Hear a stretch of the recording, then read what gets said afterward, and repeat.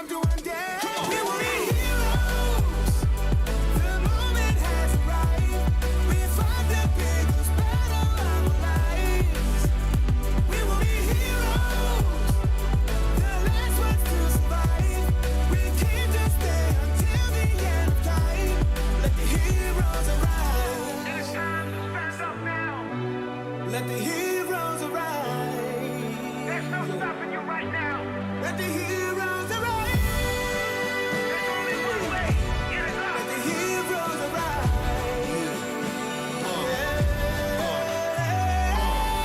It is what it is, I'ma get it. And I'ma push it to the limit. I don't do it for the fame or the credit, but I'm gonna be the rookie of the year when I finish. You don't want it, then I'ma take it and I'm gonna make it. Facing the dangers and ways that will turn into celebration. I am courageous, I may just be the greatest alive. I become a sensation when the heroes arrive. We will be heroes. The moment has arrived. We fight the biggest battle of our lives. We will be heroes. The last ones to survive. We came to stay until the end of time. Let the heroes. We will be heroes. The moment has arrived. We fight the biggest battle of our lives. We will be heroes. The last ones to survive. We came to stay until the end of time. Let the heroes arise.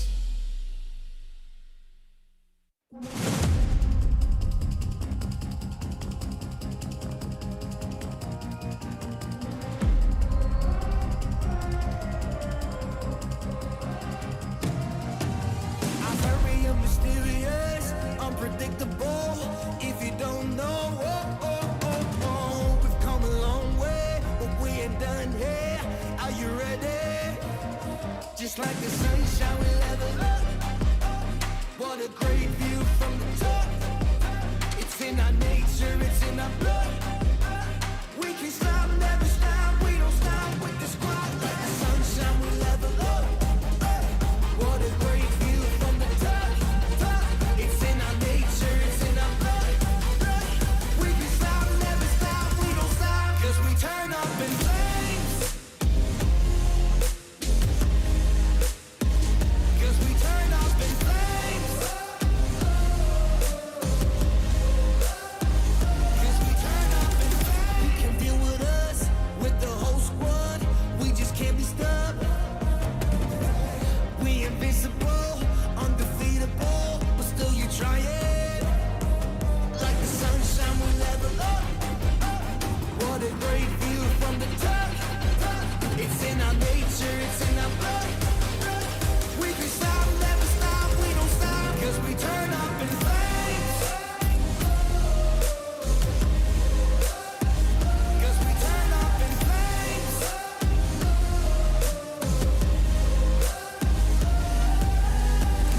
You can deal with us, with the whole squad. We just can't be stopped.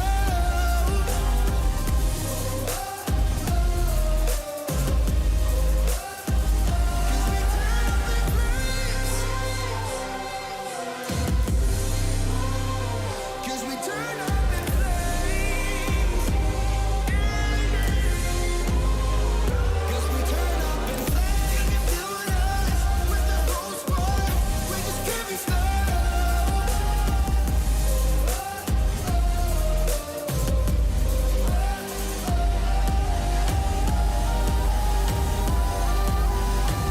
'Cause we turn up in flames.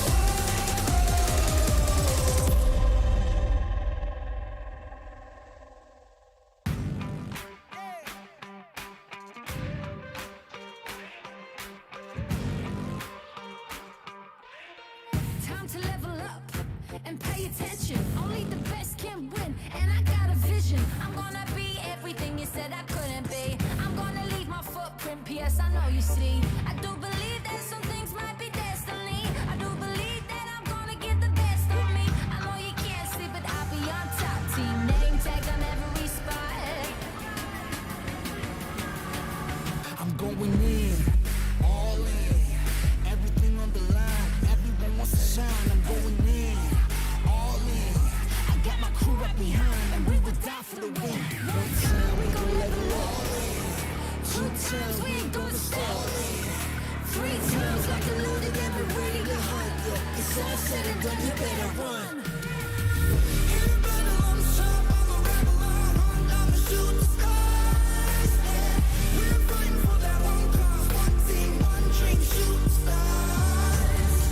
In the battle, I'm sharp, I'm a rebel, I'm hunt, I'ma shoot the stars. Yeah. Are you ready for the battle? You know we won't stop. All eyes on me, I smell the danger. Can't turn back now, I can't erase ya. Did they tell ya I'll be coming back? Stronger, faster, like a heart attack. I make it known I'm the master. Think that boom boom need a blaster. What you looking at, huh? We coming for you in the masses. Front row passes, champions roll all access. All in, everything on the line. Everyone wants to shine. I'm going in, all in. I got my crew right behind, and we would die for the win. One time we gon' level up. 2 times we ain't gonna stop. 3 times like a loaded and we're ready to hunt. It's all said and done, you better run. In the battle, I'm sharp, I'm a rebel, I'm hunt, I'ma shoot the skies. Yeah. We're fighting for that one cause, one team, one dream, shooting stars. In the battle, I'm sharp, I'm a rebel, I'm hunt, I'ma shoot the stars. Yeah. Are you ready for the battle? You know we won't stop. You know we won't stop.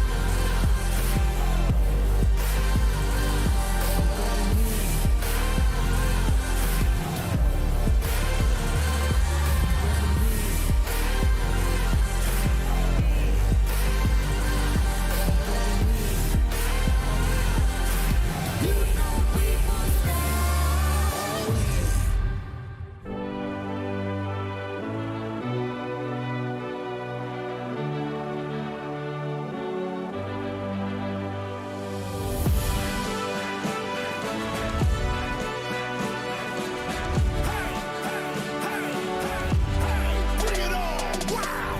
I never thought that one day I would get that kind of chance.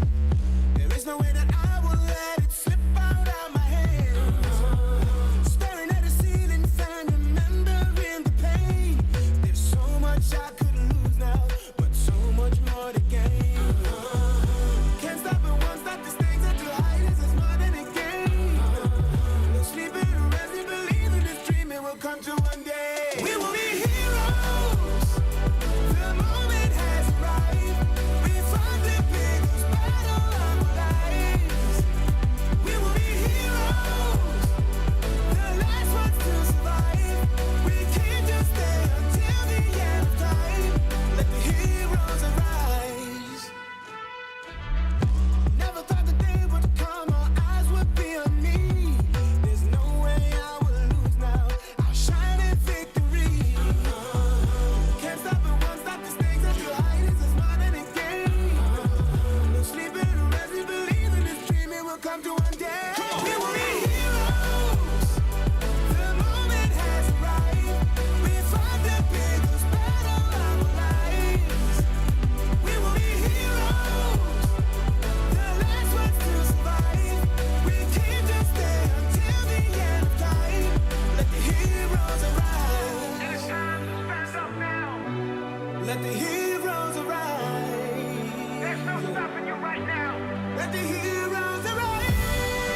There's only one way. Get it up. Let the heroes arise.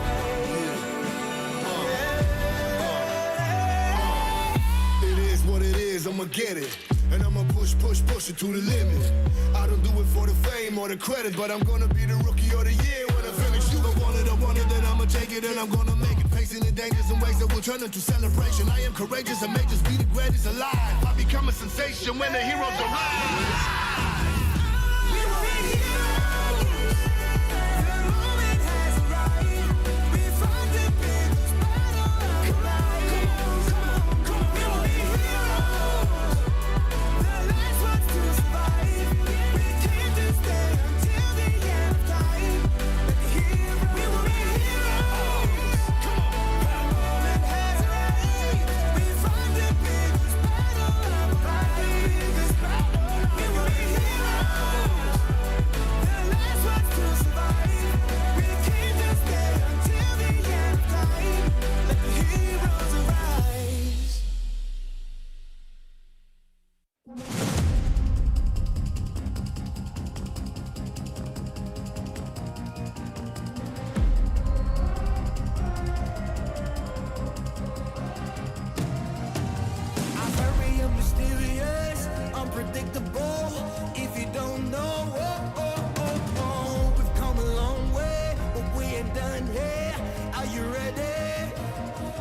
It's like the sunshine we level up.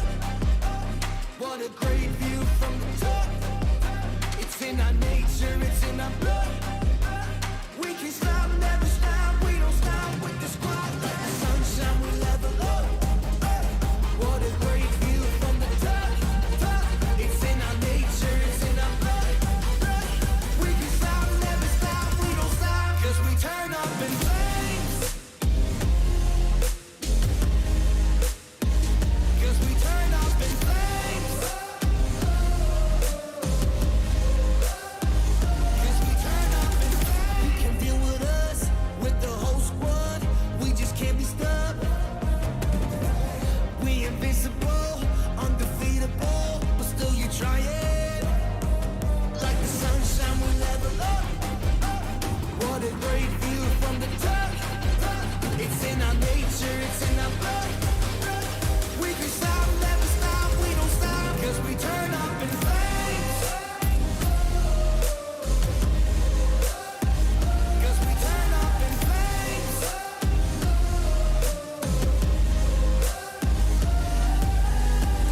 You can deal with us, with the whole squad.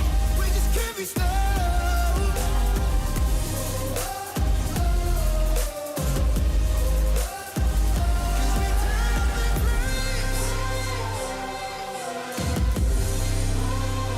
Cause we turn up in flames.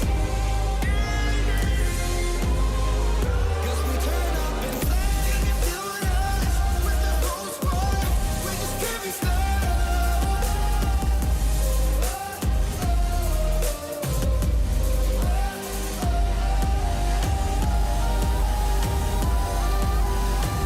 Cause we turn up in flames.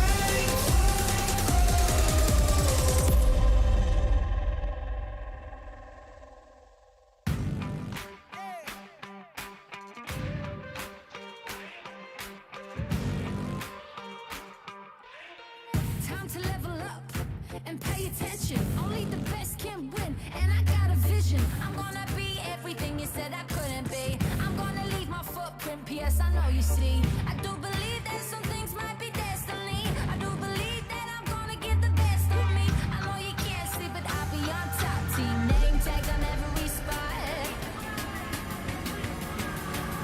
I'm going in, all in, everything on the line. Everyone wants to shine. I'm going in, all in. I got my crew right behind, and we would die for the win. One time we gon' level up. Two times we ain't gonna stop. Three times like a loaded, then we ready to hunt. Yeah, it's all said and done, you better run. In the battle, I'm sharp, I'm a rebel, I'm hunt, I'ma shoot the stars. Yeah, we're fighting for that one cause, one team, one dream, shooting stars. In the battle, I'm sharp, I'm a rebel, I'm hunt, I'ma shoot the stars. Yeah, are you ready for the battle? You know we won't stop. All eyes on me, I smell the danger. Can't turn back now, I can't erase ya. Did they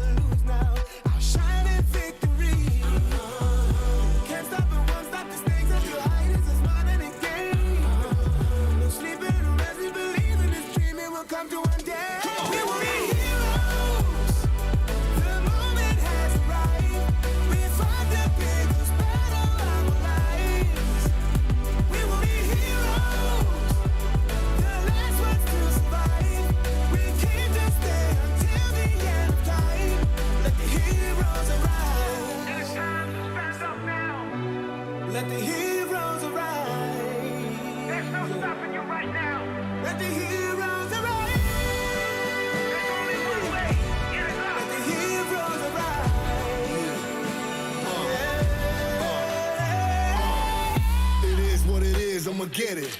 And I'ma push it to the limit. I don't do it for the fame or the credit, but I'm gonna be the rookie of the year when I finish. You I want it, then I'ma take it and I'm gonna make it. Facing the dangers and ways that will turn into celebration. I am courageous, I may just be the greatest alive. I become a sensation when the heroes arrive.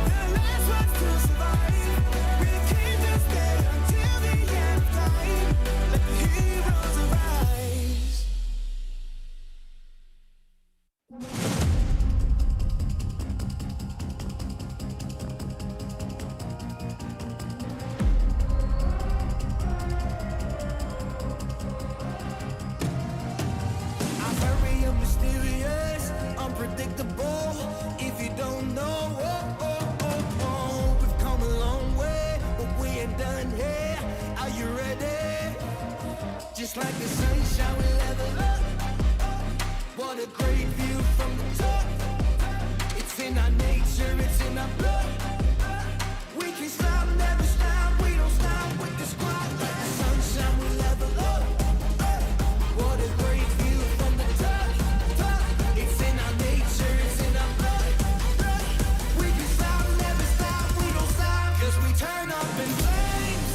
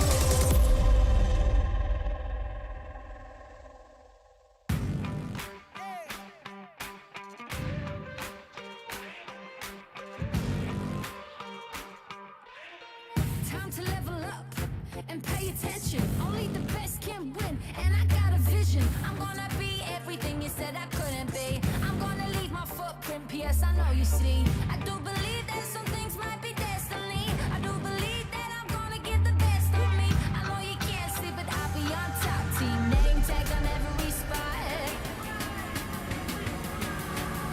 I'm going in, all in, everything on the line. Everyone wants to shine. I'm going in, all in. I got my crew right behind, and we will die for the win. One time we gon' level up. Two times we ain't gonna stop. Three times like a loaded and we're ready to hunt. Yeah, it's all said and done, you better run. In the battle, I'm sharp, I'm a rebel, I'm hunt, I'ma shoot the skies. Yeah, we're fighting for that one cause, one team, one dream, shoot the stars. In the battle, I'm sharp, I'm a rebel, I'm hunt, I'ma shoot the stars. Yeah, are you ready for the battle? You know we won't stop. All eyes on me, I smell the danger. Can't turn back now, I can't erase ya. Did they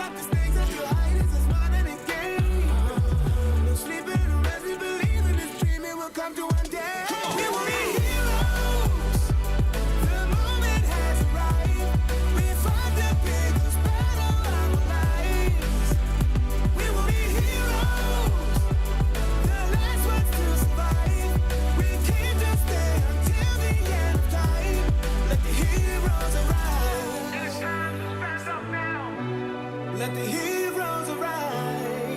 There's no stopping you right now. Let the heroes arise. There's only one way. It is up. Let the heroes arise.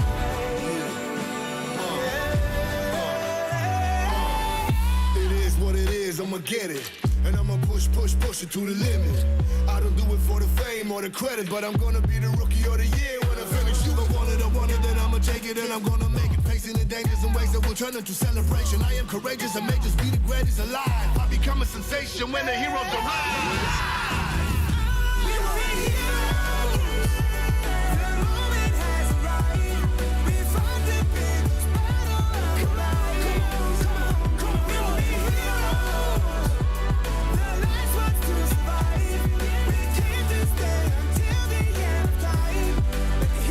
We were heroes. The moment has arrived. We fought the biggest battle of our lives. We were heroes. The last ones to survive. We came to stay until the end of time. Let the heroes arise.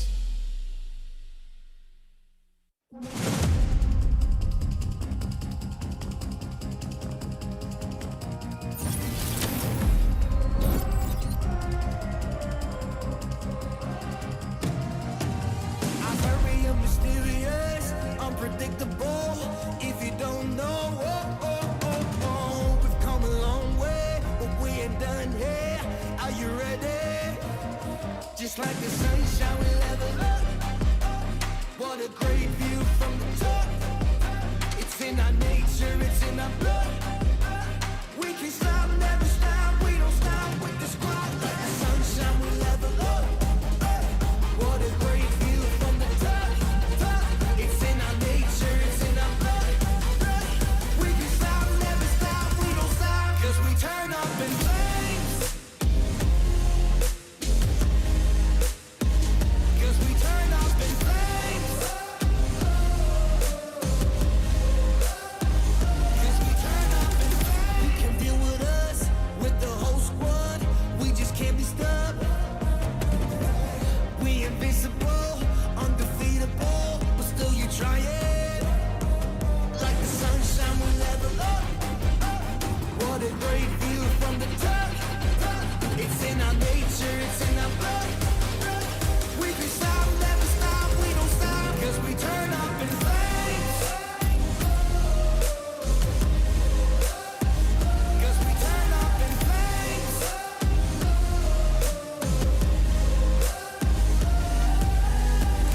You can deal with us, with the whole squad. We just can't be stopped.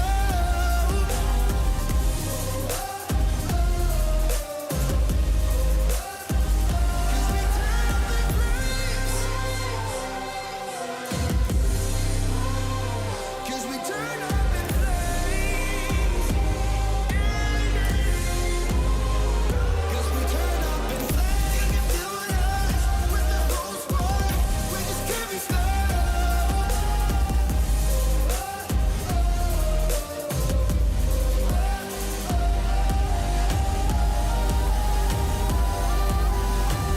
'Cause we turn up in flames.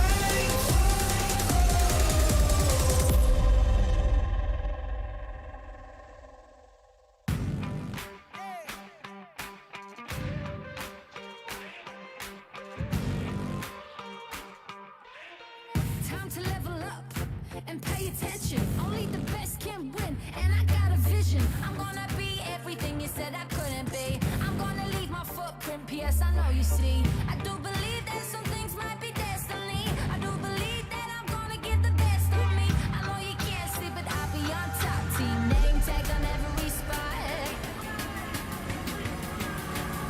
I'm going in, all in, everything on the line. Everyone wants to shine. I'm going in, all in. I got my crew right behind, and we would die for the win. One time we gon' level up. Two times we ain't gonna stop. Three times like a loaded, get me ready to hunt. It's all said and done, you better run. In the battle, I'm the sharp, I'm a rebel, I'm the shooting stars. We're fighting for that one cause, one team, one dream, shooting stars. In the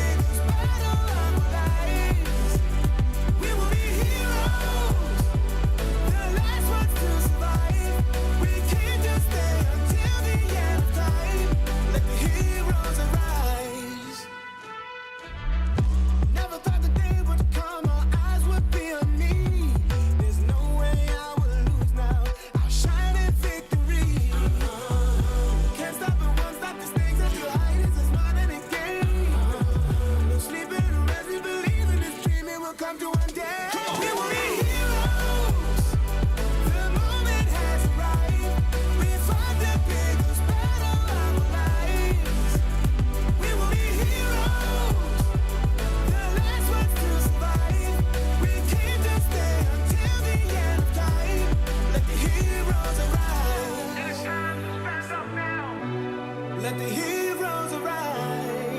There's no stopping you right now. Let the heroes arise. There's only one way. It is Let up. the heroes arise.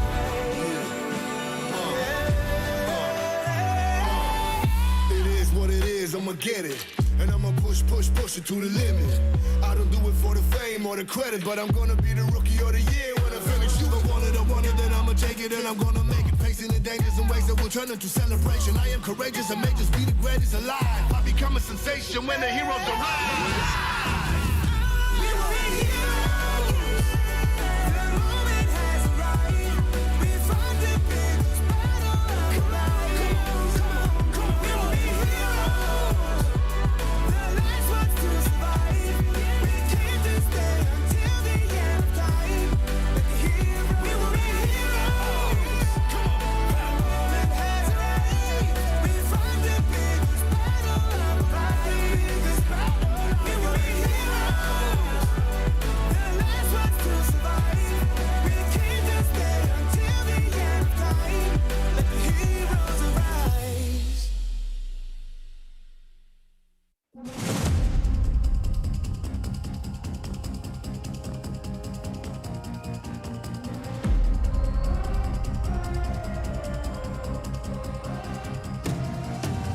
I'm very mysterious, unpredictable. If you don't know, we've come a long way, but we ain't done here. Are you ready? Just like the sunshine, we level up. What a great view from the top. It's in our nature, it's in our blood. We can stop, never stop. We don't stop with the squad. Like the sunshine, we level up. What a great view from the top. It's in our nature, it's in our blood. We can stop, never stop. We don't stop, 'cause we turn up in flames. 'Cause we turn up in flames. 'Cause we turn up in flames. You can deal with us, with the whole squad. We just can't be stopped. We invincible, undefeatable, but still you try it. Like the sunshine, we level up. What a great view from the top. It's in our nature, it's in our blood. We can stop, never stop, we don't stop, 'cause we turn up in flames. Hello, survivors! Welcome to our second Free Fire World Series of 2022. Fasten your seatbelts. The greatest Free Fire event of the year is about to begin. Next destination, Bangkok. This is how we're going to start our journey. We have teams from all over the world with us. 17 teams from 10 regions. The Free Fire World Series is divided into 2 phases. First is the play-ins. The first place from Taiwan and Pakistan will join the battle with the second places from Malaysia, Cambodia, Philippines, Sri Lanka, Vietnam, Thailand, Brazil, Latin America, Indonesia, Middle East, and North Africa. The finals will have 12 teams. The top 4 teams from the play-ins and the first places from each representing league will be seeded directly to the finals. Let's see who they are. First place from Brazil, Latin America, Thailand, Vietnam, Indonesia, Europe, Malaysia, Cambodia, Philippines, Sri Lanka, and Middle East and North Africa. Both the finals and the play-ins will have 8 matches, alternating between the maps Bermuda, Kalahari, Purgatory, and the brand new Alpine. By the end of each round, the teams will get points based on ranking and number of eliminations. For each elimination, the team receives 1 point. Each booyah gives the team 12 points. Second place gets 9 points. Third gets 8 points, and so on. If we have a tie, the team with more booyahs wins the tiebreaker.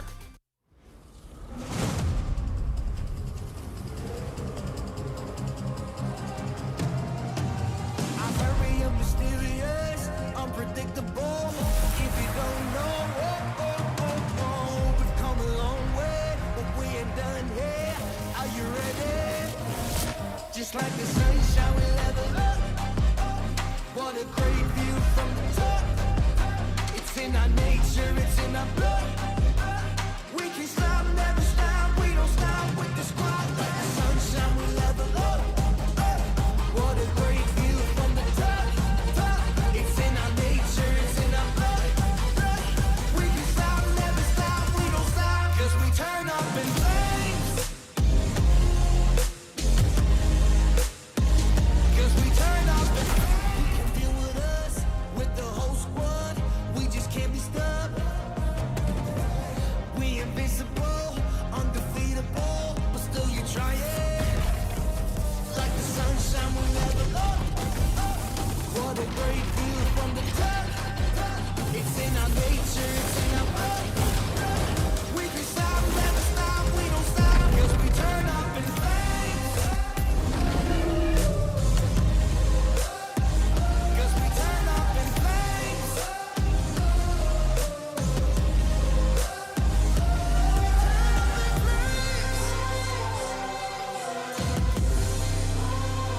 Cause we turn up in flames. Cause we turn up in flames. You can deal with us, with the whole squad. We just can't be stopped.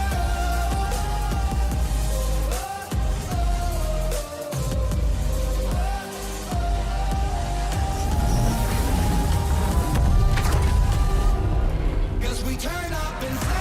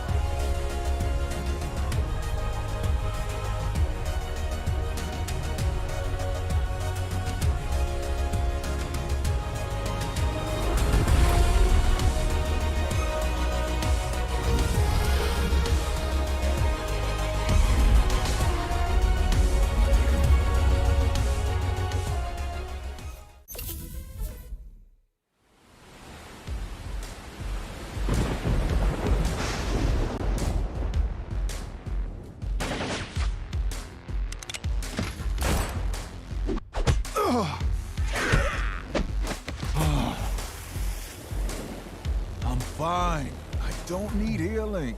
What? Your arm is broken. If I show you I can do a push-up, will you stop bothering me? I dare you. Hate to say it, but I told you so. You don't hate it at all. Oh, my grumpy love of my life. You can be so stubborn. I am strong-willed. I'm not stubborn. Introduce them to their new home. You're the captain of the island. You do it. Fine, fine. Thank you for taking us in. What is this place called? Ford, you didn't tell them? Slipped my mind. You're in safe here. The safest place on Earth.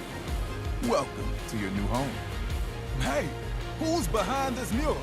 I didn't approve this. Actually, I look pretty good.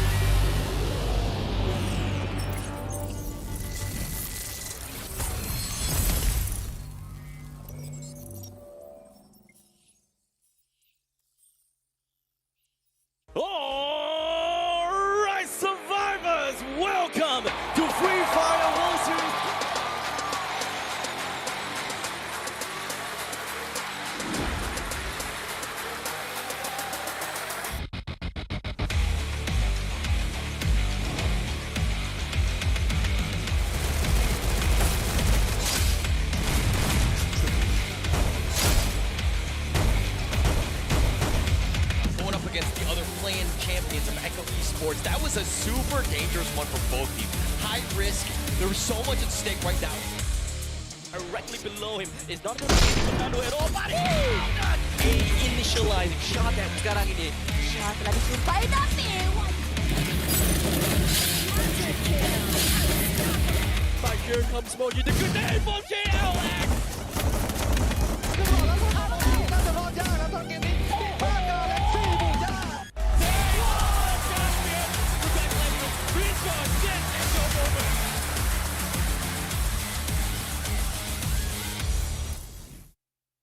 Hello, survivors! Welcome to our second Free Fire World Series of 2022.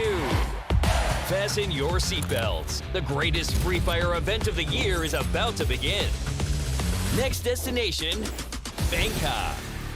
This is how we're going to start our journey. We have teams from all over the world with us. 17 teams from 10 regions. Ladies and gentlemen, boys and girls, survivors of all ages, welcome to the Free Fire World Series 2022 Bangkok. I am the Mustachio AJ down here with my good friend Husky. Later on, we also have Holler who will be joining us. The three of us will be your shoutcasters for the day. The show's not starting just yet. This is just a little bit of a pre-show banter between the two of us as to what's going to go down today. Yeah, we've seen a lot of smack talk, some taunting Yep. videos yesterday. We figured that we would take some time to do it ourselves. To smack talk them as well?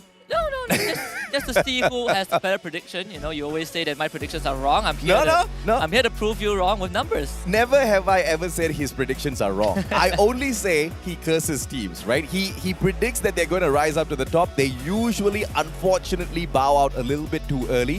Thankfully, Husky, there's no bowing out today. It's the grand finals, man. Everybody's a winner. The only difference is how big of a winner you are. Honestly, I think this finals is probably the best finals for the Free Fire World Series since the inception of the World Series, right? We've seen amazing play-in games yesterday. The four teams that made it through, I think, were the fan favorites as well. We have Magic Squad, we have Nagwara, we have Evo's Phoenix, and also RQ Kazu. And it was one of the closest play-ins that we've ever seen in the history of Free Fire World Series. Yeah, be careful what you wish for, man. I mean, that's exactly what Holler and I wished for at the start of the day. We got it towards the end. We were not happy at all because it was quite heartbreaking, especially for Expand. I mean, if you lose by a landslide, I guess it's a little bit easier to accept because some of the teams out there are way better than you. But when you get so close to getting the job done and then you falter, it kind of hurts a little bit more.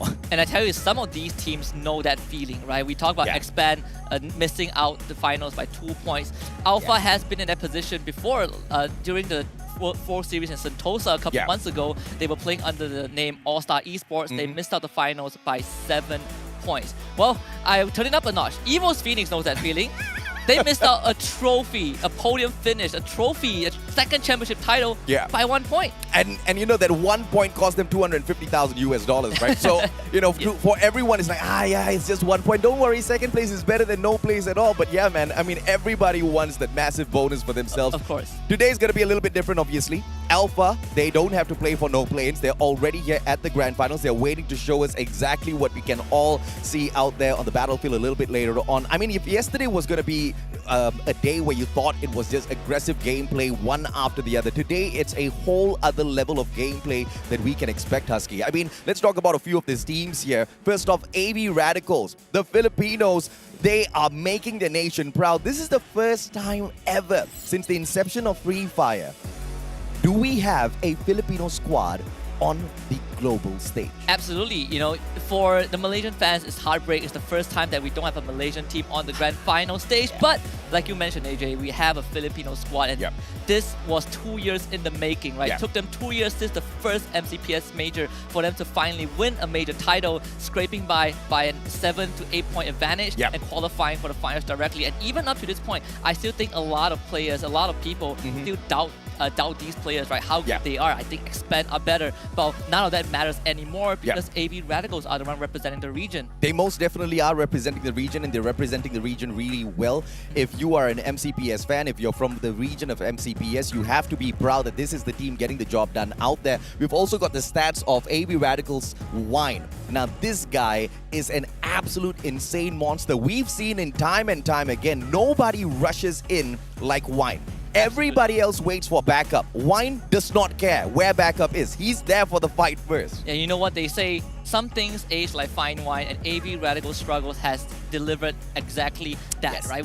This team started as PXG Radicals Yeah. at one point, and at that time, they were the super team of the Yeah. entire region. They dominated the local league group stage, fell short in the finals, disappeared for one season, came back as AB Radicals, and absolutely crushed the Yep. competition. Absolutely, man. And of course, we wish that is not the same case for them here because, like you said, they do really well during the league. Grand finals time is where they falter, but this time they've made it to the grand finals. Hopefully, it's not going to be the same case. They only have 8 rounds to get the job done. Let's shine the spotlight a little bit on Alpha as well. Yeah. We've been talking about this squad for a long, long time now. Yeah, and I think Alpha is also a squad that you need to keep your eyes on because they have been a part of their local league, the Arab League, since the very beginning. Correct. And they bring in a very interesting playstyle. If they want to go offensive, they will definitely do that. Yeah. But most of the time, they will just stay and watch. Just like a hawk, just like a bunch of eagles. They're just watching their opponents. And when they want to shift that gear, they do it phenomenally. And this is also a team that, like I pointed out just now, they were at FFWS last year That is at correct. MBS, and they finished 7th place. Yeah. And the reason why at Sentosa, they didn't even make it to the play-in. So this is a redemption arc for them. Absolutely, man. I mean, to know that they can make it to FFWS, even to the plains level itself, this is a world-class team. Obviously, just like how Expand found out yesterday, that regardless of how good you are, there are going to be some of the squads out there who are a little bit more well-prepared. But this time around, as they squeeze themselves into the grand finals, we are expecting way more from Alpha. Let's take a quick look at Remind's stats here. 1,684 on the total damage average for this guy. 25% accuracy. That's not too shabby in a game of Free Fire. Yeah, and this is all stats from the local league finals, right? Correct, so yes. you only have a limited amount of rounds to look at how good a player is. And when you are able to hit those numbers in just 2 days of playtime, that is, I think impressive is an understatement. That is amazing. Absolutely, man. Even more amazing than them might just be the squad of Ignis right now. Ignis has been making a lot of noise in the recent past. They've brought literally their whole family of Ignis squad here to the stadium as well in terms of support. Let's take a look at Kano. Average damage 1,465, 29% accuracy. I mean, if we talk about 25% not being too shabby, 29% is most definitely one that you want to have on your side. And I'll make it even more interesting. The 1,465 total damage is just the tip of the iceberg because Ignis Esports, if we've talked about aggressive playstyle yesterday, Ignis Esports is the embodiment of aggressive. It's all about 4v4 rush. They like to get up and close and personal. This damage doesn't justify what Ignis can bring to the table, and I think later on when we see them play on that main stage, it will really shine through. This is the second World Series experience for Ignis Esports. Yes. The first time around they came through, they got into the plains at Sentosa. Unfortunately for them, just like Expand, they just managed to walk away with that 5th spot. They didn't make it through to the grand finals. And, you know, hopefully this is something that Expand kind of learns from. Just because you don't make it through in 1 year doesn't mean your journey is over. You can hustle for it a little bit more, just like what Ignis has done. Gotten that first seed straight into the grand finals. Today is where we see how they can prove themselves. And just as a footnote, this is the only team that is considered the 2-time champions of the Latin region. Absolutely and that really correct. stays a lot. We never had a 2-time champion in any regions. But this is a team that has done phenomenally on their home ground. Yeah, and of course, within LATAM itself, you can be the best not just once but twice. But on the world stage, how far can you go, right? Because you're taking on teams like Vasto Mundo, you're taking on teams who have got not just a little bit of experience, but vast amounts of experience, not just doing battle, but dominating the rest of the teams out there in the world of Free Fire. It's not going to be an easy one for them at all. But speaking of that, Vasto Mundo, they are here and ready to rock as well. Yeah, this team has retained the same roster from Season 3 of the local league. So they've been together for a very, very long time. They built up their chemistry. Like you mentioned, 3rd place at Free Fire World Series Sentosa, which was a few months ago. And this is not considered, I think it's regarded as the best team from the EU region. And it was not even close. They have such a huge fan base. And every time you look at Vasto Mundo, people will instantly tell you they will qualify for the finals of any World Series anytime. Yeah, it's not the best, it's not the most popular just because they've got a huge fan base. You're talking about a team that has got 5 major European titles under their belt, and that's not the only titles that they have under their belt, right? They've got multiple podium finishes as well. They're extremely lethal out there at the battlefield. One of the more aggressive teams that you'll find out there. I really want to see a matchup between Vasto Mundo and Cade at some point today, because I think that's going to be a battle none of us will ever forget. Yeah, and their star player Luca would definitely deliver that pain to these opposing teams. And just as it's kind of the icing on the cake. This is the only team from the EU region, right? Which says even more. There's no EU teams in the play-ins, so there's a lot of weight on their shoulders. They are the popular team. They are the favorites from EU, and I'm pretty sure all eyes will be on them. We talked about the top dogs already. Let's talk about the underdogs as well. We've got the dark horses of the competition. Magic Squad, the Master Wizards yesterday proved that you need no Booyah to get to the top, Husky. I mean, come on. I mean, that's one thing to say, but a whole other thing to prove out there on the battlefield against so many strong teams out there. And GU is one of the biggest reasons why Magic Squad is such a solid team. Yeah. Not just about rushing in of what we saw in majority of the rounds yesterday. Correct. It was also the behind-the-scenes support. Yeah. GU has been phenomenal in providing his team the room to breathe, at the same time making sure that he can hold his own. A lot of support players are not able to hold their own when they get rushed, but not GU. You want to fight him up close, you think you catch him off guard, he will strike back, and he strikes back hard. Absolutely, man. And of course, who can forget us, ladies and gentlemen, boys and girls? We do have the start of the show coming up for you guys. A quick trailer before you jump into the action.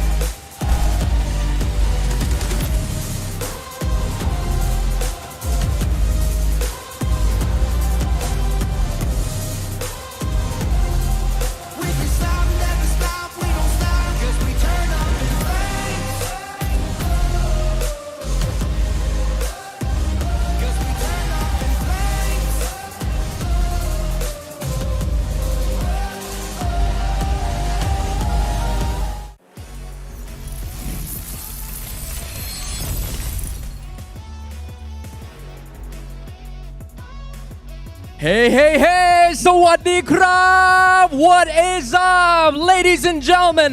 Hello to all of you watching us live all the way from all around the world, and welcome to the Free Fire World Series 2022 Bangkok. My name is Bam Pinipat, your host for today's extremely exciting finals. ต้อนรับทุกคนเลยนะครับที่กำลังรับชมสดๆไม่ใช่แค่ที่ไทยแต่ทั่วทุกมุมโลกเลยครับกับ Free Fire World Series 2022 Bangkok ครับแบมปฏิพัฒน์นะรับหน้าที่พิธีกรตื่นเต้นมากๆแล้วตอนนี้เพราะว่าBattle สุดยิ่งใหญ่กำลังจะเกิดขึ้นครับ Where are you joining and supporting us from? Be ready for the world action all the way from Central World Live right here in Bangkok, Thailand ตื่นเต้นสุดๆเลยนะฮะความเดือดกำลังจะเกิดขึ้นอีกไม่กี่วินาทีครับThere were intense play-ins yesterday with 4 teams qualifying themselves to our finals today.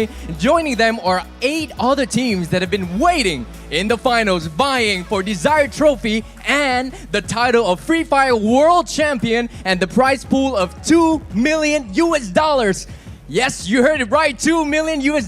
ตื่นเต้นมากๆครับเพราะว่าได้แข่งขันไปเป็นที่เรียบร้อยเมื่อวานนี้และเราก็ได้มากับ12ทีมที่จะมาแข่งขันกันในรอบชนะเลิศถ้วยรางวัลก็รออยู่สุดยิ่งใหญ่บำแอบเห็นแล้วสวยมากและเงินรางวัลรวมถึง2 ล้านเหรียญสหรัฐเลยครับ I bet you can feel the excitement, the thrills we got by just standing here on this very stageพลังตอนนี้บอกเลยนี่คือครั้งแรกนะที่จัด World Series ในประเทศไทยครับแล้วก็เป็นครั้งแรกของแบมที่ได้เป็นพิธีกรด้วยดีใจมากๆพลังมหาศาลแบมตื่นเต้นและเชื่อว่าผู้เข้าแข่งขันทุกคนตื่นเต้นยิ่งกว่าครับ So ladies and gentlemen who will be playing aggressively who will be making an impressive outplay and who will get the most booyahs and who will be the MVP of the seriesเรามาดูกันนะว่าใครจะเล่นได้แบบเดือดที่สุดใครจะมีจังหวะแบบสวยๆใครจะได้บูย่ามากที่สุดและใครครับจะได้เป็น MVP ของการแข่งขันค่ำคืนนี้ได้รู้กันอย่างแน่นอนครับ So ladies and gentlemen the wait is over let me pass it to the casters to kick off the first match today let's go Thank you very much, Bam. Ladies and gentlemen, boys and girls, officially now, my name's AJ. I am the Mustachio down here with the one and only Husky to open up the show for all of you guys officially this time as we await Bermuda to kick off match number 1. Husky, you know my usual question, man. What do you expect out of this first game? I expect even more aggressions from yesterday. I know during the play-ins, first map, everyone plays passive, but you only have 9 teams on the map. There's more room for you to wriggle around. There's more crevices to hide in. With 12 full teams, that is not going to be a possibility. We have teams that share the same drop zone on Bermuda, so it's going to be a bloodbath. Absolutely, man. I am looking forward to some of these hot drops because we will be able to see all of these world-class teams push to the very edge and test it very early on. You have got no room for error whatsoever, but they're in a game of Battle Royale where the gods of RNG might just be able to mess up your game with the circle dragging you left, right, center, and the teams being so unpredictable, anything can happen out there. But the teams who are able to respond well to those unexpected situations and make the right shot calls are going to be the champions of the day. And we have seen some teams from yesterday that knew how to read the circle, and one of that was actually Evo's Phoenix. That's how they got their second and third booyah. But aside from Evo's Phoenix, we're also going to look at the other teams that are in the grand final. Starting off with the first seed from Brazil is K, the Spartan Bulls. The Assassins, Vasto Mundo, representing the European region as the first seeded team. The first seed of Indonesia, we have SES Alpine, known as the Predator. The one and only, the Phoenix's Ignis Esports, representing the Latin American region as their first seeded squad. The Miracle Workers, AV Radicals, representing MCPS as the number 1 seed. The Macho Alpha, representing the Middle East and North African region. The Rising Stars of Thailand, Nigma Galaxy, first seed of Thailand. The Mighty Eagles, HQ Esports, representing Vietnam. The Master Wizards qualifying from the play-ins in first place yesterday, Magic Squad, second seed from Brazil. And the Undying Comeback Kings, EVOS Phoenix, representing Thailand as their second seeded team. Second seed of Latam, Naguara Esports, the Los Chamos. And the veteran beast RRQ Kazu representing Indonesia as their second seeded team. And all of these teams are going to be going all out. Why, ladies and gentlemen, boys and girls? Because $2 million on the line, Husky. And the champion walks away with pride, glory, triumph, a trophy, and $500,000 AJ. That fat is pocket. life-changing cash right there. A fat pocket, a very fat bank. And I mean, the bankers are going to be ecstatic when these players walk into their bank and say, okay, I would like to deposit this amount into my bank account, please. Yeah, absolutely. And of course, going down the standings, every team will get a piece of the pie. Yeah. It just matters to how much of a piece of the pie that they get. But to get to that point, we're going to look at the point system. Each and every single elimination gets you 1 point. This is how you sandbag yourself if you cannot get enough placement points. Talking about placement points, if you hit that booyah, you get yourself 12. Second place gets you 9 points. One rank below that, each and every single consecutive rank below that,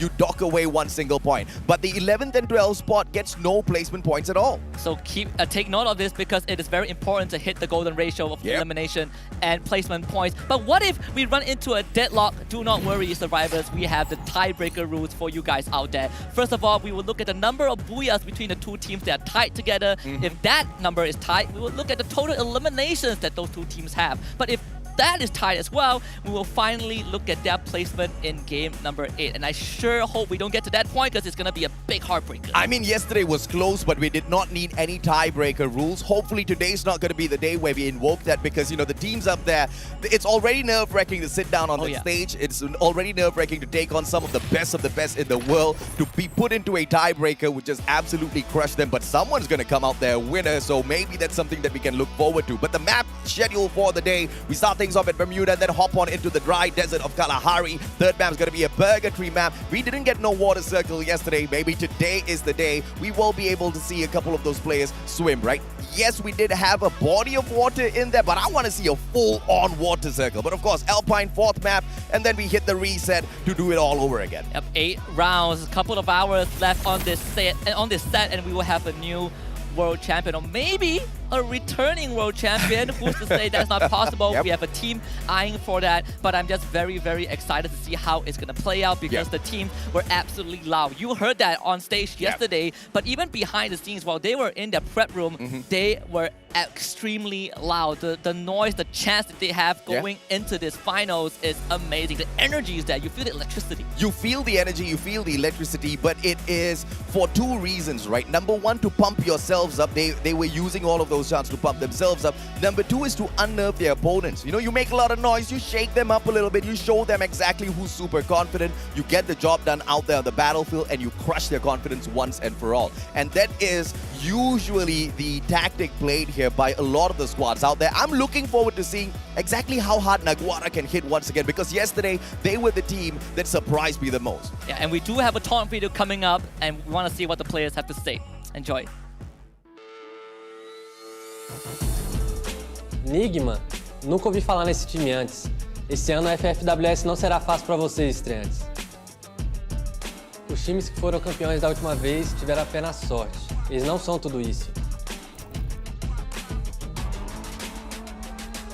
เวอร์ซีรีส์เนี้ยอย่าให้มันน่าเบื่อแล้วกันอยากได้อะไรที่มันท้าทายขอตึงๆได้ปะจำชื่อนิกมา Galaxy ไว้ให้ดีพวกผมนี่แหละแชมป์ในปีนี้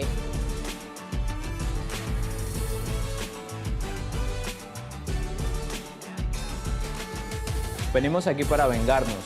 Traten de no encontrarnos al principio de la partida porque lo van a pagar muy caro.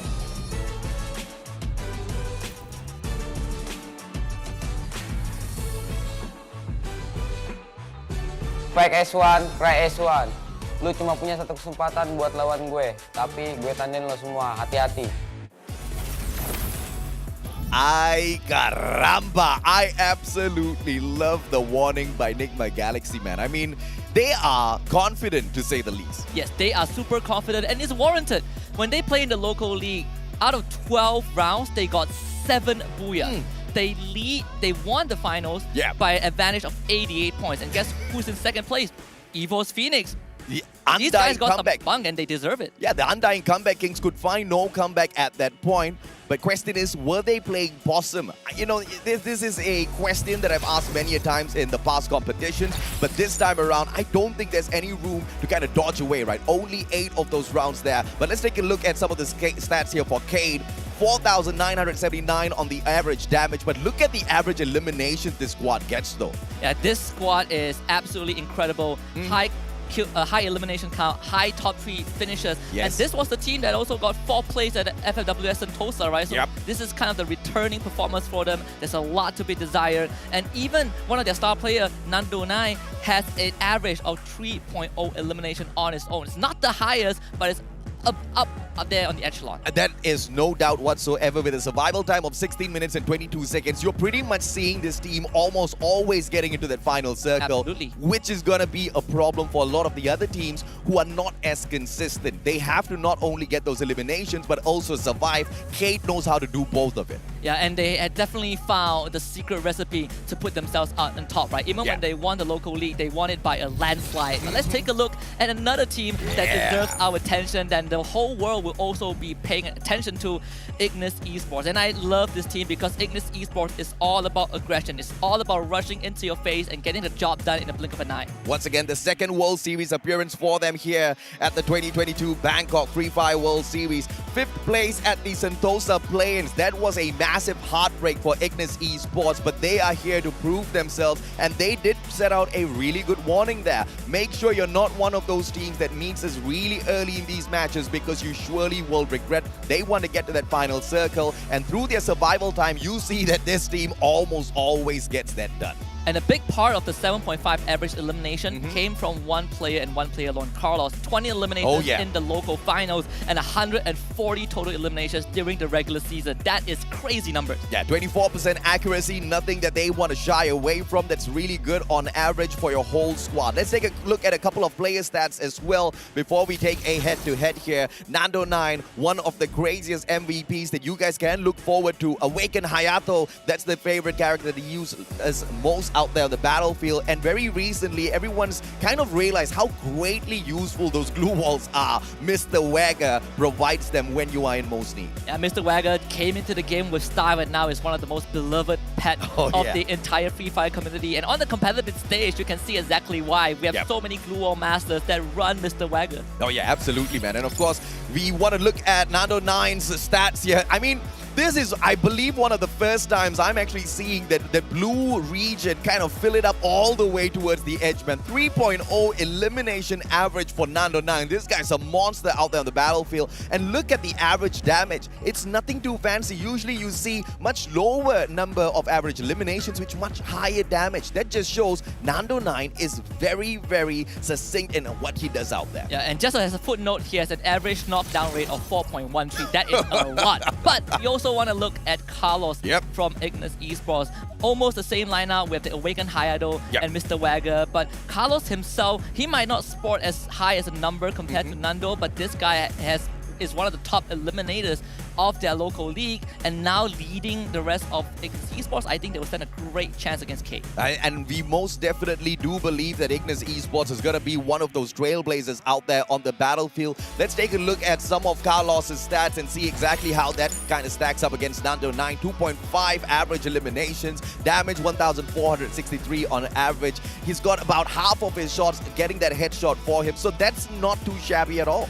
Yeah, but he also has a pretty decent assist rate, right? This guy is the grenadier of his team. He is the golden arm of Ignis Esports, so he might not get a lot of headshot percentage, he might not get a lot of elimination on his own, but his utility usage has really benefited the team, and this is why Ignis Esports was such a force to be reckoned with. But it is quite surprising with him running the grenade launches all the time. You would expect more damage from him, but let's see exactly how that fares for them a little bit later on. We want to take this head-to-head as well between Nigma Galaxy's Dew as well as SES Ray. Now, we've spoken a lot about Dew in the past whenever we've had our discussions about the Free Fire World Series. Walk me through exactly what this guy is capable of, Husky. First of all, you see he does a crap ton of damage, has a very high elimination ratio and assist, but also Nigma Galaxy as a team is known to be very, very popular with the M79. If you get that weapon, your day in your round is going to end. And Dew is the MVP of their regular season with a total of 101 kills. And he was also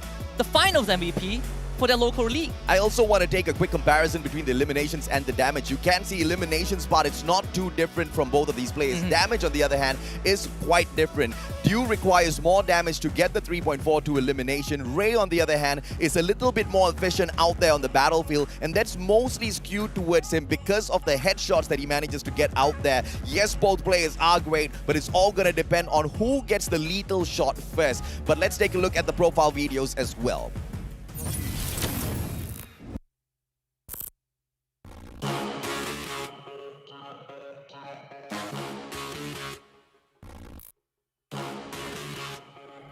Sebuah perjalanan panjang bagi kita untuk akhirnya bisa berada di FFWS ini sejak 2021. Fakta bahwa kita bisa ke FFWS, menurut gue sangat pantas dengan semua usaha kami. Gue berharap kami bisa mendapatkan kejuaraan pertama untuk tim kita. A nossa equipa, nós estamos juntos há muito tempo. Quando as pessoas falam de como as outras regiões são fortes, esquecem que nós fomos terceiro lugar da última vez. Thật sự thì mình không quá lo lắng vì mình đã có trải nghiệm từ lần đi Singapore trước đó rồi. Chỉ cần team mình giữ vững phong độ thì có thể nói là HQ không ngán một ai hết. Ipinagmamalaki ko na umabot kami dito. Gagawin namin ang lahat para magningning sa FFWS. طريقة وحيدة حتى نظهر شكرنا للمعجبين، وهي أن نعطيهم أفضل ما لدينا. نحن مصرين على ذلك فعلا. La última vez nuestro camino acabó en play-ins. Esta vez seguiremos peleando y acabaremos con todos. Eu penso mais como uma vingança. Nós vamos provar que os times da Tailândia não são imbatíveis. Nem o time tailandês ganhou 2 vezes seguidas. E nós estamos aqui para que não ganhem novamente. Vamos levar esse orgulho de volta ao Brasil. ผู้คนต่างสงสัยว่าเมื่อไหร่ยุคของทีมไทยจะสิ้นสุดลงสักที เราจะทำลายขีดจำกัดและรักษาแชมป์ที่ประเทศไทยไว้ เพราะเรานี่แหละทีมม้ามืดตัวจริง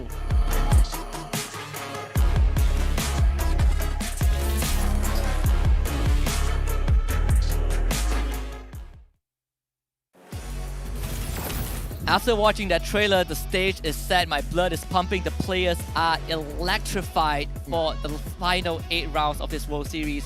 And there's so many storylines coming into this, and it's very hard to pinpoint where to start, but it's safe to say that all these fairy tales are going to build up to one big finale. I mean, you can expect anything out there on the battlefield, but what all matters is exactly what happens as soon as they take the drop in, right? You can be the most strongest squad out there, but if Lady Luck is against you, and if 2 other teams have got the exact same idea to drop into the exact same compound as you in Bermuda, it's going to ruin your chances regardless of who you are, unless that is also going to be your best stage to really shine. Taking on 2 teams at the same time with a hot drop, things can turn around, but you know, you need the magic dust from Magic Squad for something like that to happen. We have seen a couple of teams yesterday from the play-ins that do not mind these hot drops. They don't. Infinity VX was one of them. Nagar Esports will gladly hunt you down if you share the same area as them. But we also have teams in this finals that love to hot drop. For example, AB Radicals. Know where the blue zone is where you will find them. Correct. And this could be a worry for AB Radicals as a team because more aggressive squads might just seek them out. More aggressive squads might most definitely seek them out, but you know, from what we saw yesterday, a lot of them within the Free Fire World Series try their best to avoid that blue circle because they anticipate heavy firepower there, right? AB Radicals has just been that one hard-headed squad, that one hard-headed team that just doesn't care. I mean, you want to drop by and visit us, we will take our chances. And that hasn't really gone really great for them a lot of those times. But most of the times, they kind of just luck out because the other teams just choose to not take that risk very early on. Because yes, you know you can anticipate AB Radicals there, but who else might have that weird idea to hot drop into that blue zone as well? That's something that you cannot anticipate. They have a high record of dismantling any team that shares the same zone with them, right? We look at the players on the team. You have Ray Meow, Tools, Tanamo, and Wine. These 4 are superstars, and some of them started way back then in the first major last year. VPH Velocity, Tools and Ray Meow well from the same team, and the moment they show up on the battlefield, we dub them as the wonder kid of the Philippines. And right now, a year plus later, they're on that world stage. This really says a lot about these individual players. I'll have to agree, man. Of course, they come from the exact same server that we shoutcast for a lot as well. So we know this team extensively. But we also know that AV Radicals is unfortunately riddled with a little bit of inconsistencies that usually hurts them towards the end of the run, right? We see massive league stage runs from them. Grand finals is where they bomb out. But the biggest of difference was in MCPS this time round. They broke their own record by maintaining that consistency. But the problem here is it's not a team that is hot on day one in itself. It's a team that takes not just a while, but a long while to wind up. That's my biggest concern for the Filipinos in here today. I have to second that. I think there's something that they need to shake off, bring their best game for this 8 rounds, and maybe and perhaps they will show us a different role and do the region justice. But speaking about inconsistency, I want to kind of draw a parallel. I want to talk about a consistent team that is already in the finals. I want to talk about K from Brazil, because this team not only dominated the Brazilian league, the fact that they reached in such good form with the numbers that they have could make them a force to be reckoned with to go for that trophy. I think they might be a big threat to teams like Nigma Galaxy, or even stop EVO's Phoenix from repeating that 2-time victory. I don't think that's going to be a question at all, Cade. They've proven themselves at Sentosa already. This is one of the most aggressive teams that you can have out of the Brazilian region as a whole. And I mean, if Magic Squad was phenomenal yesterday without doing much, Cade is the team that does a lot out there on the battlefield. So imagine how much of action you can expect out of them. But, you know, that just shows the level of competition that we've got in FFWS. One of the most aggressive teams still can't get that #1 spot. Then you know exactly what you can expect. I also want to kind of focus on Nigma Galaxy here, because we saw exactly what EVO's Phoenix was capable of yesterday. 2 games, they might have just not played those 2 matches. They dropped on in, they bombed out in the most miserable way possible, and at the end of the 2 rounds, they had, what, 9 points? Yeah. But where were they at the end of the day? Made it through it well. They finished the playoffs, the play-in in second, and they got more than 100 points. That is very, very impressive, right? The only team ahead of them was Magic Squad, but that is a team that has shown us consistency since the very first round. And there's also kind of a hidden plot line that I noticed yesterday from the play-ins is between the region of Latam and Brazil. Yesterday, it was Magic Squad and Naguara Esports going head-to-head, and I think the only reason that Naguara Esports ended play-ins in 3rd place was because they have one round where they kind of fell short in the very beginning. Other than that, they have been as consistent as Magic Squad. We saw how aggressive they were. They were the ones that were constantly messing up Magic Squad's chance. Every time we look at the top 4 teams in the 6th or 7th circle, Naguara Esports and Magic Squad will always be there. Naguara was also one of those that actually eliminated EVO's Phoenix a little prematurely. We did not expect that turnout at all. EVO's Phoenix, they had the high ground advantage. They had the pre-vision first. They knew that the players of Naguara were approaching them. And that split-second decision-making out of Naguara was so phenomenal to watch, because the moment they started getting fired at, and this was in the open grounds, the first point here was they did not waste a lot of those glue walls. 2 glue walls were popped out, mainly by the player that was spotted first. And the response time, the reaction in terms of communication, the rest of the players from Naguara, like clockwork, immediately stopped, doubled down, flanked towards the right, and annihilated EVO's Phoenix. I mean, teams like that just take my breath away, Husky. And at the same time, Naguara Esports is also one of the loudest teams in this arena.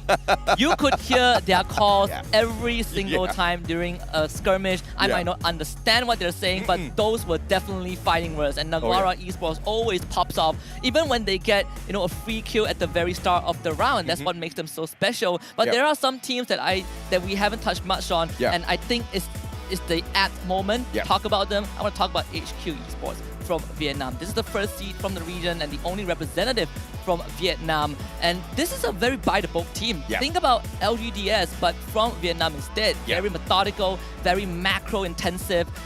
Yesterday, macro-intensive playstyles didn't really work out. And this raises a question for me. How will HQ Esports fare in this final? Quite a mechanically skilled squad. They are very sound in terms of their strategy making. And one of their best qualities is how they rush on in for some of these battles, right? Tyson especially, he is a star player for the squad, always manages to deliver. But, I'm just worried a tad bit for their inconsistencies. FFWS 2021, though, they did manage to get that 5th spot. So this is the kind of team that really knows how to get the job done when it truly matters. And they've got that experience from the world stage of the past already. They know what to expect. And obviously, they haven't been sitting on resting on their laurels for the past year. They would have been strategizing how to get back on this stage and smash the rest and grab the championship for themselves. So I think it's surely a team we need to watch out for. Yeah, this team has superstars. I think Tyson, like you mentioned, is definitely kind of the one that attracts all the eyeball. Correct, yeah. But they also have another player, Neo, which I think contributes a lot to the squad. What's scary is that if you look at the star players of every single team and you look at their performance, the numbers from their local finals, Neo actually averages below a lot of these players. And if they're putting a lot of those eggs onto Tyson's basket, it might be an attack point for the other squads to kind of go after HQ Esports and say, you know what, if Tyson is down, HQ Esports gets crippled. Yeah, and that's something that I have to agree with. But overall, when you take a quick comparison in terms of the stats of HQ versus any one of the other teams, for example, like Cade or Vastamundo, these are titans of the competition right now, right? Titans within the top 12 in itself. They don't fare up well at all. On paper, HQ looks like they're going to be eaten up alive out there on the battlefield. And this is just purely comparing those numbers. So it's going to have to be a strategic-based approach for HQ no matter what, because if they just want to go in there guns blazing, I don't think this competition is going to fare well for them by the end of the day. And I honestly think that there are too much cooks in the kitchen for aggressive plays. We have more than half the teams in this final are regarded as very aggressive teams, very high octane. They like to run at you and take you out. And we've seen some good examples yesterday. Again, Naguara Esports being one of them. Magic Squad also show a bit of the prowess, even though RRQ Kazu as well, but that's more up in the air, right? Because RRQ Kazu, out of 8 rounds, they had 3 rounds where it felt like they were prepping so much for the late game that they never really truly made it to the late game in one piece. We've seen incidents where they revived their members and those members parachuted into a firing range and they end up getting eliminated again. So I would put RRQ Kazu on the sideline just if we talk about raw aggression, because RRQ Kazu is a late game centric team and this team requires a lot of time to get there. Yeah, and of course they do plan for the late game. Everybody wants to get to that final circle, but RRQ Kazu is also one of those teams that's not afraid to take a gunfight before getting there, right? Push comes to shove, you know they are tagging you up first. That could have been also the reason why they struggled just a tad little bit. We're going to take a quick zoom in now to see exactly what the game faces look like out there on the battlefield and on this LAN stage event in itself. HQ Esports sits down up at the very top, Alpha as well. And some of you guys might be wondering, wait a minute, can't they just take a peek down? No, the tables are built quite sturdily, quite well. You can barely look down. Yeah, I mean, you would have the time. Would you have the time? No, you would be focusing on the game at hand. But of course, for 4 regions in particular, this is extremely huge for them.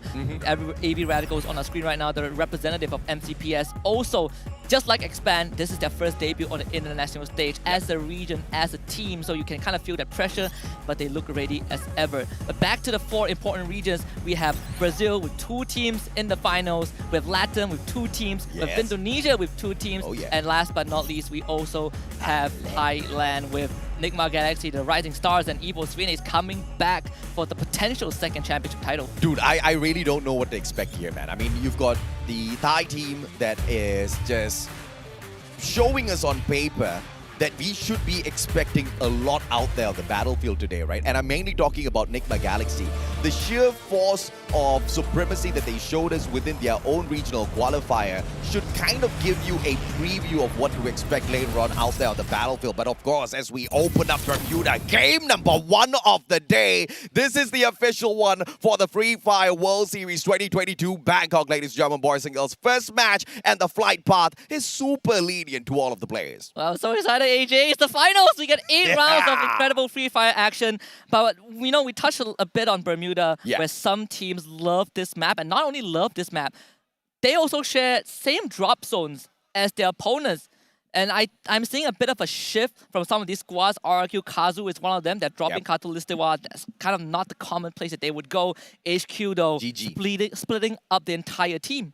And AV Radicals, instead of going in here straight up for their high-tier loot zone, they seem to have taken a drop very close towards the players of Nigma Galaxy. And this is all happening, I believe, very, very close towards Mars Electric. So this might not turn out very good for them. Cade, on the other hand, straight in between Alpha, who split off into a buddy system here, 2-2. And this split could be the best thing for Alpha or the worst thing for them. Cade all together, they can focus around. They don't really need to overextend. But how much of loot can you secure within such a small compound? I would say if you are a team like Evo's Phoenix on our screen right now, you can secure a ton of loot. Oh, yeah. Yesterday, there were only, I believe, 1 or 2 teams that split up so much. One of them being Expand, right? They were constantly splitting out, they were dodging other teams, and we say that you can do it because there's lesser teams, but it seems like we have a combat situation. Yep, and it looks like Alpha wants to move on and straight on for the shutdown. And they circle around from the right-hand side. You've got a left flank as well. Rad, he is really low on HP. Thankfully, he does have a medkit to patch himself right back up. And from the get-go here, Cade might be in a lot of trouble. We just spotted them earlier on. Not a lot of loot on Cade. As you can see, a lot of these players barely have a medkit. And Alpha, I don't think K expected Alpha to be here. We talked about how Alpha would switch things up if needed. They like these gear shifts, and they just drove straight into K and took them on. This could be massive for Alpha if they pull it off. Glue wall melter all being tossed around. They don't want those defenses up. They want to finish this quickly, swiftly, and as fast as they can. They want to take all of those elimination points. Nando with the first blood. Who else can we expect? Remind down and out as well as General tries to flank on from that left-hand side. The players of Alpha try to hold on for their dear lives, but it all comes to an end. And the only casualty was Dead God down on the ground, but he himself has been picked up with not much of medkit. In fact, with no medkits at all. They annihilated Alpha. I mean, Alpha took a chance and it didn't end the way that they wanted to. I mean, Vasto Mundo already got 2 kills against RRQ Kazu. They're going to look for more Blazer 10 on the ground. Oh, and it looks like Figard goes down as well. Ramiel manages to get one for himself. It is going to be the players of Vasto Mundo in a quick skirmish, but only Blazer 10 is lost in this one bout. So it's all good for the time being for Master Mundo. As long as you can keep your ranks together and bring those revivals in, you're not going to be too tickled at all. Nigma Galaxy, on the other hand, they're not going to be too pleased with the loss of this first player. Those were easy pickings for Vasto Mundo, by the way, because RRQ Kazu split up the entire team. So they were playing this, let's get some loot. If you get knocked down, we will revive. But Naguara Esports, they found AV Radicals, and this team just dodged Nigma Galaxy. Yeah, AV Radicals just jumping in from one battle to another in this high-tier loot zone. Let's see if or not they've had enough on their side to fight back. Razor finds Luca. Vasto Mundo biting the dust by the second as it takes on. Ignis, on the other hand, has the whole of Clock Tower to tease as well as loot up. So this team is going to be quite ready for the next battle. As you can see, Carlos really stacking up all of those medkits for himself. We have so many revives on the map right now. The only team that was knocked out was Alpha. And it really came down to just Cade having a good support system behind the lines. I honestly thought that those long-range fights would not work out because it was in a tight building. But Cade made it work. Those CQCs were just in their favor. We can see the Magic Squad on the radar right now, just cutting through Bimaksakti strip, just making sure they skirt the circumference, making that rotation. Might run into SCS outflank. AV Radicals in a lot of trouble now. As Naguara takes over the high-tier loot zone, they scramble, breaking off in 2 separate directions, both trying to play for that revival. If one goes down, they still have the other to count on. EVOS Phoenix, they've rotated into peak, and they're still undisturbed. This is a good looting process for the Thai squad. Yeah, I mean, EVO's Phoenix have been playing a very slow game towards the tail end of yesterday's as well. And they are not really phased. We've seen them caught in a very bad position on Purgatory. That was round 7, and they came out with a booyah. Sure, you can say they only got 1 elimination, but there's not much teams that can survive until the end in that fashion. I think RRQ is like the richest team out here on the battlefield. I think that's the 2nd or 3rd player they're buying right back into the matchup. They keep losing players, they keep getting them right back into the mix.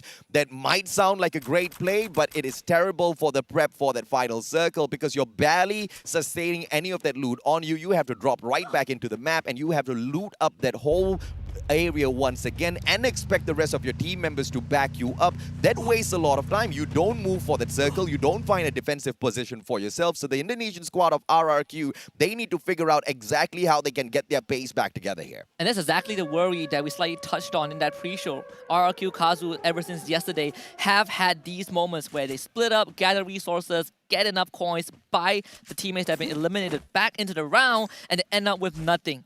They end up poorer than they were when the round started. And it is a big concern for RRQ. Kazu, I would love to see them take a bit more initiative because that was how RRQ Kazu squeezed into the finals with a 2-point advantage over Expand. It was because they took those first moves, they took the initiatives, and they took the fights. Right now, we're seeing them default back to a very passive gameplay, solely focusing on that late game. But getting there is a problem if you keep losing members. Yeah, man. Feel good. Right back in the mix with the rest of the Enigma Galaxy squad. Luca back in as well as Crusher revives his buddy. And the rest of the squad of the Cade squad here, moving straight towards Clock Tower. Doesn't seem to be coming through, but Ignis flies straight on in towards Clock Tower instead. Vasto Mundo already there, but Crusher's just a little bit too far away. And remember, Luca just made it back, so the guy barely has any loot on him. If Ignis strikes now, Ignis can get a lot of those elimination points at the expense of Vasto Mundo. But Vasto Mundo saw them flying on in, and they won nothing of this bout. They back away from Clock Tower. Yeah, smart decision from Vasto Mundo. Lovely choice. Ignis Esports actually have been at Clock Tower since the start of the round. Vasto Mundo ran into them.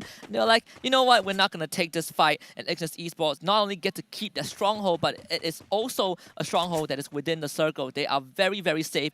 We've seen how teams like Expand played Clock Tower yesterday. There's so much room to maneuver around. And you really don't want to make that mistake of trying to take over Clock Tower and underestimating the crevices that the players could be hiding in. Ignis Esports, they're hiding these high ground, these elevated points, and they're not going to allow Vasto Mundo to just run in. HQ Esports and RRQ. That battle is about to break down on a high ground just beyond this compound here. EVOS Phoenix, on the other hand, they don't have much of a defensive position, but what they do have is a very stray Cade running straight towards them. And this might just be the advantage that EVOS Phoenix can play against them, because they do have that elevation on that high ground that they can use as defense whilst they take those long shots against the players of Cade. But as you can see, the movements out of Cade as well, super slow. They don't want to take any chances. They're waiting for some sort of action out there on the battlefield or distraction before they can move out in the open space. I like the strategy by Cade. And I like the strategy by EVOS Phoenix because they're taking so much space. Yeah. And sure, you would argue that some of these members are out in the open. Jonah is one of them. Magic's on the way too. Getting them a lot of info for themselves. And Magic Squad, like you pointed out, might just run into these teams. But I think we would probably see a temporary truce between EVOS Phoenix and Cade, because I don't think Cade will want to take this high ground fight. EVOS Phoenix have controlled so much space. It's really hard to attack unless you push through with their numbers advantage, which Cade are not willing to take the risk right now. At this point, it's very clear that EVOS Phoenix knows that there is a squad right there in front of them.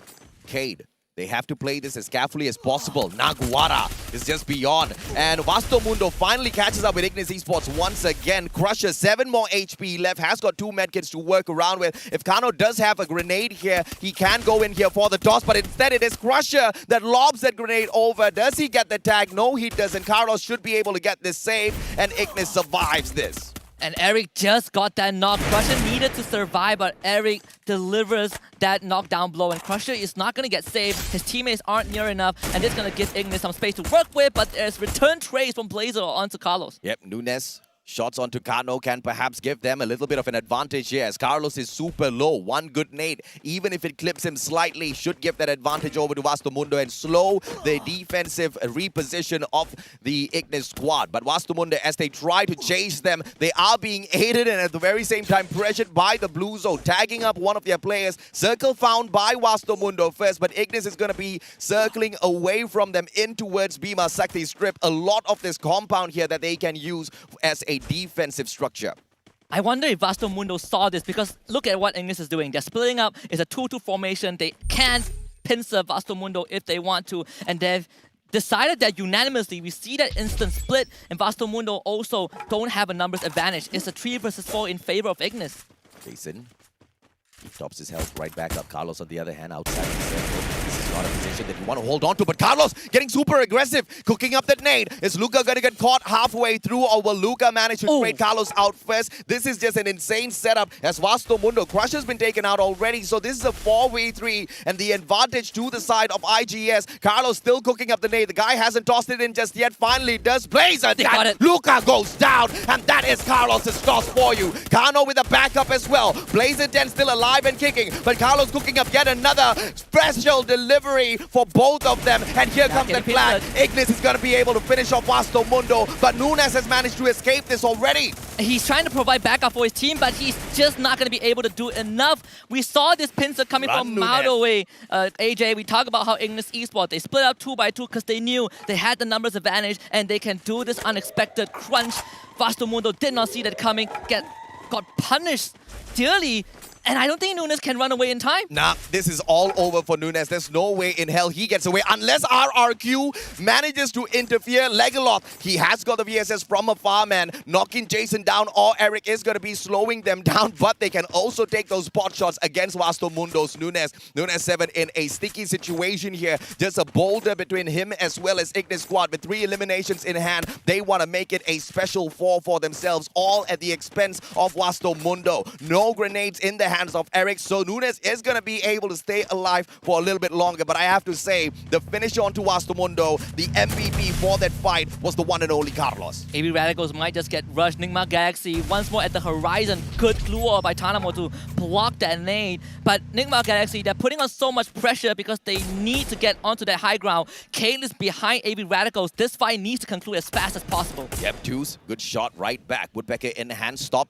Manages to reposition. Tanamo cooking up the grenade already, very aggressive, and only manages to knock about 50% of that HP of Field God. Field God goes down, grenade responds, but Tanamo manages to dodge that one. Nigma Galaxy taking on the Filipinos, and can Deuce toss one right in as well. He does have one grenade on him, but also the Mag 7, one of the best shotguns to use out there on the battlefield. CQC, you can get the shots out of this auto shotgun, and I believe Deuce manages to get that done. Wine is just a little bit too far though, and here comes Cade as well. AB Radicals are in danger. They took that close quarter combat. It didn't work out. Now NGX have time to bring the rest of his team back. AB Radicals have little space to work with. Wine and Ray Meow, they're cuddled up together at this point on the map.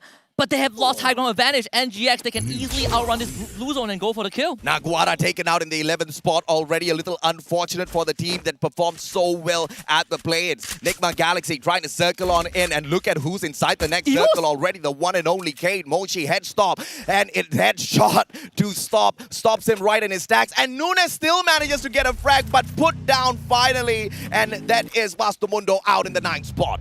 Horribly bad news for NGX. They thought they had a free prey in the form of AB Radicals, but they're getting taken down. And Magic Squad also found SCS Outfight. GU turns the corner, gets an easy elimination, and SCS Outfight's hope rests on just one member, and that one member is also out. Jojo is eliminated, and Bobs lands the killing blow. Quick and easy. Magic Squad. Pixie does still in full action here. 8 eliminations. They are on fire through the play-ins. They want to prove that they are the best Brazilian squad. As Wine goes down, that is AB Radicals in that 7th spot, taken out a little prematurely. We'll have to wait to see exactly what they have for us a little bit later on. But I want to see Bobs in that final circle with this grenade launcher. This guy can do a lot of damage. Keat and Evo's Phoenix have been holding that circle for the longest time, but I would argue that Kate just have a better compound to work with, more space to maneuver around, more angles to look at. They just gotta make sure that Evo's Phoenix doesn't punish them.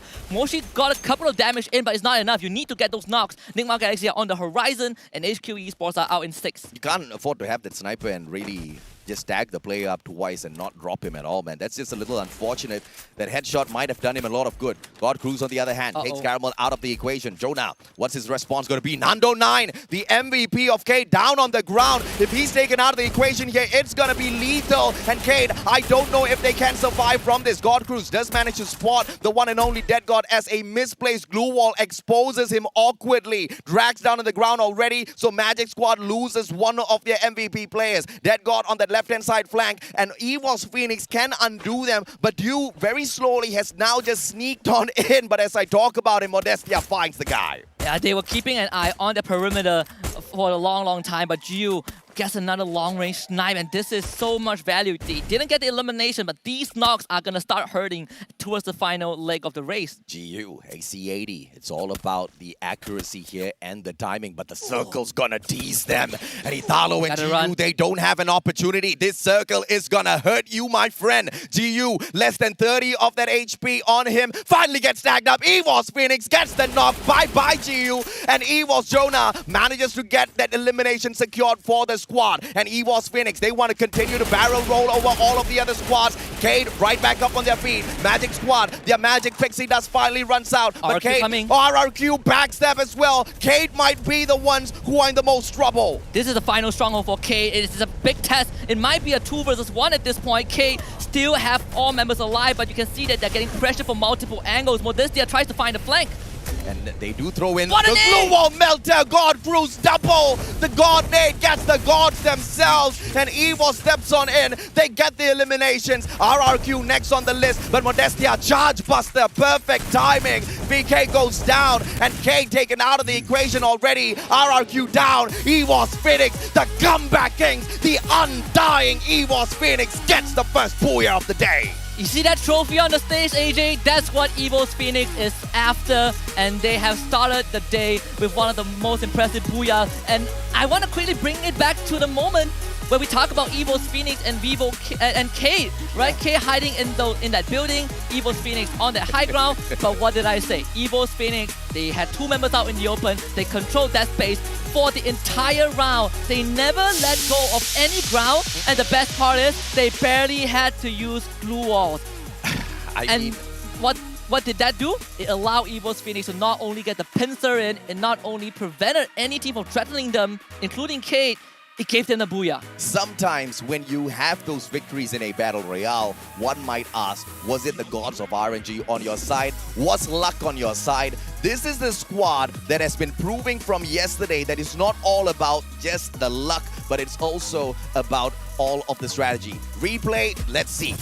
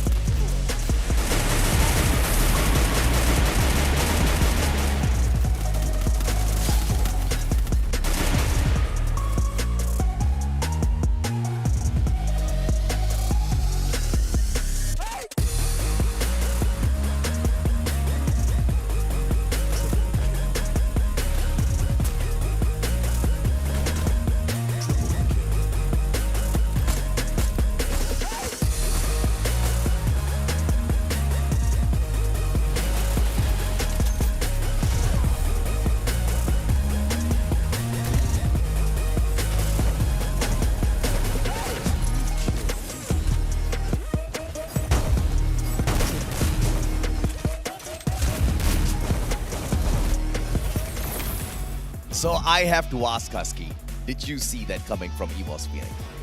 More than 50%. The moment I saw how they stacked up their members on that high ground, I had a feeling that if we go down to the final circle and Cade gets pincered, EVO's Phoenix has a great chance. I was looking at the utilities, the glue wall, the grenades. They had everything prepared for that final push. And RRQ was the blessing in disguise for EVOS Phoenix. The moment RRQ showed up, that distraction was played. Cade had no way whatsoever, because the first thing that they did was jump out of their compound and hold on towards the back defense, expecting the barricades of the wall in itself to stop the players of EVOS Phoenix. But the moment RRQ started tagging them, they rushed into that compound. Guess what? Grenade delivery from EVOS Phoenix. That was exactly what undid Cade, man. If there was no grenade from EVOS, I believe they would have still been able to fight that back really well. Yeah, absolutely. I think the match standing would tell us a very compelling story of round number 1. EVO's Phoenix, obviously with the booyah and 10 elimination, gave them 22 points. But RQ Kazu, with that last minute rush,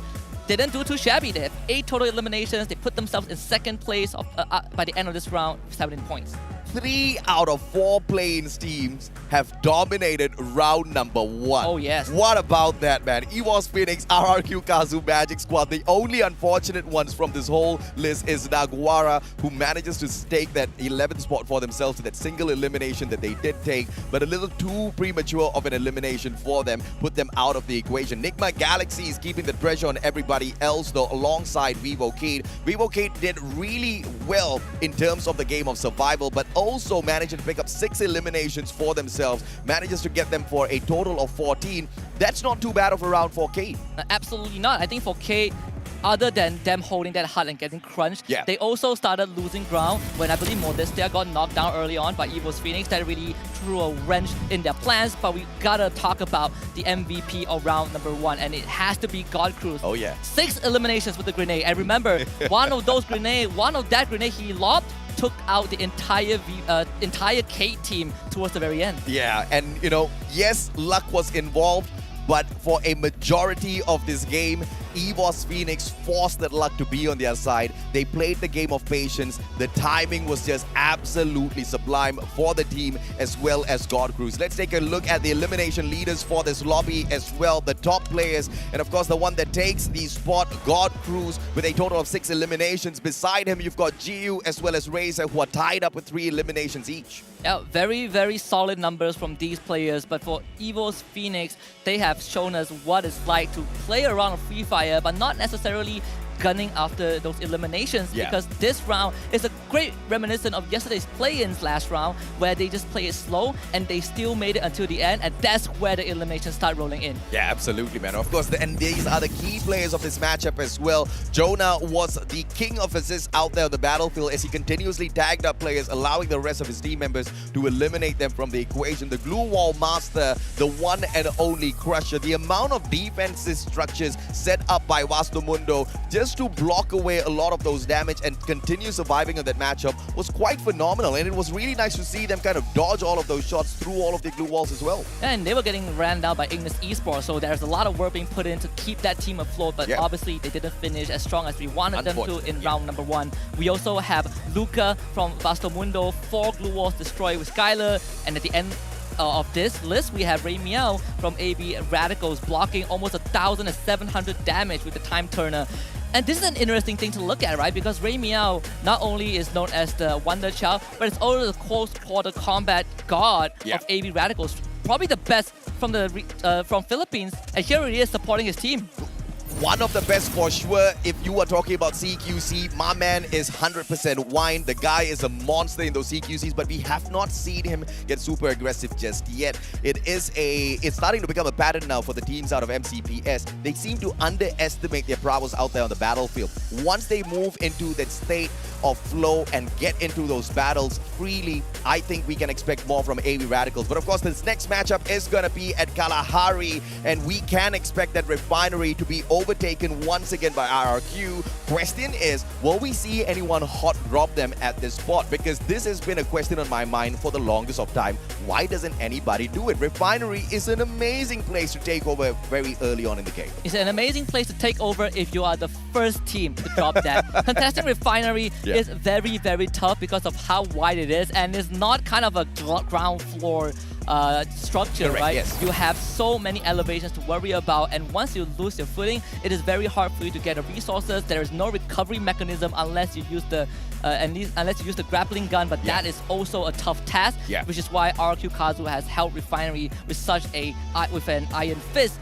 And I don't think there's any team that favors Refinery on Kalahari. There are teams that like Kalahari, but not Refinery. Yeah, the Refinery, of course, has been the masterful place where RRQ has managed to get a lot of action kind of skewed towards their path. Elimination points picked up as well with the bird's eye view. But I, of course, want to see exactly who takes the challenge up against them, because like you said, if you're a little bit late to the party, it will not fare you well. But if you do take that hot drop against them, you get to spoil their party very early on. All eyes will be on RQ Kazu because they are known as the Lords of Kalahari, but we have 11 other teams that are here to take them down. So we'll see if that is possible, because Game 2 is coming up on Kalahari. We'll be back after this break.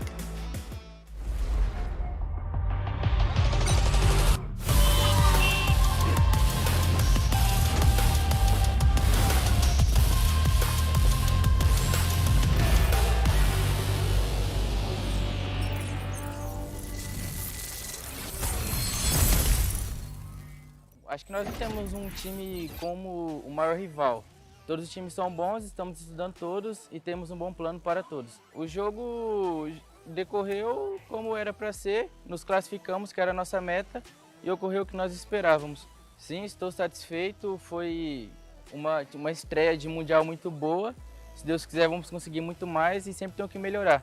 คิดว่าใครเป็นผู้ปรับก็น่าจะเป็นนิกมาครับเพราะว่าแผนการเล่นเขาดีครับแผนรับมือโค้ชได้เตรียมไว้ให้แล้วครับรู้สึกยังไงกับวันนี้ก็รู้สึกเหนื่อยครับแล้วก็ดีใจด้วยคิดว่าเต็มที่กันแล้วครับเพราะว่าทุกคนก็ทำเต็มที่กันทุกคนเลยครับวันนี้ Nuestro mayor enemigo somos nosotros mismos, ya que si mejoramos eso no nos para nadie.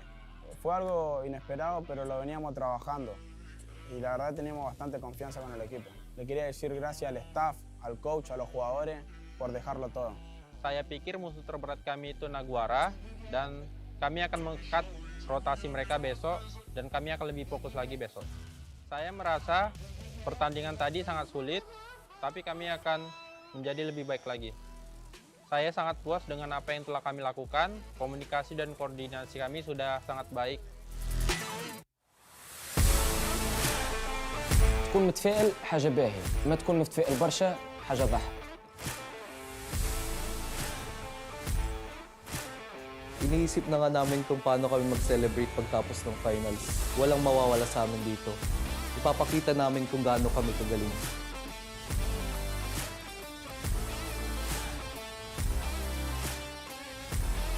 Chúng tôi không cần biết đại diện của bạn là ai, nhưng các bạn muốn lấy chức vô địch thứ 3 ư?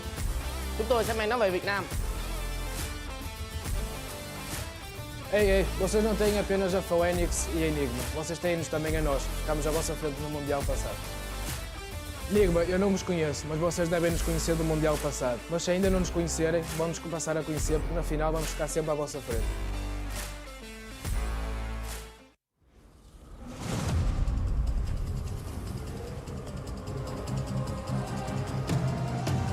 I'm very mysterious, unpredictable. If you don't know, we've come a long way, but we ain't done here. Are you ready? Just like the sunshine, we level up. What a great view from the top. It's in our nature, it's in our blood. We can stop, never stop. We don't stop with the squad. Like the sunshine, we level up. What a great view from the top. It's in our nature, it's in our blood. We can stop, never stop. We don't stop, 'cause we turn up in flames. 'Cause we turn up in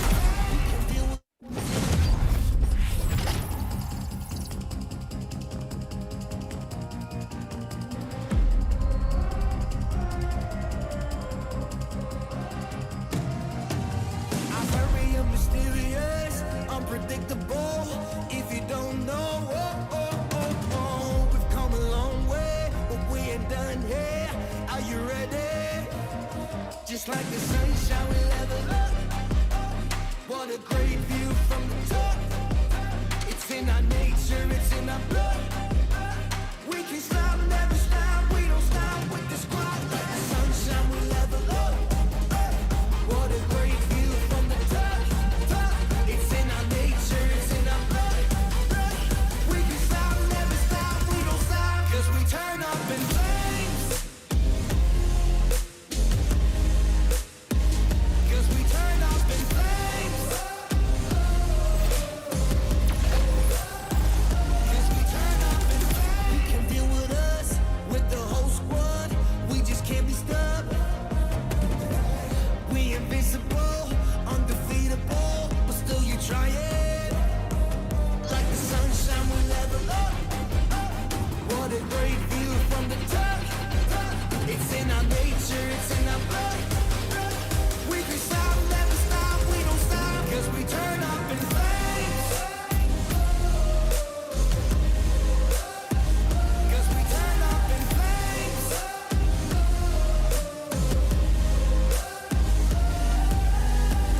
You can deal with us, with the whole squad. We just can't be stopped.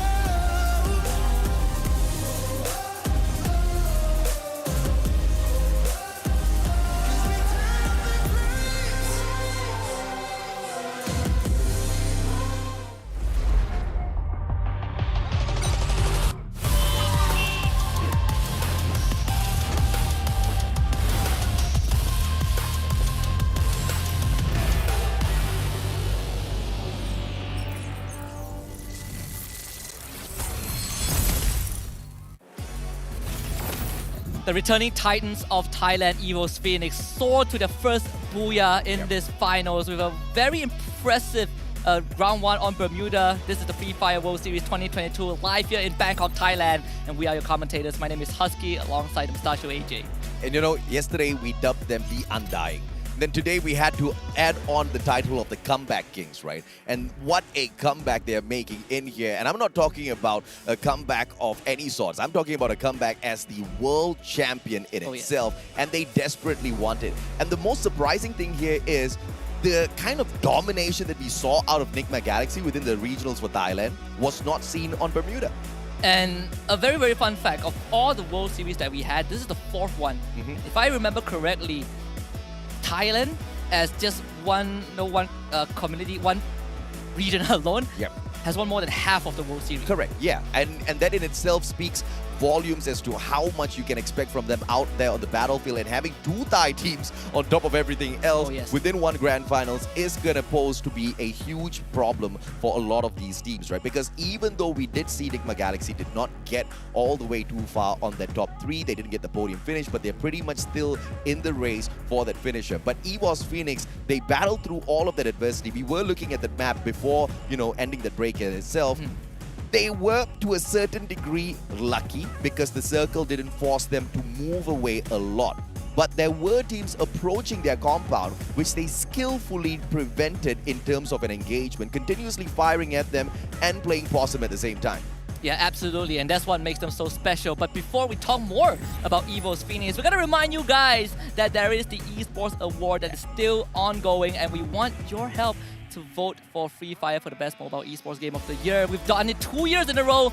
Let's make it 3. Absolutely, man. And we all believe this is going to be the game that's going to win, but obviously we can't get it done without your vote. So please do not forget to hop on in there and vote for us as well. And of course, a quick super shout out to our streaming partner, YouTube, the best platform for gamers and content creators alike. I am so ecstatic because every single time you hop on into the YouTube and you take a look at the chat, the community there is just so beautiful, Husky. Very wholesome flags of the teams that they support, just very constructive people. This is what makes Free Fire such a great community, right? We're not just the best mobile esports game, we probably have the best community out there. Yeah, I dare say it. Absolutely, right?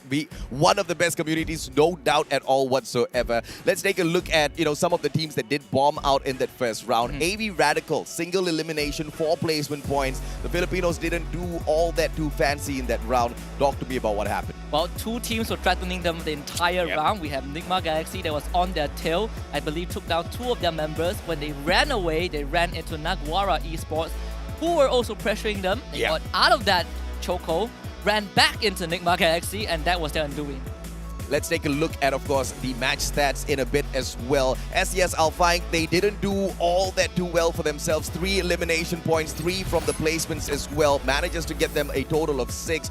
But the kings of game number 1, once again, the undying comeback kings, EVOS Phoenix, 22 total score, 10 from eliminations, 12 from the Booyah, of course, and with a total damage of 6,624. They were doing a lot of work out there. And once again, a lot of this damage came forth from them just playing passively, defensively, tagging players up, making sure they don't approach their compound at all. And at one point, they barely had a compound. This is masterful from EVOS Phoenix, right? It would take a while to break down every single move, but from what we've seen and what I've touched on was how they take space. This is the easiest way to understand why EVOS Phoenix could hold a compound with minimal numbers and still defend that area. 2-2 split, they held open ground, kept K at bay, and also the other 2 members in the building at peak was able to kind of gatekeep the rest of the teams. And in these kind of situations, one might argue that sure, they didn't have to move much, but it's how you do with the what you do with the circle and how you deal with encroaching teams from all corners that makes you a great team. It is a game of Battle Royale at the end of the day where you have to depend on Lady Luck, but you also have to skirt around that luck that she throws at you as well. And that is what EVOS Phoenix did phenomenally well. Once again, it wasn't just the luck with the circle, it was the luck with the disturbance and the interference by RRQ, because we all expected Cade to really pop off on a lot of these teams. Oh, yes. And Cade had one of the best positions in that final circle. They had a solid defensive compound. They really didn't need to move. They just needed to wait 2 teams to just approach them, and they could take those bot shots. And initially, it was EVOS doing a lot of damage from that front side, and RRQ stepped in at that perfect moment. And the timing couldn't have been more perfect from EVOS, right? Because they lobbed that grenade. But the players on the side of Kate were not inside of the compound when that nade was lobbed. They ran in as the players of RRQ were shooting them down, and that was just so unfortunate to see the whole squad of Kate just in an instant get wiped out. Yeah. One final player, but you know, he was barricaded in with the glue wall in itself. Barely anything for him to do. You're kind of just Evo's Phoenix, just looking at Evo's Phoenix reading the movements of Kate, right? It's you see a third party coming in to pressure Kate, you know that there is only so much space that they can work with, they can retreat back into, and that is just another foresight by Evo's Phoenix. But at the end of the day, we're looking at a team that is back for the possible second championship title for the organization. And they're going to do it on home soil again. And it's, again, a region that has won majority of the World Series, right? Even though they missed out the last one, they came in second with 1 point differential.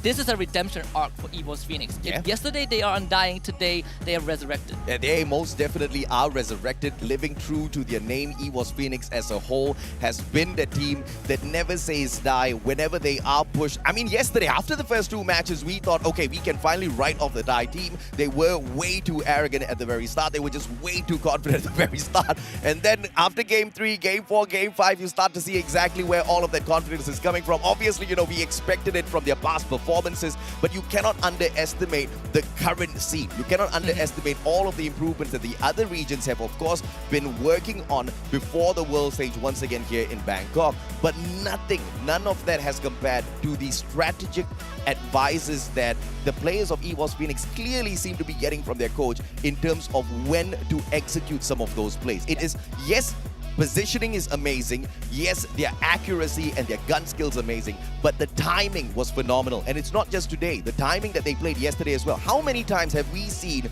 Evo's Phoenix surrounded by multiple squads and they still survive to get that booyah for themselves? I believe yesterday they were surrounded by 4 teams with just 2 players and they still got it. That was on Purgatory, right? And it's off of a decision to rush into a fishing hut and not really knowing who's around them.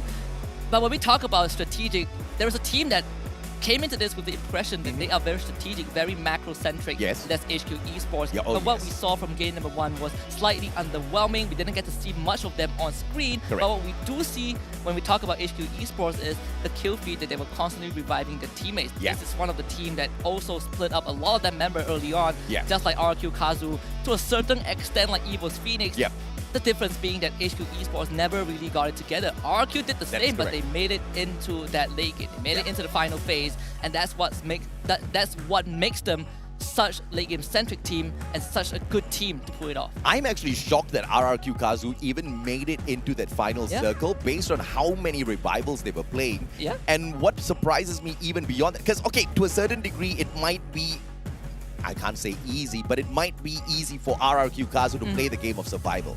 But through all of those revivals, with those players having to have looted up themselves once again, over and over again, they still managed to rip away 8 eliminations by the time the game ended.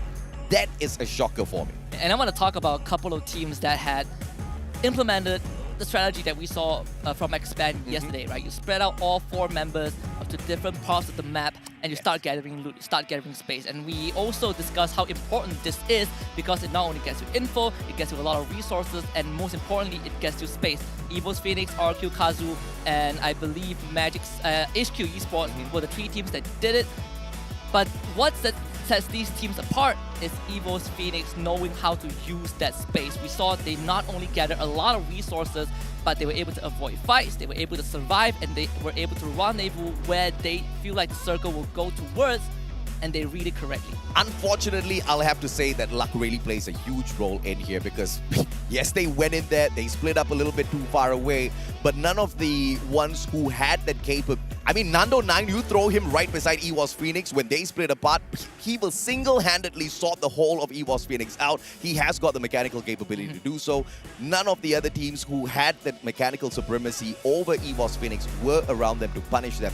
And that's what makes me so worried for some of these squads as they take the approach that Expand was taking yesterday. Expand was a great example as to how that strategy sometimes can work, can do miracles for your squad, but that strategy can also break down and force you to, in a way like RRQ, continuously have to revive your players.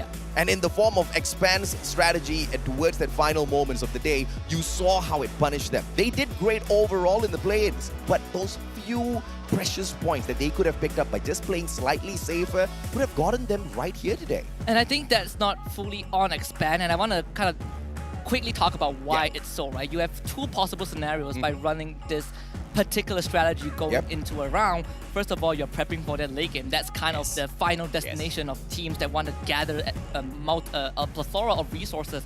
But the second thing you could do is to use their resources and take initiative. You kind of want to kind of catapult your lead by taking fights, getting pickoffs, and getting enough points while still maintaining enough armory towards the final circle. A lot of teams opt for the first way, which is to just stock up and save for a rainy day. And a lot of times it didn't work out. RQ Kazu being one of the exceptions. But I also want to quickly touch on Alpha and how Alpha fell as became the first team that fell. They challenged Kate, they rushed in, but the problem with that was that Kate had Modestia from afar, giving that pot shots and constantly supporting the team. And credits to Alpha, they actually tried to bring the fight into the building, cut off line of sight, cut off vision for Modestia, but unfortunately they fell at those close call of combat, 4 versus 3. And that's what allowed K to come out on top. Yeah, and of course we wanted to see more aggression out there on the battlefield, and one of the teams that we were expecting said aggression from was Nigma Galaxy. Here's the surprising thing, they only got 3 eliminations from that first game, and 6 of the other points came purely through those placement points. And this has got me wondering if or not Nigma Galaxy is going to turn it up a notch in the second match, as they have found their comfort spots already, as they have kind of warmed up their fingers. Because if they are about to kick it into high gear, I think the teams that did make it from the play-ins have to start being on guard now, because all of the titans that we know have gotten that first seed and booked their place at the grand finals, waiting for everyone as the play-ins was being played yesterday, they are getting ready and they are geared to get into that next mode now. Yeah, and the teams that we expected to get through the play-ins did exactly just correct, that, right? That is regardless correct. of how close it is. But you know, on our screens right now, HQ Esports might be feeling a bit of the tension. Round number 1, I don't think went the way that they wanted it to. Maybe a couple of those moves were according to plan. Split up, we get those revive, and it has been a habit of a lot of teams, regardless of how they approach the game, where when you have a member that's away from the team, he's going to play that responsibility of finding a revival point or a buy point to get fallen members back into the round. That's why we saw RQ Kazu do that often. That's why we saw HQ Esports do it. But it's how you recover from that. When you drop back down onto the battlefield, you need time. Who is going to buy the space for you? RQ Kazu has the personnel for it. Legolov does the shot calling, and he knows what to do in those situations. But HQ Esports, they probably need to find that voice. And RRQ Kazu is really smart as well, because they don't really split away from each other way too far, where you don't really have much backup when you're solo. You don't really have that much backup when you're dropping right back in on that revival. And that's one of their winning strategies, right? Stick as close as possible together. Sometimes, yes, you do have to break apart, but those are the moments where you're trying to control a certain compound, and you want to have a watchful eye on each and every single corner to make sure you're not ambushed from anywhere. But if they want to pull off that strategy a little bit more cleaner, they really have to take a page out of the book of the one and only EWOS Phoenix, who played that even better for themselves. But we still have to see whether or not the Undying Comeback Kings can have any of those good moves left for us in here at Kalahari. We talked about how RRQ loves Refinery. We also talked about about Refinery in past competitions, as how that central location kind of does you a lot of favor. Because the first 3 circles potentially is going to be coming directly to you. You don't have to travel all that too much. Yeah, and holding Refinery has always been kind of the go-to way, right? If you want the kind of the 101 ways for dummies to win in Kalahari, step number 1, control Refinery. But that's definitely not the only way to win the map. There are a lot of situations where teams that hold Refinery get forced into a bad spot, and Circle pushes towards away, the end, towards the very end. If it's close to Refinery but just outside of those high ground, you are going to run into problems where you have to face the risk of dropping down and not being able to respond to any aggression. But we also, I think, when we take a look at Kalahari, you also have to look at the first seed of Indonesia, right? SCS Alpine. Kalahari is not their go-to map, but there's a reason that they won their local league over RQ Kazu. Now, SCS Alpine is a very interesting team because they have always been regarded as the runner-up specialist. They've always been considered second up till now, where they won the local league and qualified for the FFWS finals. 82 eliminations in total, 154 points in finals, and they got 4 out of 8 Booyahs. The runner-up specialist title is, I guess, one of the most insulting titles I've ever heard of in the past. I mean, but they played fair, it really well. To be fair, MCPS, we had the title of 9th place in play-ins for 2 World Series. I wouldn't call runner-up specialist bad, at least it's second place. Yeah. Fair enough. I mean, at the end of the day, as long as the Predators, SES Alpine, can get the job done in here today, they are going to be a happy little campus. But once again, they didn't do all that too well with the placement points in the previous matchup. They managed to get taken out in the 8th spot. Survival in towards that final circle is easier said than done, though, as those teams kind of gather in closer and closer with so much of mechanically skilled players out there on the battlefield. For you to even survive is already a great achievement. For you to survive as a squad traveling out in the open grounds of Bermuda, that is going to, of course, be a challenge. But Kalahari and the terrain in itself provides you with a lot of those elevations that makes you pretty much invincible if you know how to skirt around those elevations in the whole map. And I want to quickly just bring up something that I've noticed. This hidden plot line of Brazil against the region of Latam. We have Kate and Magic Squad from Brazil. We have Ignis Esports from Latam alongside Naguara Esports. And we are seeing a stark difference between these two teams. Very polarizing. Both teams from Brazil have had very good finisher, regardless of whether they got Booyah or not. But both teams from the Latin region have been struggling, and partly it's because, sure, they are teams that like to be aggressive, but they're not winning a lot of these CQCs. Contrary to both Magic Squad and Kate, who have been very comfortable taking head-on fights. Yeah, I mean, at the end of the day, it's all going to be about the mechanical skills as well. Yes, you navigate. Yes, you reposition yourselves. Yes, you've got this strategy. But if you've got no mechanical skills to get both of those engagements done, those long-range engagements as well as those CQCs, you are going to be at the losing end. But I still do have a little bit of hope here, especially for Ignis Esports. They bring a lot of promise into the competition. This is one of the best that you can find out there within the LATAM region as a whole. And for them to get that 5th spot at the Sentosa Plains, that would have been one of the greatest heartbreak for them, which I believe motivated them enough until they worked up for that #1 seeded spot. And yes, we've seen them crash and burn, but it doesn't really matter, right? Yesterday, we did see EVOS Phoenix crash and burn. Not 1, but 2 rounds. We still did see them make that comeback. And you are talking about Ignis Esports, known as the Phoenixes themselves. Hopefully, they've got a little bit of an extra life. They've got a little bit of that revival on them. But as we gear up for game number 2, we are hopping on into Kalahari finally. And remember the lesson of Kalahari: Refinery first, Holding Refinery second, and the rest. It really comes down to how you navigate the rest of the map.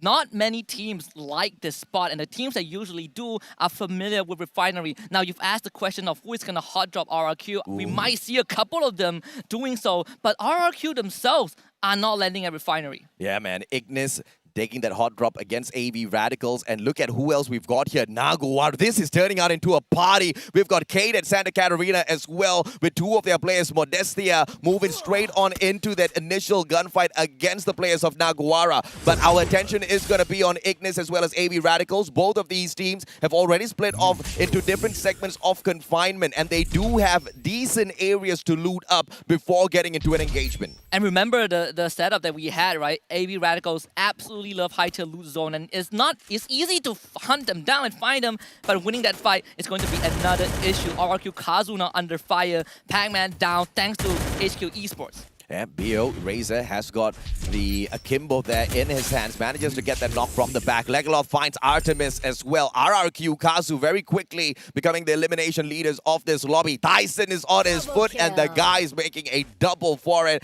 as he jets out of there, playing for the game of survival. Question is, will RRQ abandon their position because they still need to loot up? This was way too early of an engagement to go looking for an extra elimination point. K in a very tough position. They were ambushed by Naguara Esports, and Wine just took down a second member from their team. So AB Radicals gets the free kill. K tried to split up and get a lot of much space as possible, just like what EVOS Phoenix did in round number 1.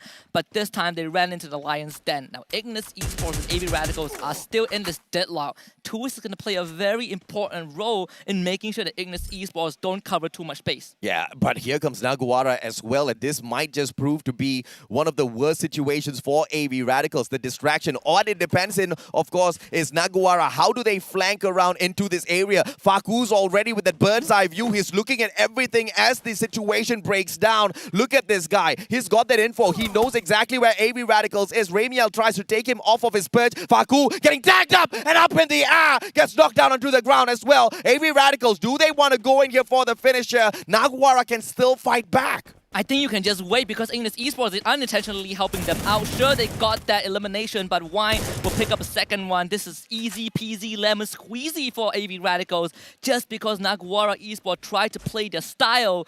But you have to respect the fact that there might be other teams here. Ignis sees exactly what's going on. They hear those gunshots as well. They want to flank around from the back, and they want to take this advantage as Ignis Esports now spots out AB Radicals. Dude's getting tagged up, double glue walls erected. Now that's going to block all of the shots off from Carlos. He repositions towards the left-hand side, and Naguara are already on the standby there. Bran is just waiting for that opportune moment where he can sneak away a couple of eliminations at the expense of these two teams. Remember we talked about the role of Tool and Ray Meow to not let Ignis Esports get a lot of space? That has completely changed thanks to Naguara Esports. AB Radicals broke formation, and now you see Ignis Esports getting a bit of that pincer. They know exactly where the members of AB Radicals are at. As Luka goes down, Ramiel really low on that HP, does manage to patch himself right back up. Wine's too far away for this backup. Too's all alone, 1v2. Can Too survive this? Grenade's gonna tag him up as Too tries to run away. Ramiel from up top, but he doesn't have the kind of gun to handle a CQC. Eric needs to bust down this glue wall as Too's goes down. Carlos with that backstab. Eric should be able to secure yet another one for himself, but Ramiel keeps that distance between himself as the rest. They fall back, they got Bran from the side of Naguara Esports, so it's not all too bad for AB Radicals, but they also had to surrender confinement over to Ignis Esports. They managed to revive Tool, so that is good news for AB Radicals, but some of the members are still trapped here. It really felt like they have nowhere else to go and they are forced to take this fight. Wine, how in the world did he find him? Wine taken down with a headshot. Nobody's going to be able to save him from up top there. Ramiel, and the CQC specialist not just possible as he only has a sniper in his hands. And he tried to take all of those engagements from afar. It's all going to be up to Deuce now with a secondary in hand. Barely any loot on him. AB Radical's going to crash and burn right after this engagement. And IGS with the best opportunity here. Ignis with 4 eliminations already, trying to go for the 5th one. And look at Deuce just teasing him with the secondary. If only he had a better weapon. There's nothing much that he can do in the situation. They're just going to boost Kano up on each other's shoulder. Wine finally whips out his rifle, gets a knock on Kano, but he needs to do so much more to help Tools. That is not going to work out. Tool gets knocked down. Can Wine save this? It seems like it's very hard because Ignis Esports keeps reviving. Yep, they keep picking their players up as well. No nades on the side of Wine, but if there's anyone who can get this clutch done, it is this guy. Tanamo, right back into the equation as well. 1 grenade, but no distance to lob it, and he wants to get that secured shot for himself. He backs away. Ignis tries to split away from this equation as well, and therefore I think AB Radicals will go ahead to some horse. I was about to say that Wine gets taken down by Kano. It's just so hard to move away from that situation, and it all started because they gave out ground for Naguara. At the end of the day, it was them who lost everything. They're still in this round, but it's looking very bleak for AB Radicals. On the other hand, Jonah getting knocked down by SES. Alfine Ray with a great shot up top. Yep, Alfine managing to get the advantage here. EVOS Phoenix, Moshi has got the double barrel. Can he turn around? He goes in for the flick. Everybody's playing this on the very edge and get high with that combination of God Cruise. They both managed to settle down the players of SES Alfine, but no elimination just yet as Jojo manages to sneak away from them. But inside of this danger zone, is he gonna get capped? Jojo has managed to put great distance between himself as well as the rest of of EVOS Phoenix. Moshi with that high ground advantage might be able to do them dirty. Jonah bought right back in. EVOS Phoenix will be able to continue to pressure SES Alpha. Can't stop for the revival zone. Was in a danger zone anyways. Very, very tough time for SES Alpha. The circle closing towards that northwestern side. You have NGX, nice. RQ, Kazu, and Magic Squad around. Refinery still included in the equation, but EVOS Phoenix, they're not too far away. Jojo finds a revival platform for himself. Cade a little too far away to pressure him. Question is, will Jojo take this opportunity to revive the full squad, or will he buy a little bit too much of time for himself and mess up that opportunity? We will still have to wait and see. EVOS Phoenix, on the other hand, 3 eliminations, and they are doing great. They're keeping a hold onto this command center high ground advantage, but nobody else is going to sneak in and disturb them just yet. They are on the verge, on the very edge of this next circle as well, so it's not going to be for long that they get to hold on to the bird's eye view. And we see Naguara Esports encroaching towards Refinery, that not held by RQ Kazu, but by Magic Squad instead. So Naguara, they have to be really cautious with how they move. Gio has already seen Yeko going up to that high point at the tower. So Magic Squad knows that Naguara Esports is nearby. You have NGX who are very far out to the west, so that's going to take some time for them to join this. But so far, Naguara under pressure from Magic Squad. Naguara, they try to slow things down. Magic Squad, they've got everywhere covered already. Faku, good blue wall erected. He's not going to be pressured from the back just yet, but you can see Bob's trying to break on through. Faku, he does have that double barrel. Just needs to get that one good headshot. Should be able to continue holding on to his ground. Maxi, on the other hand, is just scrambling around. He knows that at every single angle here, Magic Squad can flank him from anywhere around. Here comes the double challenge, 1v2. Maxi, this guy's running out of time. It's going to be a very tough fight for him to get out of. It felt like Magic Squad have him in a chokehold. They're tossing out utilities to try and flush him out. They might not have found him yet. They might not have been dealing damage to him, but they're trapping the members of Naguara in a very bad spot. They can't provide any backup. They are relying on Faku, but there's only so much he could do. Remiel back in the game, all thanks to nade. Tanamo. AB Radicals just managed to get this one nade! What a nade! Alpha Remind manages to get a double for himself, and Cade biting the dust a little bit too early, but the two other players have managed to rotate on away already. Dead God, as well as his buddy, they do have a vehicle on them as well, so to zoom away. Modestia, I believe he is in the driver's seat. Remind tries to tag them up, but the elevation of that hill will save Cade for the time being. But 2 elimination points should be able to be secured by Alpha. We talk about how K split up at the start of this round. Alpha ran into 2 of the members. They had glue walls, but in these situations, 1 grenade was all it took for Alpha, for SES Alpha to kind of take the lead. Meanwhile, we see this rush. I mean, Maxi, he is still trapped in this perimeter, and he's running out of time. Jonah, Max 7 manages to get a knock, but the rest of the EVOS squad as well joining the fray. Magic Squad with a lot of time already wasted on Naguara. What a nade, but Godcruz does not get the takedown. AC-80, close quarters combat. Brad has the Max 7. What? How did he get taken down? Moshi attacks from the back, saving his brother. This is a masterclass by EVOS Phoenix. They sent Godcruz to rush, and they also had an ice grenade to make sure that there's no place for Naguara to hide. And this is going to be EVOS Phoenix eating up so much space. Get High is already on Refinery, and is about to go into a 1v1 with Italo. Maybe a 2v1. Get High, getting one down. Gio from the window, jumps out, tries to provide backup. Has that glue wall, but Get High is doing so much work for his team. Jonah gets tagged. Finally goes down. Bobs whips out the grenade launcher, and that's going to be dealing a lot of damage that the rest of EVOS Phoenix cannot deal with. Mochi, final survivor, has the grappling hook in hand. He can get away. Does he get aggressive? The answer is no. He wants to play the game of survival, and the further away he runs, the higher the probability the rest of EVOS Phoenix will be able to make their comeback within this game in itself. 11 teams still standing up tall, and AV Radicals one of them. Great hold by Magic Squad. Sure, they lost Italo, but Gio and Bob saved that. EVOS Phoenix almost took control of Refinery, but EVOS Phoenix, they have a lot of eliminations at this point already. We still have 11 teams left on this map.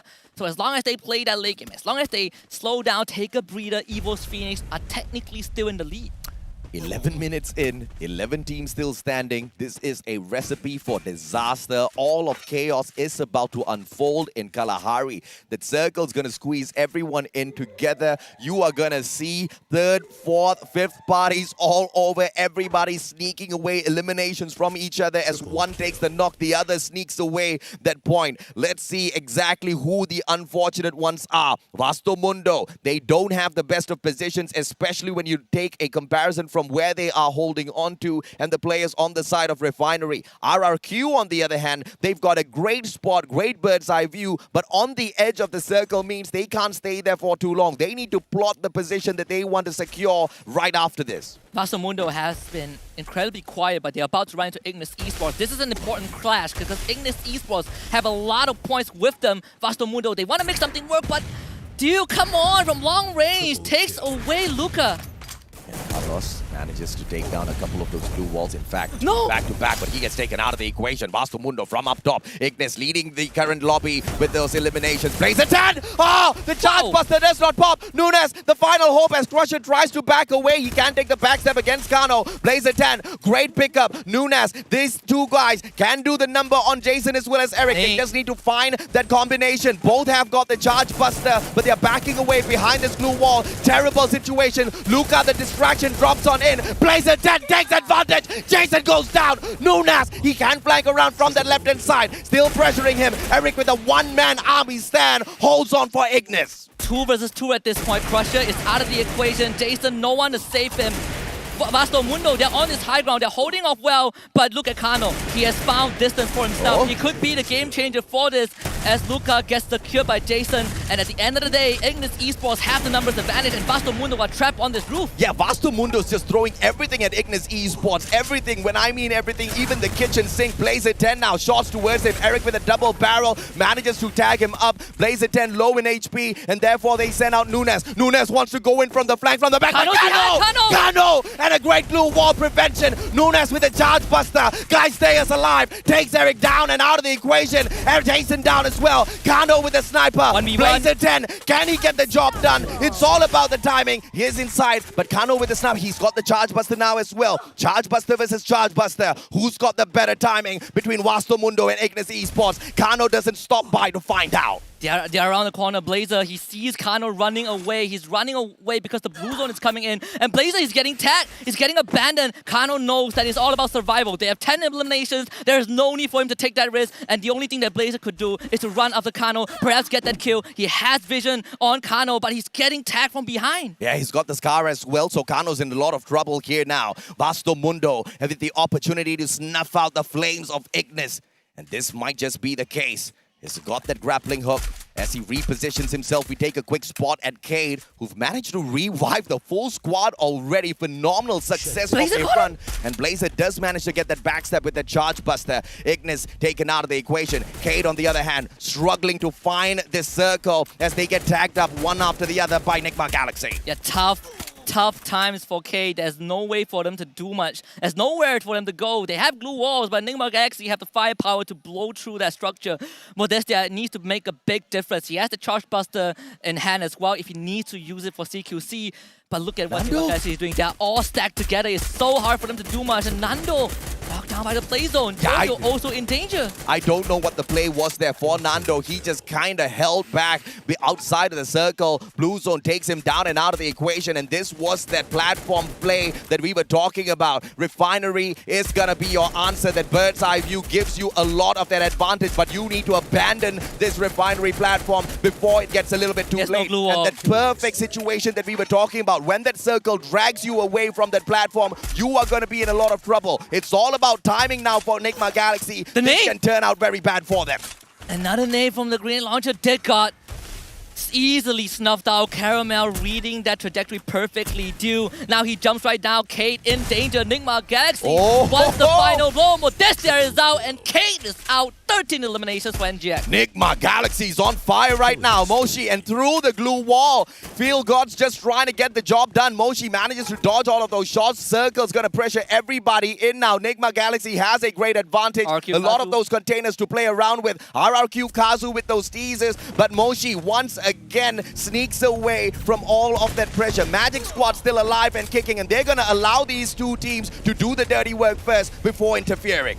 Legalov has a lot of nades with him. The glue wall melter also tossed out early on, and we see that this is going to be a very close clash. RRQ, they're lobbing nades over the containers, and they're tagging onto the members of NGX little by little. NGX pressured by Magic Squad as well. Yeah, I mean, look at the number of grenades, man. But most of them glue wall melters. Ice grenades are nowhere to be found. Lots of those glue walls. RRQ is actually helping out Magic Squad. They take down the defenses. Legalov does manage to get field guard as well. That's just a knock. And a couple of response nades flying towards the players of RRQ as well. Legalov is waiting patiently for the grenade launcher to have its opportunity to pop a couple of players, to get a couple of eliminations. Legalov, maybe down on the ground. They need to pick him up. The circle's going to put him out of the equation. Caramel with that, and Nigma Galaxy still on fire, getting elimination after elimination. Jiu, the final hope, he goes down. Nigma Galaxy, the monsters have awakened. Welcome to Bangkok, Thailand. This is the home soil of the Thai team. Evil's Phoenix strikes first blood. Nigma Galaxy strikes the second round. What a poetic beginning to the finals of the Free Fire World Series 2022. You cannot have asked for a better result as a home friend. We have 6 more rounds to come, but this is a tale to be told at the end of the day. I mean, we were not kidding. We were not lying when we told you guys that it was going to be a phenomenal one at the Grand Finals. The play-ins was just a teaser for all of the great matches that you guys are going to be able to spot today. But of course, we desperately need to watch the highlights of this matchup once again to see the beauty and the rise of Nigma Galaxy.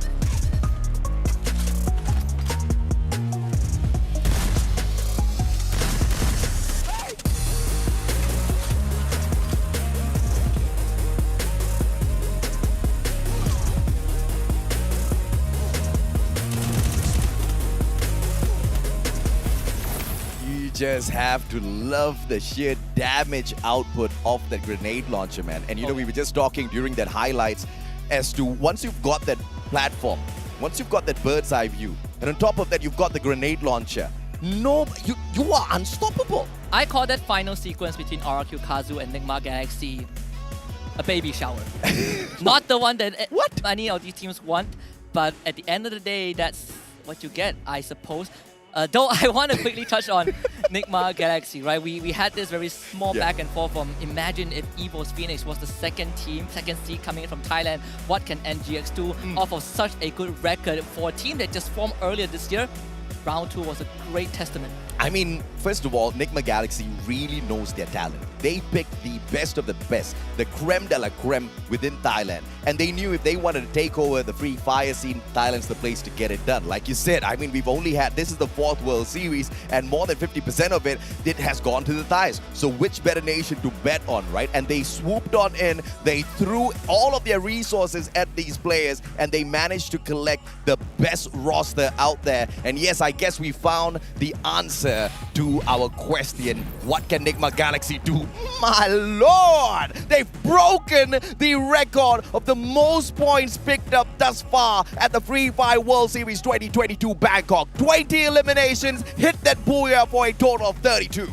Yep, most points got in a single round, most eliminations in a single round. And a part of me, I don't know why my brain is wired differently, but I kept thinking that the creme de la creme is not creme de la creme. And the best players is creme brulee, but maybe because Nigma Galaxy is already here for desserts and RQ Kazu only tailing behind. Second place, 16 points. EVOS Phoenix, the eternal rival of NGX, in third place with 14. You owe me 2 explanations, baby shower and creme brulee, but we'll get back to that in a little bit. EVOS Phoenix keeps the pressure up. The Thais are here to dominate on their home ground. 14 points, 7 from the elimination, 7 from placements. Ignis Esports, I mean, this was a phenomenal round from Ignis, man. 3 placement points.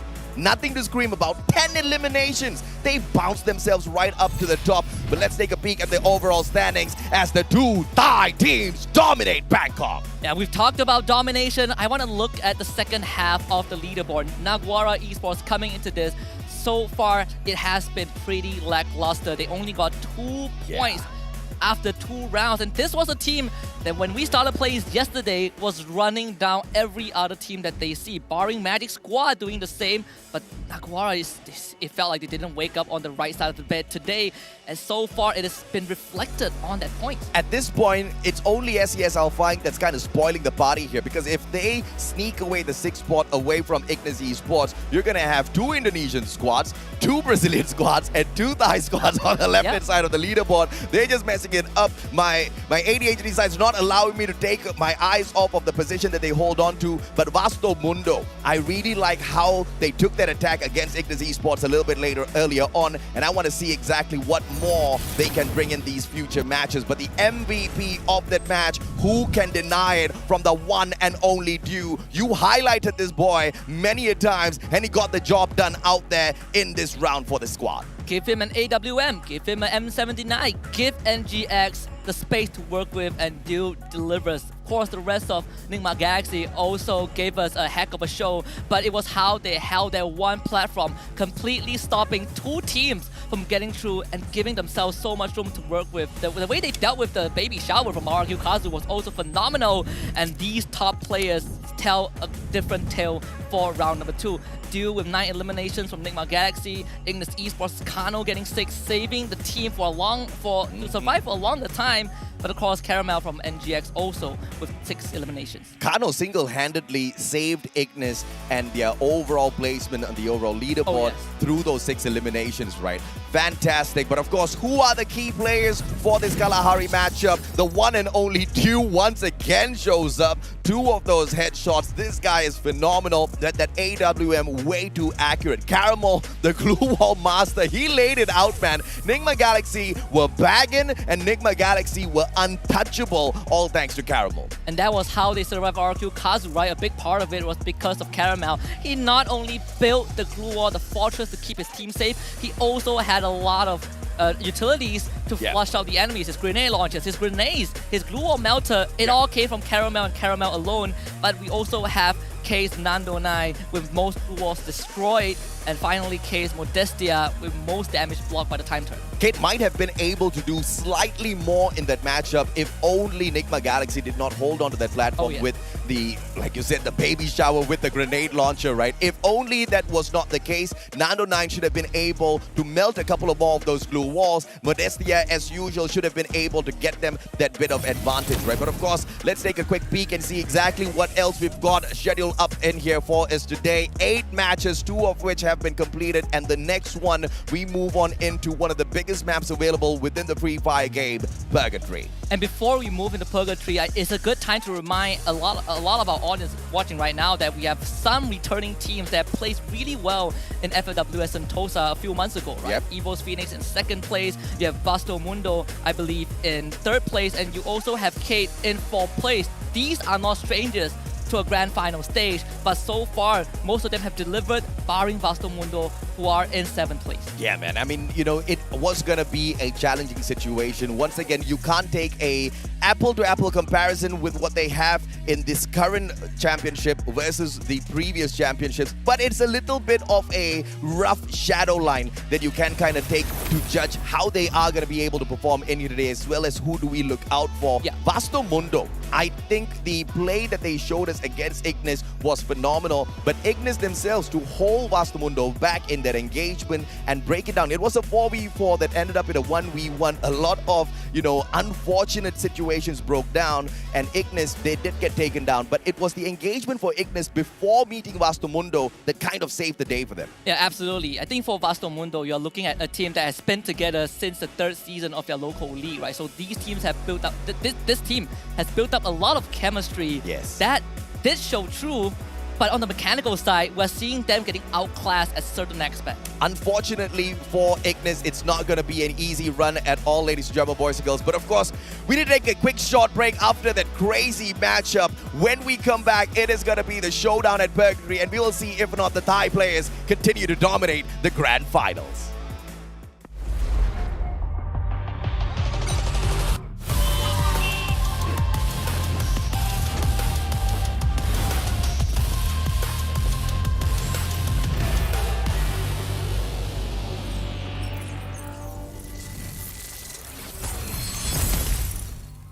Acho que nós não temos um time como o maior rival.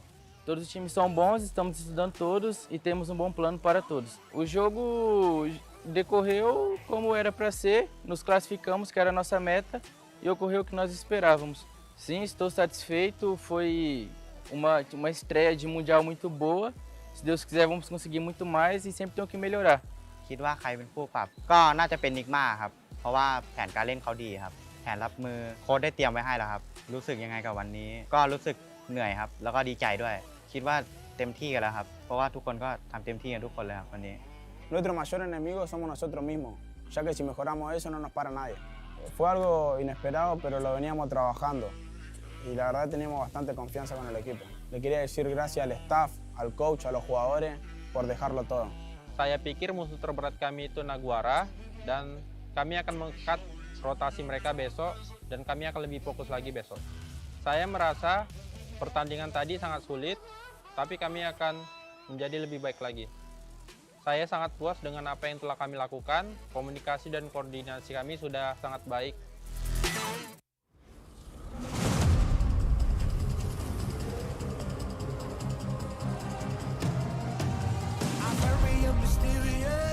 Unpredictable.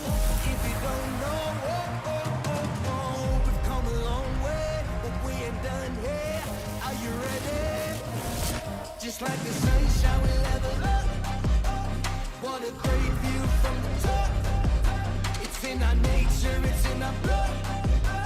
We can stop, never stop. We don't stop with the squad. Like the sunshine, we level up.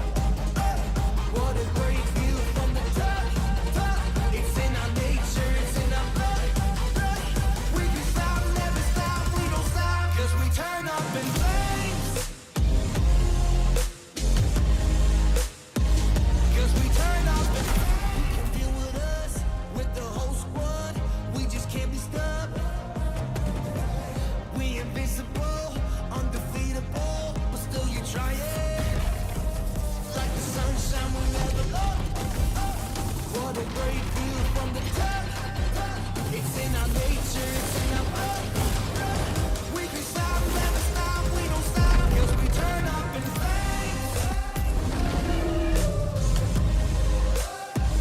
Cause we turn up in flames.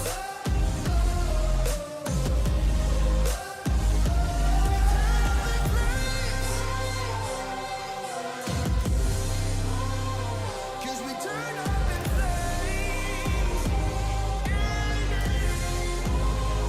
Cause we turn up in flames. You can do it with the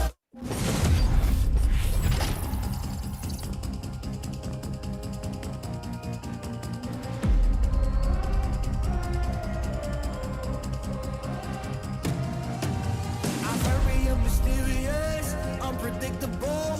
If you don't know, we've come a long way, but we ain't done here. Are you ready? Just like the sunshine, we level up. What a great view from the top. It's in our nature, it's in our blood.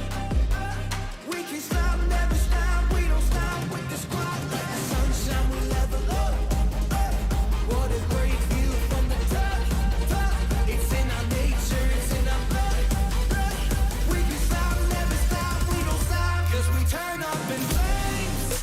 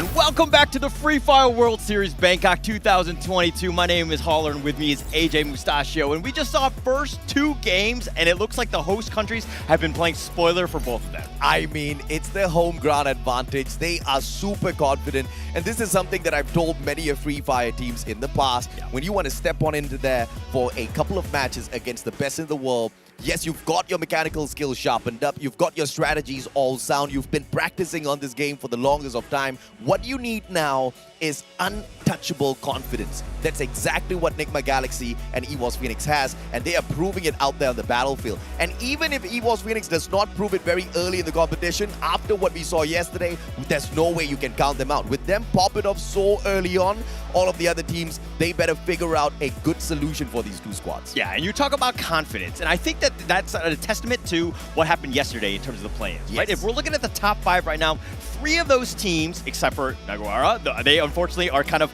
on the bottom right now. Unfortunate for them, but the other teams as an RRQ, EVOS Phoenix, and of course the Magic Squad have been just stepping it up, understanding, continuing that momentum going into the finals, which has been huge for all 3 of those teams. Absolutely, man. And of course, RRQ doing slightly better than SAS Alphaik, the #1 seeded team out of Indonesia. That in itself speaks volumes as to how much RRQ wants this for themselves. They are known as the veteran beast. They've been in the Free Fire scene for such a long time, Holler, but they have always stayed silent. They have not made big moves whatsoever, and they even, kind of took a break for a little while. When they came back with the storm. They were telling everyone that they want to dominate, and dominate they are doing out there. They've done quite well. They put themselves in a position to get themselves into a prime position right now. Yes, it's only been 2 rounds, and we'll check in the standings in terms of the previous match stats. Let's go into that one, kind of break down exactly what happened in that last game. Let's take a look and see exactly how this team of Nigma Galaxy scored a massive 32,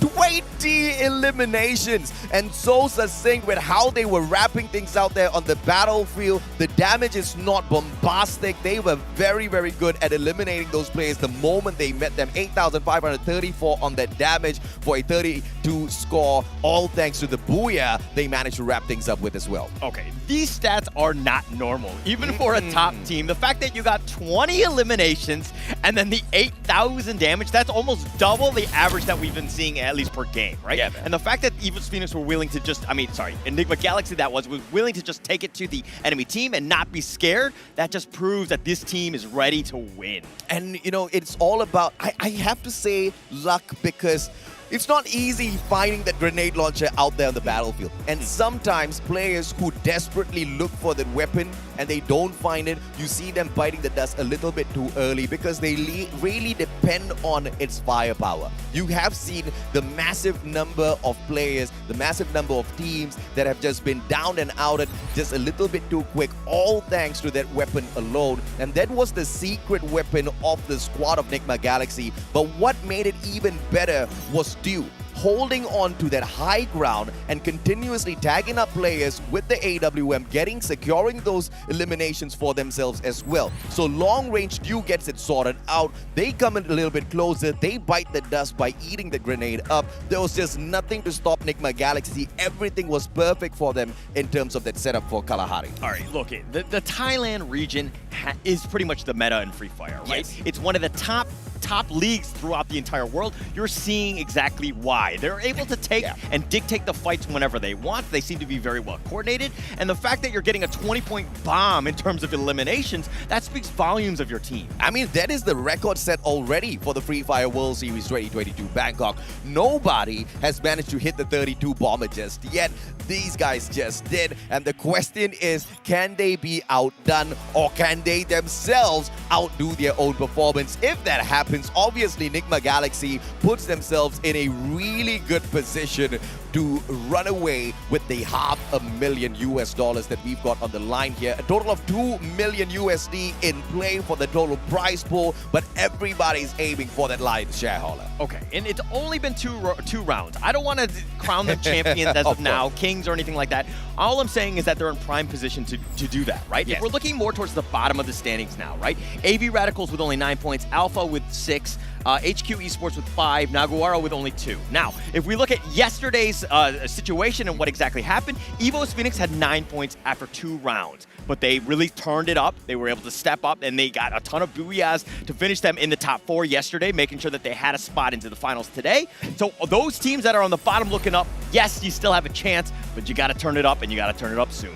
Ignis, they are all light-spirited. You can see the players being super cheeky on cam. Kane, on the other hand, they are trying to sort out a couple of issues there, clearly. They want to be able to make sure that they've got the best of circumstances to hop on into that matchup and get that victory for themselves. The rest of the teams are gearing up for this next matchup. RRQ Kazu, they're not too shabby in the competition at all. Sitting down in the 3rd place at the moment, 15 eliminations, 18 from placements, a total of 33 points, just 3 points behind EVO's Phoenix. Actually, the way I look at it is that if you're on the top dog, if you're, the Enigma Galaxy or EVO's Phoenix right now, there's more pressure for you because you're on the top. You're one of the top dogs. Yeah. I think RRQ, and this is kind of what Magic did yesterday, right? Where they're kind of like under the radar. Yes. Nobody's really peeking out, and then all of a sudden you're like, whoa, this team keeps getting eliminations. Yeah, they're not getting booyahs, but they're getting points. I mean, and that's the most phenomenal thing about the Magic squad. Proving the factor that you don't need to be that #1 team when it comes to the placements all the time. You can still get it done, but you need to have supreme consistency. And it was shocking to see that Magic squad could deliver, because you're not throwing them into a simple lobby of qualifiers where you might have a couple of feeder teams out there on the battlefield. You've got Titan after Titan after Titan to get through, and you're dodging all of those engagements and playing your placement points so well. But when push comes to shove, you get those eliminations as well. Magic squad, that pixie dust that they sprinkled at the very start of the day seemed to have worked perfectly for them. But this is how crazy their Magic is. The Master Wizards, the spell has lasted all the way into the grand finals, Holla. Okay, all right. For the record, yes, they're the Magic squad. You talk about all this magic and pixie dust and all these things, but it's not really black magic. I think at the end of the day... it's a white one. It's a white magic. White, yes, it's it's one of those things that can happen. But the thing is that they're very smart with engagements. Yeah. Right? They choose and they third party and they make sure that they get as many eliminations as possible. Correct. By playing low risk, high reward, in the sense of just you're securing kills or eliminations in this case, and you're able to do well. So they put themselves in a prime position. And of course, putting yourself in a prime position, this is something that we've talked about so many times already. Your focus always needs to be on your placement. Your focus always needs to be on your positioning. As that circle moves on, you need to identify on your minimap exactly which particular location, which compound you want to secure. How do you motivate yourself to circle around into that compound in the safest of manner and get there? But of course, this is something that we have seen done yesterday by Magic Squad, and I expect that out of them today as well. And I expect that out of a lot of teams as we head on into Purgatory. The vehicles are a must to navigate the vast terrain that Purgatory offers us. There's plenty of space. And this is going to be a good change up in terms of what we needed to show in terms of maps that are available. But okay, another couple teams that we didn't really talk about was Keed. Yes, they're in 5th place. They're only 4 points behind Magic Squad, the fellow Brazilian teams. But, Keed is one of those things where they've done okay. Yeah. But they haven't really made that statement game. It's still kind of early. Yes, it's only been round 2 or whatever, but Keed, I think this is, again, under the radar. I kind of like the way they've been playing thus far. Absolutely, man. And of course, there are a couple of fans within the stadium as well, cheering the players on before we kick Purgatory off. And it looks like everybody's getting ready to go. But Naguara, this has been that squad that has been tested not once, but twice so far. But they are still high in spirits. They believe that they can get the job done. We saw them pop off yesterday for the play-ins. They've qualified to the grand finals. But today has truly been a challenge for Naguara. 0 placement points on the first game. A single elimination put them at the very bottom. Second game, guess what, Holla? Exact same result. Only 1 point. Out of 2 matches, they've got 2. That's not great at all if you're Naguara. So, okay, I think with yesterday, with only 9 teams and a little bit more space, they were very good in terms of ambushing. They were pick off teams as they were coming through. Yeah. Now, with 12, I see, at least from what I saw, is that they're playing a little bit more reserved. Not really the ambushing type, but more of, what is coming to me, make sure that I don't go outside and, where there's lack of cover, I make sure that what I do is a smart play. But it hasn't really been to the play style of Naguara. Yeah, but you know, this is what I am so perplexed by, because Naguara is known as an aggressive team. Naguara is known for all of their fantastic rushes that they execute with perfection, but they don't seem to be showing us that play style here today. That is the question why. Because yesterday we saw them in performance. Remember against EVOS Phoenix? Yeah. I mean, they were minding their own business, traveling up the hill. Finally, EVOS Phoenix saw them, took a shot at them, and threw them off of their gameplay. But that instantaneous response out of them eliminated EVOS Phoenix super early. I believe that was in match number 3, Purgatory. And that was the kind of Naguara that I'm expecting here at the Grand Finals, that they are still keeping me waiting on. I want to see more out of them. Ignis Esports as well. We saw a little bit of magic out of Ignis Esports in that first matchup, but a little bit of a downturn in the second match with just 11 points picked up, Holla. Yeah, not the greatest for them, but again, they're doing much better than the bottom play. Let's be honest. I mean, the 17 points doesn't keep them too far away. Yeah. I mean, it's just so close right now. But, I mean, if you're looking at the top with 41 points from Niga Galaxy, EVOS Phoenix with 36, I mean, you're starting to see the tiers. I hate to call it again very early, especially at this stage. But, you know, okay, look. Things have changed from the last World Series. We went from 6 matches to now 8. There's plenty of time. There are warm-up games. I hope that the teams aren't looking at them as warm-up games, but technically you have that chance. Continue to build off of the momentum. Get yourself going in round 3. And Ignis Esports, they are potentially the ones that have got the biggest gap between themselves as well as the rank above them, and that's 8 points. And if the biggest gap is 8 points, you know that there are going to be a lot of shuffles on this leaderboard within the next 2 matches, right? Even one solid match, one solid round can bounce a team like Vasto Mundo right up to the top 4, but that is a really, really good round where they secure the Booyah plus get at a minimum of 10 eliminations for themselves. It's asking for a lot, but it's something that Vasto Mundo is really capable of. Definitely capable. I mean, they were powerhouses in Europe, right? The fact that they were almost dominant in their run to get into almost every single Free Fire World Series. I mean, they got 3rd in the last one in May. I mean, the Sentosa one. So this is a team that knows how to win. The fact that they're 7th right now, I mean, they're definitely on the bottom looking up. You still have an opportunity for them to get going. I felt like they had a bit of a rough start, kind of a slow start, so to speak, in terms of the first 2 matches. It felt like they were getting picked off, and they were kind of just trying to stay alive, which is really not the Vasto Mundo way, which they tend to be the aggressors. Yeah, and we've talked about the Vietnam squad as well. Dek Lung has had a very great run of career in Free Fire so far. We have seen multiple years where this guy has been the superstar, surviving and carrying Vietnam on his back, but the Mighty Eagles haven't really been able to chomp off a lot thus far from these matches. But as we open up Purgatory, match number 3, flight path as decent as ever. We've been getting such generous flight paths all throughout the Grand Finals. We'll take it. We'll take it. I mean, it's more fun this way. It's a little bit more standard. Everybody's kind of understanding what they need to do, but it looks like the Fire Brigade Central, they're going to have Vasto Mundo that kind of going in. But Keed, Nando, all by himself. Yes, you have the res system, but is this the right play just to kind of isolate them, maybe get a little greedy? I mean, considering the fact that you're maybe going up against Vasto Mundo 1 versus 4. It's a great player to send off on his own. Nando 9 can get the job done, but he's taken on potentially the full squad of Vasto Mundo. That's going to be a disaster.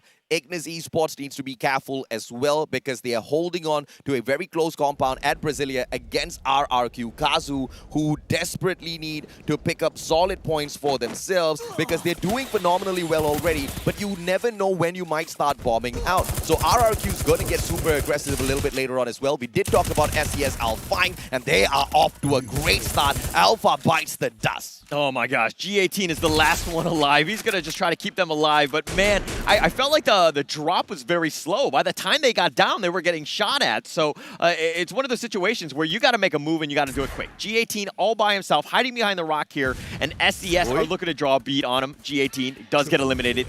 12. slot already. And Jojo picks up the triple for himself. 3 eliminations to his name. SES Alfang.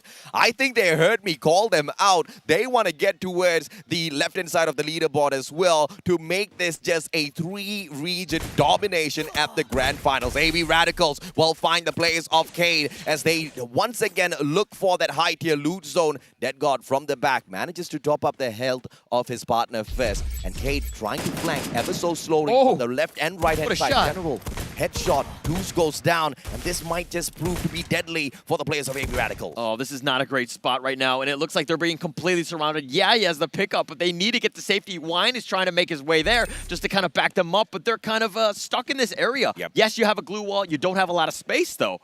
You don't have much space. Deuce sneaks on away. Ramiel can respond. Has got the AWM. AC-80 in the hands of Deuce as well. Modestia with the right-hand side flank. He's looking for the angle. Just refuses to move on out though. He's trying to play the safe as well. Deuce finally goes down and that flank comes through. And General from that left-hand side as well. The damage has been done. AV Radicals have no choice whatsoever. They have to run. They have to run, and it looks like they're just going to go for the revives instead. But again, this is a tough team, a tough out for AV right now, Radicals. Hiding behind this one, Dead God is going to stick around. He's going to go for this 1-versus-1 against Tanamo, and it looks like this is going to be a super close one, a 50-50 at best. I mean, Dead God, is he going to wrap around? He's going to heal himself. He's going to keep himself up for this one, and he wants to get to full health. He knows Tanamo's right around this corner.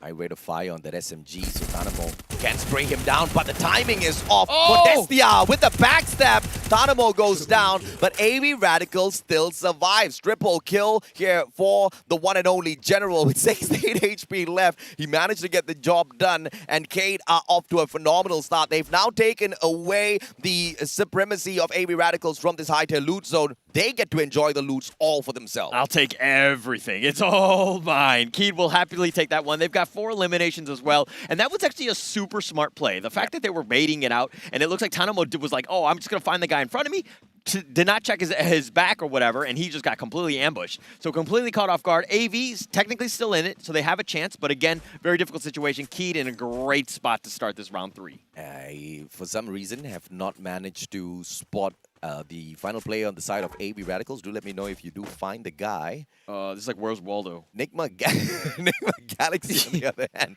stops all alone.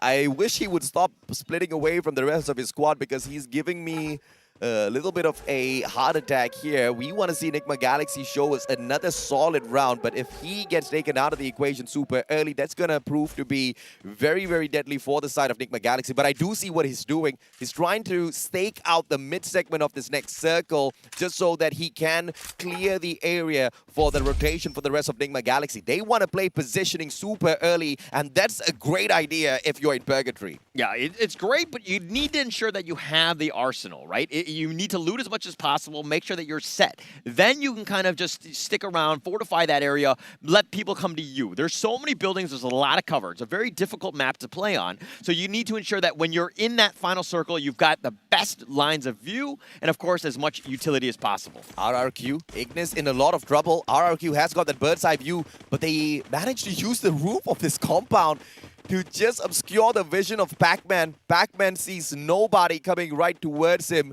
and Ignis Esports can chill for the time being. They don't really have to get very aggressive. Pac-Man releases that one shot, and it looks like the players of RRQ have been spotted out by Ignis already. They still want to push on ahead. Pac-Man dodges behind the roof. This is great positioning for him. And danger zone out of nowhere. This is the savior for Ignis. Now Pac-Man has to get off of his roof, and Team RRQ cannot get aggressive yet. Yeah, they're going to have to just go the other way, right? It was one of those things, the fight was about to happen. RRQ thought they had him in, dead to right, so to speak. But with that danger zone, that's going to slow things down. Nobody wants to get outside. Ignis Esports are going to stick around, make sure that they, put up a good fight here to ensure that they kind of repel the attack and the assault by RRQ. They're going to play a little bit safer. RRQ, 3rd place. They need to stay alive, make sure that they get some more points.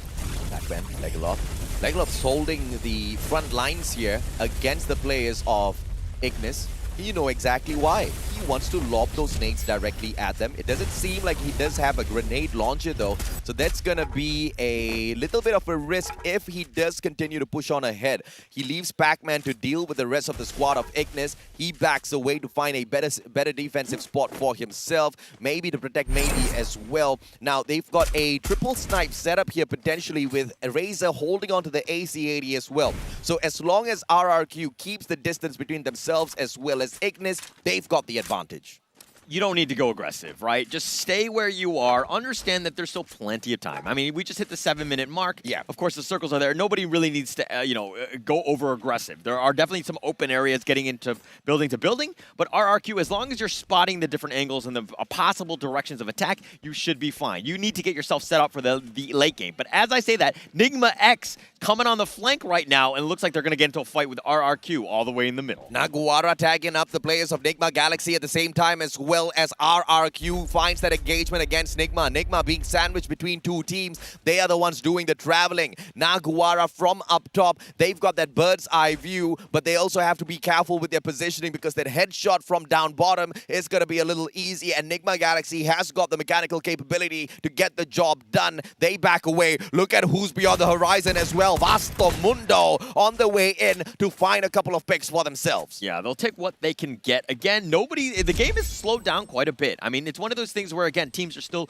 very early. They want to get those placement points, try to get what they can. And again, from the second floor of these buildings, you have so many lines, you can cover almost everything, right? Yeah. Your vision is just almost uncharted. You have a great opportunity to just see what's coming at you. Again, no team really wants to take any risk at this stage.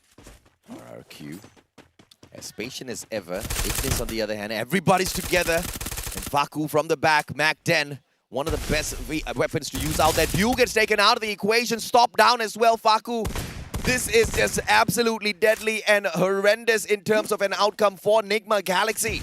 Yeah, if they were trying to third party, they got caught out. It was eventually going to happen where teams just kind of get the jump on one another. If you're continuing to move, you got to watch your angles, and it's very difficult because there's so much cover, so many different buildings. And to check all the angles, very difficult situation for them. But SES, 4 eliminations, they're going to stick around. Again, just play a little bit slow, wait for that next circle. Caramel brings Stop right back into the equation, buys him back from that vending machine. And therefore, Nigma Galaxy is not going to be tickled at all by that initial ambush. They know that the rest of the teams, they want to play this as safe as possible. Nigma has got a small compound of Brasilia to control, but they cannot take advantage of this position just yet. HQ, on the other hand, HQ Esports, with the potential of that engagement against Naguara. Everybody's playing it patiently, but this is purgatory. You've got enough space to play it patiently all the way up to the 12-minute mark. It's fine. To be honest, I like games like this on Purgatory. The fact that, you have that close to the final circles where there's this mad ambush. Everybody is just getting into each other's faces. It's prime position for those highlight reels with those grenades. Eventually could happen, and I'm looking forward to that. See if or not EVOS. Phoenix jumps into the action. I believe as I was talking about them, they do take a shot against Ignis Esports. Jonah on the way back in, he gets tagged up. Ignis is trying their best to get an elimination off of EVOS, but nobody seems to have secured a knock just yet, and EVOS backs away. Those warning shots are more than enough to keep the Thai players at bay. And from the back, RRQ spotting out the fact that Ignis is attacking EVOS. They want to get this approach on them and perhaps pull off this backstab. RRQ has been playing possum so far against the players of Ignis Esports. Circle hunts down these same two teams. Everybody else has to rotate in towards them. And guess who's in as well? Nigma Galaxy, so they don't have to move. Yeah, they don't have to move yet. I mean, again, 10-minute mark.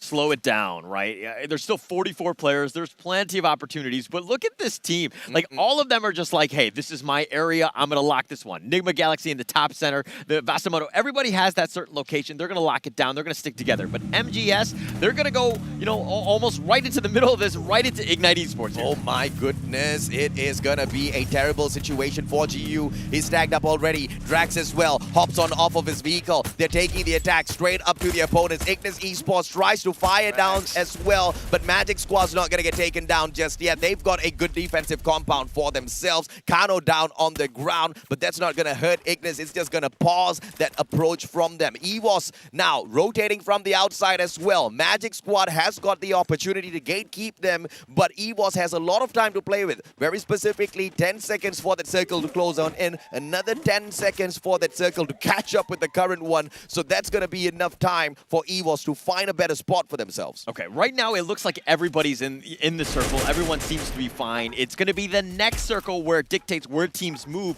which is going to be key. That one's going to be the big one, especially since everybody's so close. But Ray with a nice shot will take out Tyson.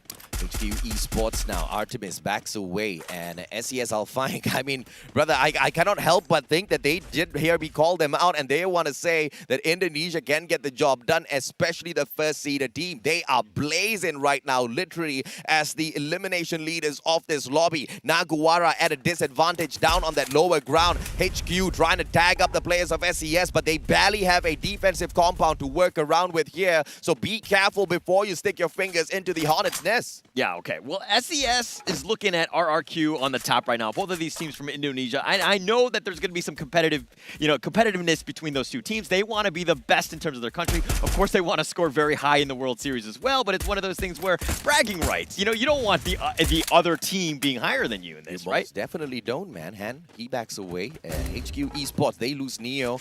All thanks to a great nade out of G'day. Neo down. Artemis tagged up. Ray tries to go in, but Jojo! Someone steals it from the back. We've got no information as to exactly who that is, but SES Alpine now in a lot of trouble. HQ can pincer them down from up top. Glue Wall Melter comes out first from hand. AC80 in hand, no pun intended. They now just back away. They use the distraction to play some game of safety. It looks like it was Naguara that sneaked away that elimination off of SES Alpine. SES never saw that coming. All right, Naguara doing the ambushing. That's what they did in the play-ins. That's their success rate. But HQ Esports in a bad spot. Bastamundo now in a skirmish with EVOS Phoenix, and it looks like they're going to just kind of back off here, and it looks like they do have the crest of that hill keeping them alive, but Ignite Esports is right on top of them.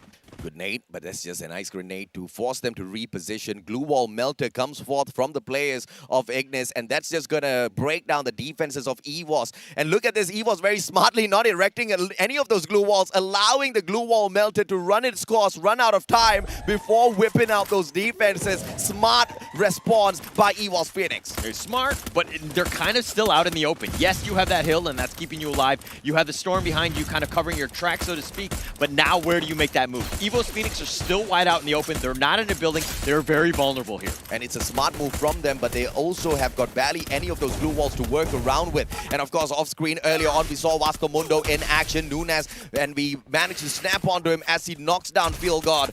And from the across the battlefield here, they still need to deal with AV Radicals. Things are getting heated in the 14th minute of this matchup at Purgatory, as we have way too many teams, way too many players still alive and kicking out there on the battlefield. Bobs manages to get the knock, secures the elimination. Ray brings Jojo right back into the equation. The Indonesians can stay alive, but Dew's the final hope here for Nigma Galaxy. Yeah, he's on the roof right now. He's going to keep himself healed right now, but he's about half. Ramiel does get the shot.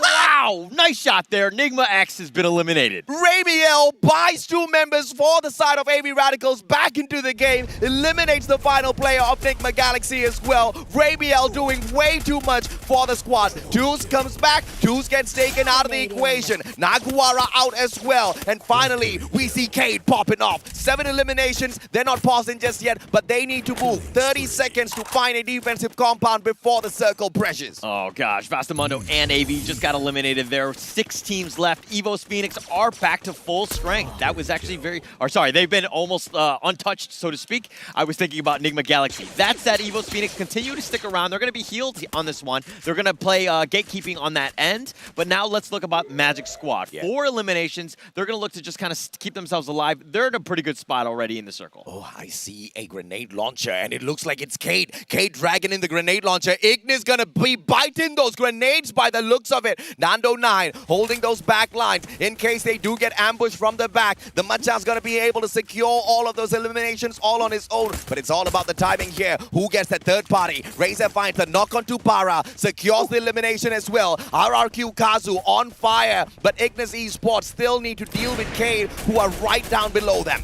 Oh, nice. Modestia with a nice shot into maybe. He's going to take that one. Evo's Phoenix, again, sticking around, seeing what he can do. Magic Squad are on the move, ambushing the teams, but they're getting shot at by Evo's Phoenix. They do need to be careful. Bops is getting a little bit low, and it looks like that's going to be a bit of a win, I think. Well, I mean, Magic Squad's still alive. Yeah, Evos has to abandon their team member who got dropped there. And out of nowhere, Mochi takes down Italo. Italo, I don't think he's got enough time to be picked right back up. Bobs tries to trade one back out. He get high. Fantastic nade by Bobs. And Evos Phoenix pause. Jonah has to back away. Kate now loses Modestia. No pickup for him. Up top it's Ignis. But grenade after grenade gets dropped on. In general, gets the slay. Eric gets taken out of the equation. Kate with the 12 eliminations. Make that 13 as well. These guys on fire. Oh my gosh, okay, this is the damage. This is the grenade launcher. One just more? throwing it in. Kano's all the way in the more? corner. They do have the grenade. Okay, bounces off. He's going to keep himself alive, but Keed, great position. Magic Squad are right on the flank. Who wants this one? General still has got a lot to deliver, man. That grenade launcher is going to do a lot of damage in the next few seconds. Magic Squad still with the pixie dust, circling on around. They need to hop on into this compound, though. Circle's going to squeeze everybody out, and Magic Squad left out in the open. They've got the grenade launcher. Bobs hops on inside. SCSL Fine welcomes them with open arms, but the grenade finds them, and the Max 7 drops them. SCS out in the fourth spot, and what a booyah picked up.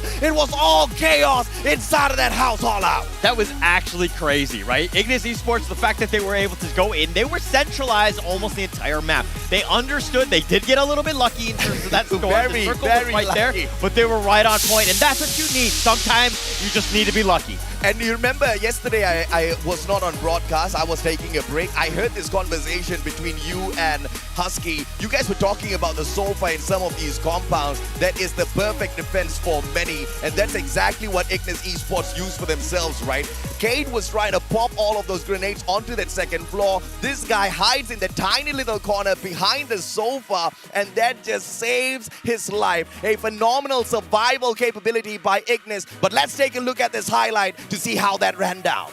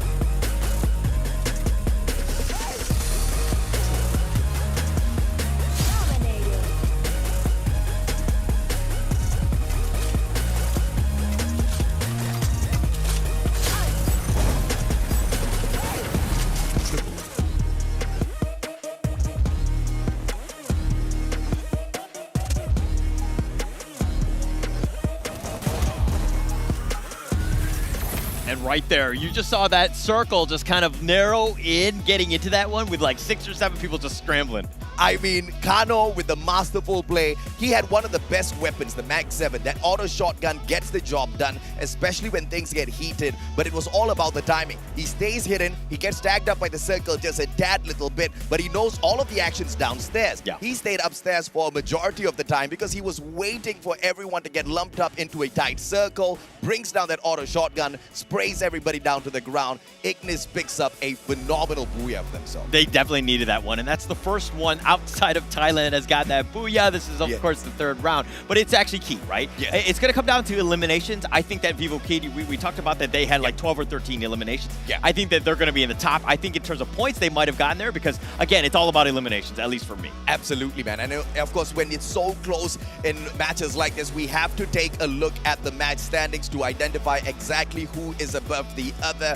It was a phenomenal round for two big teams out there. Mainly, it was Vivo Kate that picked up 13 solid eliminations, and as you anticipated, they launched themselves up to the top, even though it was only 6 elimination points that they managed to gather for themselves. And, sorry, 6 placement points for themselves. 9 placement points for Magic Squad, 8 eliminations, and the Pixie Dust for this Brazilian team still in effect until today. I cannot understand how Magic Squad is so consistent. They're playing so well. They're sticking together. The ambushing that they've been doing, the strategy strategy is on point. It's like, oh, wow, they haven't got any booyahs, but man, they're under the radar. They're still getting second. They're getting 8 eliminations. I mean, their second point, they're doing it without the booyahs.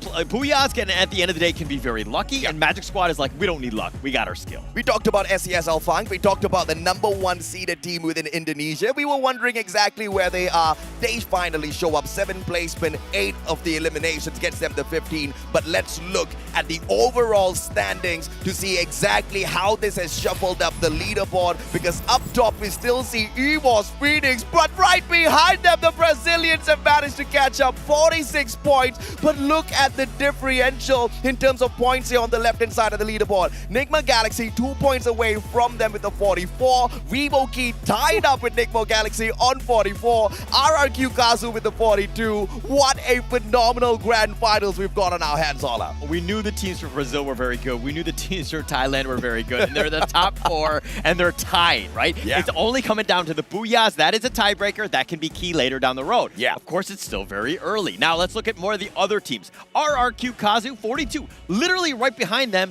Very under the radar. I mean, you know, we were just so upset thinking, what's up with LATAM, right? I mean, Naguara kind of went a little bit down under today, but Ignis Esports, they stepped it up for the squad, and this is just amazing to see. Let's also take a look at exactly who the MVP of that matchup was. It is, of course, the one and only Super Slayer of the day, Jason, with 2 eliminations as Team Ignis picked up the booyah for themselves. Okay, not the most eliminations, but they didn't get much. But at the end of the day, they played a smart game. They got that placement point in the booyah, of course, in the end. So they were playing with that in mind. That strategy is what you need to do. Sometimes it's not about the eliminations. And if you can get lucky, or you make sure that you're in that right spot at the right time, that's going to be key. But let's talk a little bit about the match kill leaders. There were plenty of them to go throughout. Yeah, I mean, I would have gone with Kano there, man, because without the guy, they wouldn't have been able to pick up that booyah. But of course, those eliminations do play a great role as well. But it was General who was that Master Slayer on the side of Cade, who managed to pick up a total of 6 eliminations for himself. Guess with what? Once again, the grenade launcher.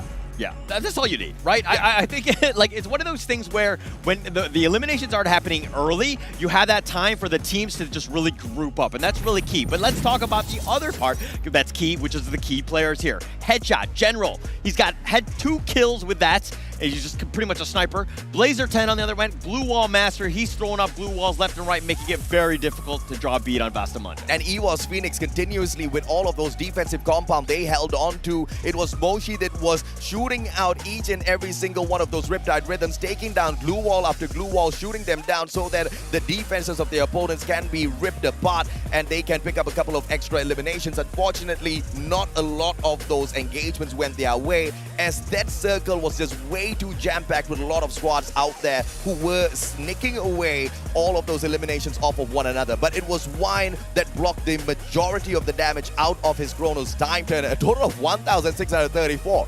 That's a lot of damage negated. That's a ton of damage. And I mean, that last circle just reminded me of like musical chairs with like 6 people playing. There's one chair in the middle, right? Like it's just like this mad chaos. Who wants it at the end of the day? And it looks like Ignis Esports was going to get that. But let's talk a little bit more about the maps. We've just played our 3rd one. Every single round has thus far has given a different team in terms of a booyah. But now we're going to go to Alpine, the latest addition to the World Series. The first 2 matches, of course, dominated by the Thai teams. But the 3rd game, we see LATAM waking up in the competition. But this is just the start. We are a long, long way away from the end. Ignis Esports still has an opportunity to steal this away from the home ground advantage holders, Nigma Galaxy as well as EVOS Phoenix. But is that going to be the storyline, or will we see the rise of yet another squad? SES Alphang are slowly waking up in the tournament as well. Yeah, they need like the other teams need to wake up, right? If you're on the bottom, there is no time. You don't want to go into the second half where you're really behind. Yeah, especially if you're in single digits. That's a terrible place to be in right now. God help you. Whatever you can do to get yourself back into this one. You got to make sure you get some eliminations. Give yourself a chance to really get into this one. At this point is where you really have to be worried. You really have to be extremely disappointed with yourselves if you have not made good friends with EVOS Phoenix, because you got to go and ask them like, hey bro, how do you bounce back?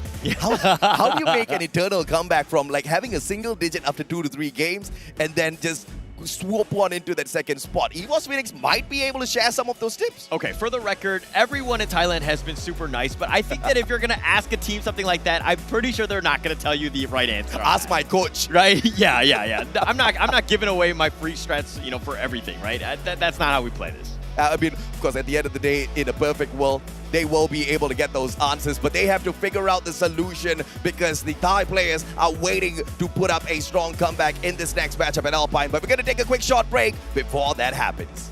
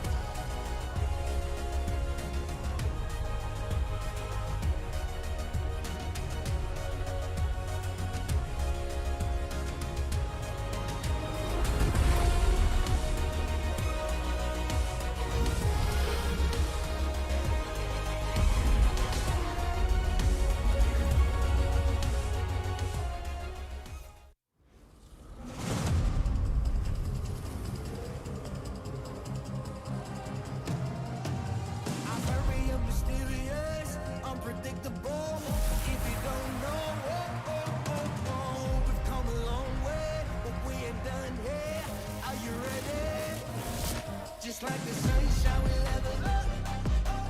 What a great view from the top. It's in our nature, it's in our blood. We can stop, never stop. We don't stop with the squad. Like the sunshine, we level up. What a great view from the top. It's in our nature, it's in our blood. We can stop, never stop. We don't stop, 'cause we turn up in flames.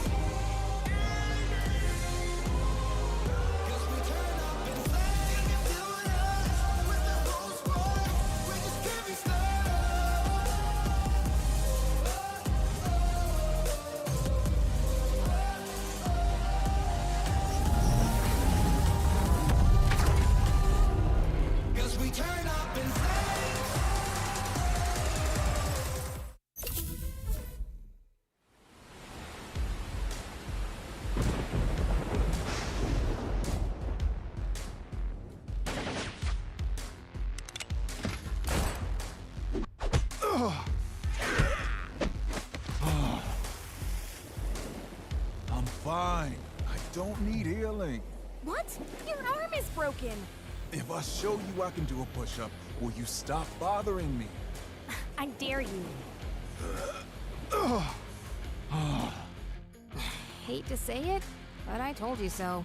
You don't hate it at all. Oh, my grumpy love of my life. You can be so stubborn. I am strong-willed. I'm not stubborn. Introduce them to their new home. You're the captain of the island. You do it. Fine. Thank you for taking us in. What is this place called? Ford, you didn't tell them? Slipped my mind. You're in safe haven, the safest place on Earth. Welcome to your new home. Hey, who's behind this mural? I didn't approve this. Actually, I look pretty good.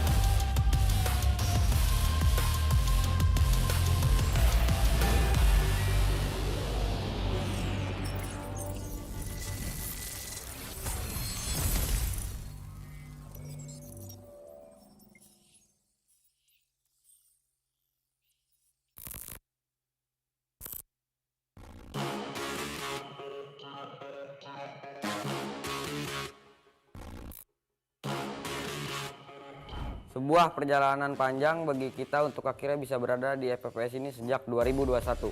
Fakta bahwa kita bisa ke FFWS, menurut gue sangat pantas dengan semua usaha kami. Gue berharap kami bisa mendapatkan kejuaraan pertama untuk tim kita. A nossa equipa, nós estamos juntos há muito tempo. Quando as pessoas falam de como as outras regiões são fortes, esquecem que nós fomos terceiro lugar da última vez. Thật sự thì mình không quá lo lắng vì mình đã có trải nghiệm từ lần đi Singapore trước đó rồi. Chỉ cần team mình giữ vững phong độ thì có thể nói là hắc quy không ngán một ai hết. Ipinagmamalaki ko na umabot kami dito. Gagawin namin ang lahat para magningning sa FFWS. طريقة وحيدة حتى نظهر شكرنا للمعجبين وهي أن نعطيهم أفضل ما لدينا. نحن مصرين على ذلك فهم. La última vez nuestro camino acabó en play-ins. Esta vez seguiremos peleando y acabaremos con todos. Eu penso mais como uma vingança. Nós vamos provar que os times da Tailândia não são imbatíveis. Nem o time tailandês ganhou 2 vezes seguidas. E nós estamos aqui para que não ganhem novamente. Vamos levar esse orgulho de volta ao Brasil. ผู้คนต่างสงสัยว่าเมื่อไหร่ยุคของทีมไทยจะสิ้นสุดลงสักที เราจะทำลายขีดจำกัดและรักษาแชมป์ที่ประเทศไทยไว้ เพราะเรานี่แหละทีมม้ามืดตัวจริง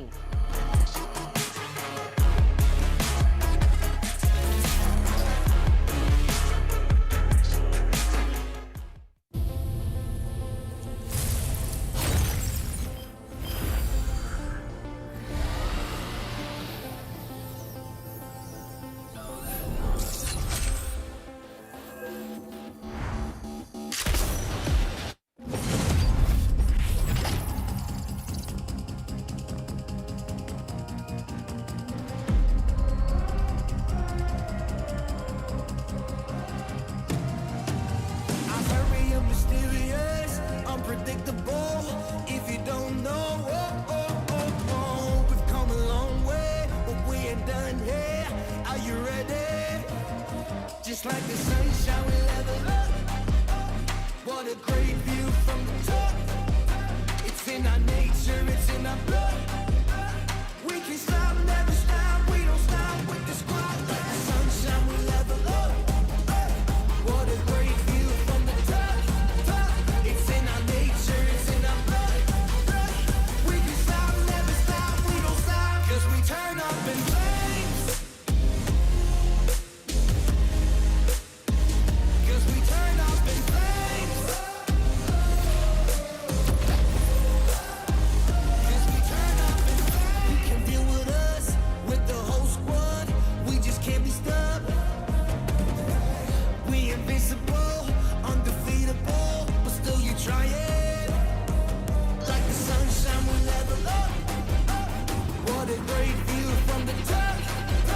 It's in our nature, it's in our blood. We can stop, never stop, we don't stop. 'Cause we turn up in flames. 'Cause we turn up in flames.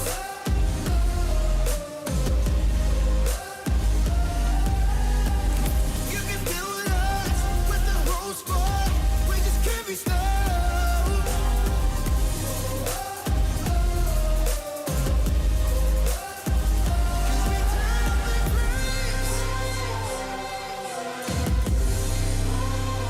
'Cause we turn up in flames. 'Cause we turn up in flames. You can deal with us, with the whole squad. We just can't be stopped.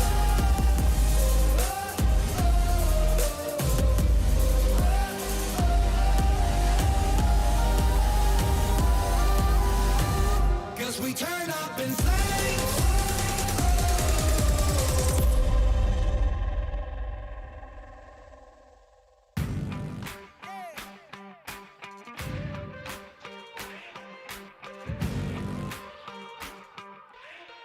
Time to level up and pay attention. Only the best can win, and I got a vision. I'm gonna be everything you said I couldn't be. I'm gonna leave my footprint, P.S. I know you see. I do believe that some things might be destiny. I do believe that I'm gonna get the best of me. I know you can't see.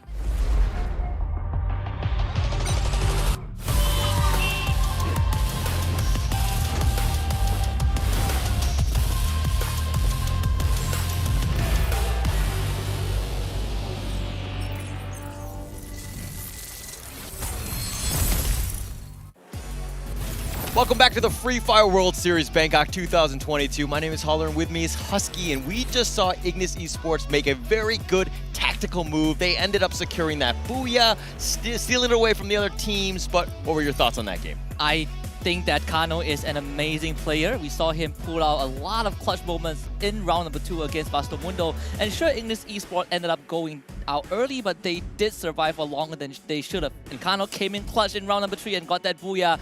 This means that Ignis Esports are still in the race. MENA is here to play. Yeah, they're definitely here, and they want to continue to go on to that one. I think that if we're going to look at the standings, I mean, it's still, again, very early. We have 3 rounds already in the bag. We have 5 more games. We have plenty of games to go through the rest of the night, so I'm looking forward to that. But now the teams, like going into the second half, do not want to be on the bottom, and they need to get themselves within at least, you know, a stone throw of the top-tier teams. And the teams who are within arm's reach of each other are coincidentally both teams from Thailand and both teams from Brazil, right? We have Evo's Phoenix, Nigma Galaxy, Kate, and of course Magic Squad. And we can throw RQ Kazu into the mix, but just like the video that we saw during the break, it feels like this is a personal rivalry between Brazil and Thailand. Yeah, it's not only within the regions, but within the regions themselves. Oh, yes. Right? It's one of those things where you definitely want to do better. It's all about bragging rights. And the fact that that team did better than you is be like, you know, how could you be the best in the world if you're not even the best in your region?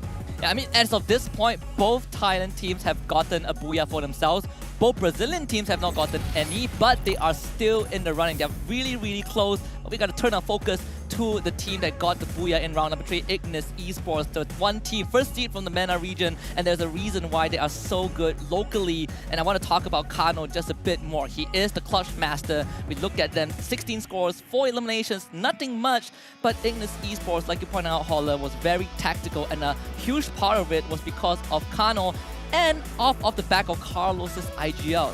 This team works like clockwork because they have a good leader and they know what to do in dire situations. Yeah, they were very smart in that one. I think that they were just kind of, the movement that they made was at the perfect timing. Their teams were starting to enclose on them. They didn't really have a whole lot of space, but they made sure that that next circle was in prime position. They made the move exactly at the right time, and they did it together. They've been like, this is a team that's playing well together, and they kind of, I don't want to say they stole it, but it was kind of, maybe they borrowed it, I would. Yeah, they borrowed a bit of space. And it's crazy, right? You look at the time lapse and you think to yourself, how did Ignis Esports even slip through a battlefield where 5 different squads are battling out against each other? But right now, I think if they continue this momentum, Ignis Esports is going to have a really great time and bringing that glory back to the Latin region. Yes, and it's one of those things where, you know, baby steps, right? You make sure that you just get yourself within a stone throw. I mean, yes, they're only like 9 points away from 4th place Vivo Keat, but it's one of those situations where you have a chance. You got to make sure that you do that. Sorry, RRQ with 42, that is. So they're just, you know, again, 9 points away. Ignis Esports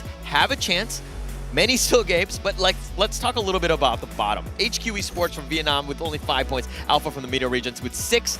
I mean, these are really teams struggling at this stage. And we saw 2 very polarizing engages, right? Very 2 polarizing ways of engaging every single round. Yeah. For HQ Esports, it's all about the macro game. They were very, very reserved. They're just playing that late game, and they got picked off in all of the rounds that they played in. Whereas for Alpha, we saw a bit of aggression. We saw a bit of initiative. In round number 2, they actually took the fight straight to Kate, but they ended up losing as well. Yeah, and it's one of those things where you're taking a little bit of a risk when you're going up against a team. Yeah, you might get an elimination, and you do need those. That's actually very key. But the thing is at the same time, you need intel so though you don't get ambushed yourself. Alpha, on the other hand, have been unlucky. I think they've gotten eliminated 12th in almost 2 out of the 3 rounds. Oh, yeah. They've struggled right now. So Alpha need to figure something out, get themselves back in this game. We are just on the halfway point, so there are plenty of chances for some of these teams on the back foot to at least pull this back. It's not over yet, Holler. We've seen that yesterday. Yeah. It was a deadlock to the very end, but to Alpine, some of these teams love Alpine. One of that is definitely the homeboys of MCPS, AV Radicals. But so far, this team has been oddly quiet. Yeah, awfully quiet because they've been more reactive, right? They've got, you know, they've gotten into fights where they lose a member. They're not able to kind of close things out. And so they've been almost just trying to run away, just res up, just survive, right? And AV Radicals, this is not the team that we know from MCPS. And they tend to be a little bit more aggressive. They want to get the fights in, but they haven't gotten that ball rolling. Yeah, well, HQ Esports, well, RQ Kazu has gotten that ball rolling for sure. 2 members of HQ Esports already on the ground. Tyson getting brought back up, instantly knocked back down. Legola doing every single work needed to give RQ Kazu that head start, and so far it is working out. Can Artemis win this one? The answer is absolutely no. RQ Kazu draws first blood. Oh, that's a huge one. I mean, he had a chance, but there were just too many numbers. And HQ Esports on the bottom with 5. I don't know if they actually, I think they might have gotten a couple points or so, but I mean, at the end of the day, that's going to be a quick first half for them. HQ Esports all the way on the bottom in 12th right there. That did not help their cause. It's a pattern that we have seen since yesterday's play-in, where teams that are willing to take the risk, teams that are willing to get aggressive at the right time, who believe in the mechanical prowess, actually win most of those skirmishes. And we're seeing the exact opposite for more responsive teams, right? You know, AB Radicals, HQ Esports, even yesterday, Expand to a certain extent, you know, Infinity VX, just to name a few. They have been preyed on because they are not willing to take that fight. They felt like they were being pressured. There was a lot of hesitation. And it's just very unlucky for HQ Esports to kind of fall into that category. Yeah, and RRQ, yes, they did eliminate HQ Esports. Props to them for that. But now it looks like Naguara have heard the cry, and they're like coming at you. They understand that there's somebody nearby. They need to ensure that they do get this secure. And then this is what we wanted to see from Naguara. Again, another team on kind of on the bottom. They're 10th place right now with only 9 points. They need to figure things out. And they've done well that in the play-ins. They were able to ambush. They were able to secure and vulture as many kills as possible. We need to see more of that from Naguara. Yeah, and so far, it hasn't been a good finals for Naguara. Yesterday, they were almost tied up with Magic Squad, right? They were really aggressive, taking initiative, winning fights, and they only really had one underwhelming round, but it seems like that underwhelmingness has been translated into this finals, where they are still making the moves. They are still Naguara Esports, but they are not winning the fights that you thought they would. Yeah, not yet. And I think it's like one of those things where, hey, we're doing so poorly. Let's just play, you know, like pump the brakes right here. Let's just ensure that we're going to be as safe as possible, get ourselves in an opportunity to maybe win to the mid to late game. Maybe you get a little bit lucky. And that's what they need right now, because look at RRQ down. They're wounded. Yes, they've gotten the 5 eliminations, which is great. But it's a situation where, again, you've taken that risk. You've taken some damage. Now you're in this weird spot where you only have 2 members alive. And Naguara pounces on the opportunity, right? They got, I think Faku just got another kill, so it's only 1 thus far for Naguara, but it's kind of what they need. They also see Razor trying to bolt for safety, but Naguara Esports is a team that when they smell blood, they go for the jugular. And it seems like they are going to try and at least hunt Razor down. This is a team that, in their local region, are known to be slow starters but strong finishers. And if there's anything, if we see them take down RRQ Kazu, that might be the morale boost that they are looking for. That's huge. That would absolutely be huge. RRQ, of course, was in 5th place, you know, behind the Thai and the Brazilian team, so they are definitely one of the top dogs. And if they can get this one, and Razor just trying to run for his life, and Naguara are trying to do what they can, but I don't know if they can draw a beat. They're getting some shots in on Razor here. Naguara, the Rush Kings are coming for blood. Razor, he still has a chance if he can find isolated fights. You can see that he has that double barrel shotgun in his hands, but he needs to make sure that he finds Naguara's member alone. They're just gonna go in. Razor does it once. Can Brand keep this alive? And a float for Naguara Esports. He wants to go for the revive on Faku first, and he has a bit of time to do so. Razor gets caught by a flashback, still takes down Faku. This guy does not miss, and now Brand trapped inside a plethora of glue walls. Razor hasn't surrounded. It's 1 versus 1. Brand saves it for the team. Oh, gosh, that was so close. The 50-50 there. Yes, he did the style. He did get the shotty as well, but Naguara now down to only 2 members. They've got 2 eliminations, which is great, but they thought they were having an advantage. But when you can't win a 2 versus 1, and you know what I mean, do it cleanly, you're going to have a problem. So right now, Brand is on the run. They're going to look to just regroup and make sure that they're, you know, at full strength, hopefully by the 6-minute mark. And thankfully, they did have Yiko, who was not with the team, so he got to revive Maxi at least at the buy zone, but this is going to be a bit dicey for K because their members are split apart. It's 2 of K's members surrounded by the entire team of SDS Alpine. Yeah, General is taking some damage here. He's actually very low. That grenade could potentially do it, but it's a little off the mark. Modesta's taking some damage. Jojo is actually been knocked, and it looks like there's going to be a little bit of a fight here with SES and Keed. Yeah, Modesta in General are doing great work. They are taking down the members of SES Alpine 1 by 1. General finally brought to his knees, but it's only Bara left alive for SES. Outfight, Dead God joining. They are rendezvousing with the rest of the team. Kate are coming in for the wipeout, and Kate does exactly that. All right, SES has not had a good run this far as well. They were the #1 seed from Indonesia, just kind of struggling. Yes, they were 7th place. They are okay in that situation, but again, you do not want to get eliminated in 11th there. And it looks like Kate is going to come out the victors on that one, and it looks like the Brazilians are getting richer. And so far, in the first 2 rounds, there were some questions thrown at Kate and Magic Squad, but more towards Kate. Are they the first seed of Brazil? And if they are, what have we been missing? And I think from last round onwards, they have been showing us that they are persistent, they are consistent. Again, just like Magic Squad, no booyah yet for Brazil, but they are keeping tabs with Evo's Phoenix and Nigma Galaxy. And those 4 eliminations just now are very critical to potentially catapult them into first place. Yes, and that's where you want to be. You just got to be within striking distance. That's the biggest thing, making sure that you're getting those placement points just enough to kind of keep it very competitive. Magic Squad have been a decent job of kind of, vulturing what they can. They've been very well coordinated, a very patient team. They stick around and they take fights only when the risk is somewhat mitigated, and so that's a good situation for them. And they'll continue to just peek out, again, take things slow. It hasn't even been 7 minutes. And while that was happening, Modestia just got his 4th elimination of this round. And I believe the Relentless member is from RRQ. RRQ Kazu very, very spread out, so you kind of find yourselves in situations where you get picked off easily. This storyline about Brazil against Thailand is so heated.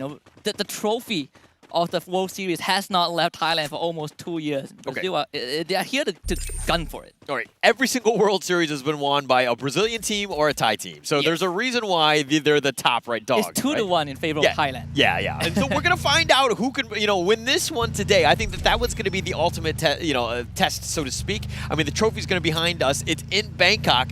Do they have the audacity to take it out by another country? Well, if we look at the patterns, right? Yeah. Brazil won their first World Series, and it was in Rio. Yep. Now in Bangkok, Thailand, maybe just putting out there. But 3 in a row from Thailand, though?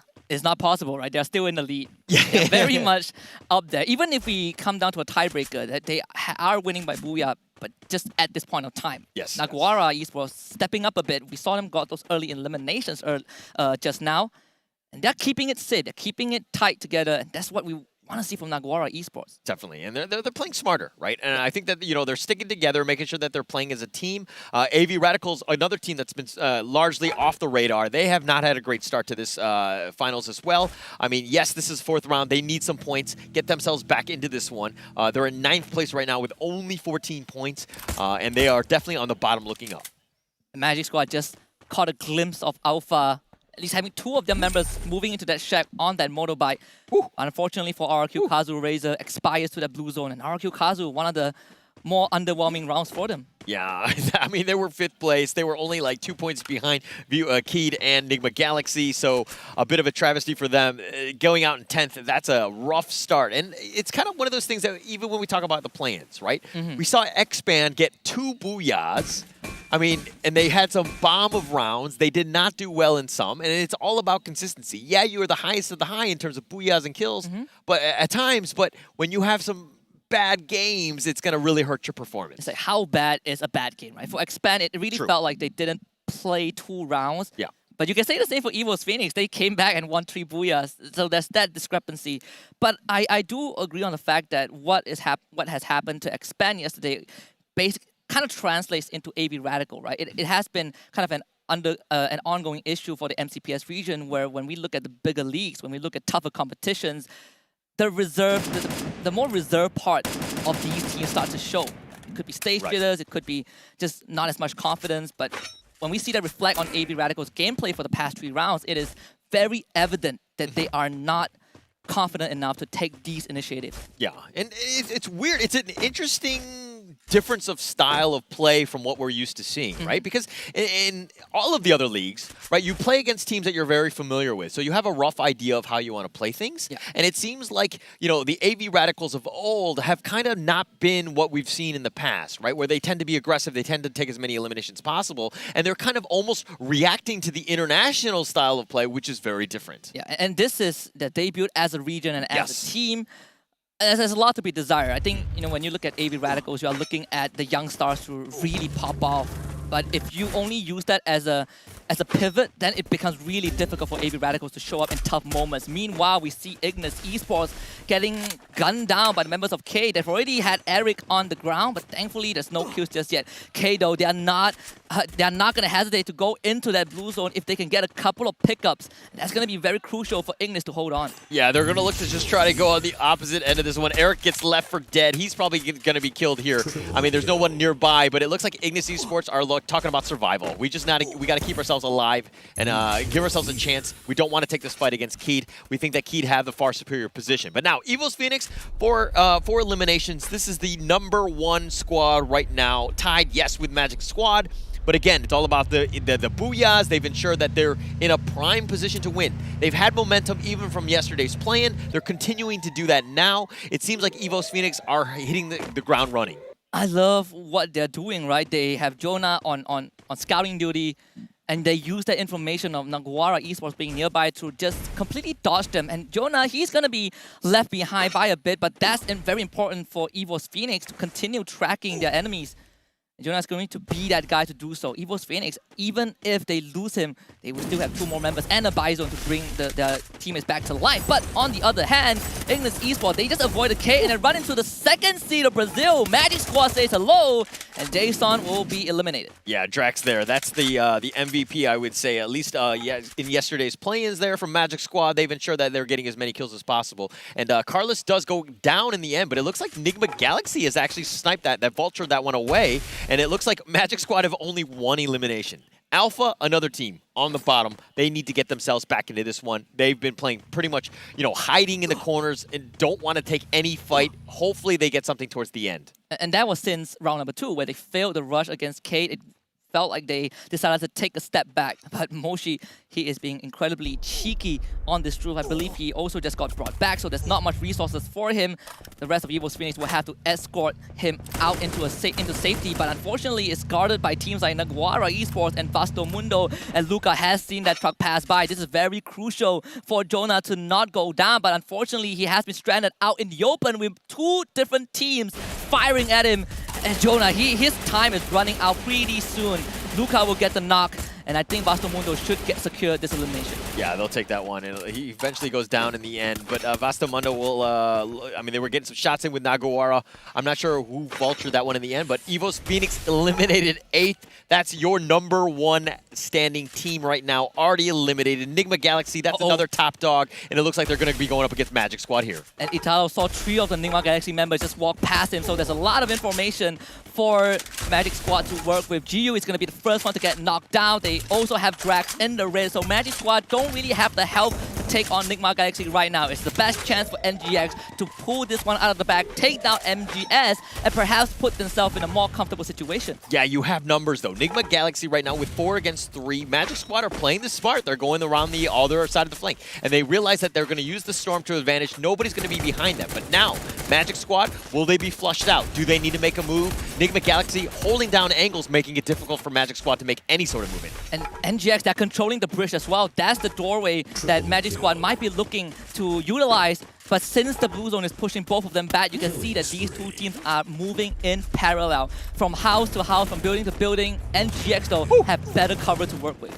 Oh, nice shot there. Bop's right there, looking to go for Enigma Galaxy. But now, they're in the storm. They do need to be careful. Enigma Galaxy don't want to make the first move. They're going to let Magic Squad make the move there. Some glue walls providing some cover. Perfect shot by Dew. Bobs is down. Drax is in the red. Blue zone pressuring him, and the members of Magic Squad, they are just scattering into the wind, desperately trying to help each other out. Bobs runs left, Italo runs right, but they all run into Enigma Galaxy's crosshair, and NGX wipes out Magic Squad. Oh, NGX, that's the perfect way to do it, right? Yes, they were in the storm, but Magic Squad made the first move. They flinched first, and they paid with their lives. Enigma Galaxy took advantage of that one. 4 teams left, but Keed, 8 eliminations. Modestia, this guy has been on fuego. 5 eliminations. This guy is an absolute beast. He was also the one that kept them alive when Alpha rushed them on Kalahari. And there's a reason why Modestia is such a revered player. this is gonna give K such a good spot to work with. They might not have the circle, but they have a lot of space as Nano continues to rack up the numbers. But on the other end, it's Vasto Mundo against Alpha. Crusher getting that elimination onto Gata. Unfortunately for NGX, they are also involved in this battle with a three-way fight. Stop gets a knock, but unfortunately for Gata, he trades right back. Crusher also wants to chip in. NGX, they're looking to push forward. They bring Field God back up. Alpha is already out. We're down to the top 3 teams. Oh, Alpha was right in between Nigma Galaxy and Vastamundo. No real space. All the angles were covered. There was grenades left and right. Very difficult situation for them. I mean, they survived to top 4, which is going to give them some placement points, but I don't think they got enough elimination points. Now, Nigma Galaxy still in great position here. Vastamundo, they're the ones on fire, though. They've got all of the eliminations. NGX is the only team with 3 members left. Crusher crushes that hope with a good nade, but there's still some time. General says no, steals it away from Vasto Mundo. Cade is here to play. We talk about the Brazilian teams, and Cade has used a time turner, broken the Riptide Rhythm, broken the glue wall, and another nade overhead onto Crusher. Cade is here to claim their first Booyah for Brazil since yesterday. Modestia with the Charge Buster in the face of Vasto Mundo. Luca, the last one alive. Can he do this on his own? The answer is no, and vamos for Cade to get the first Booyah in the finals. Cade right there stepping up. That was like a dominant performance, I would say. I mean, they got a ton of eliminations. I think we're going to have to see the exact numbers, but I think around 13 or so, that's exactly what they wanted to do. Get themselves back into this one. They were top 4. That's going to springboard them up even further. They got a ton of eliminations, and they got the Booyah. Yeah, just incredible performance from Cade. We've seen this team from round 1 until round number 4, and we were wondering how high up they would place. When is the time for them to get the Booyah? And they finally showed up just nice at the halfway point, putting Brazil in a good spot. But we do have the highlights coming up, and let's take a look. How did Cade get the Booyah?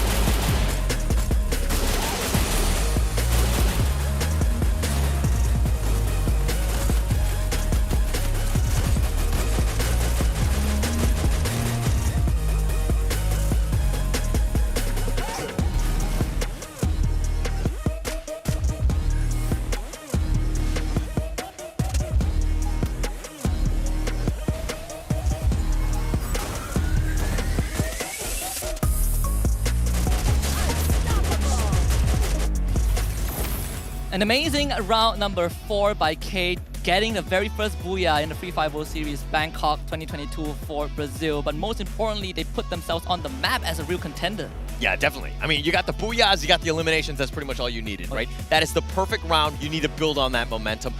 So speaking of another team that's building on momentum, Vastamundo stepped up. That was their best performance thus far. I'm not sure how many eliminations they get, but they really needed those points. They got it, and that's exactly what they needed. And I think this also quells some of the doubts people might have about Vastamundo, where they stand. Best team from EU. The roster has been together for a very long time, and the first 3 rounds didn't really justify that. But it's great to see Vastamundo make it to round 4 in top 3. Albeit not getting the Booyah, I think they put up a really good fight. It was just very unfortunate that they had to go up against Cade and Nigma Galaxy. Yeah, it was a weird situation that's eventually going to happen, and that's why these games have been so fire, right? Oh, yeah. Because at the end of the day, yeah, EVO's Phoenix might be eliminated, Nigma Galaxy might be eliminated, but then you have Cade, you have, Vastamundo, you have all of these Titans here, but let's talk about the standings going into this one. Cade on top, 26 points, 14 eliminations plus the Booyah. That's a great match. Yeah, and of course, they haven't gotten the top record, but it's not as important as getting this Booyah and making sure that they get decent amount of points. Vastamundo in second with 17.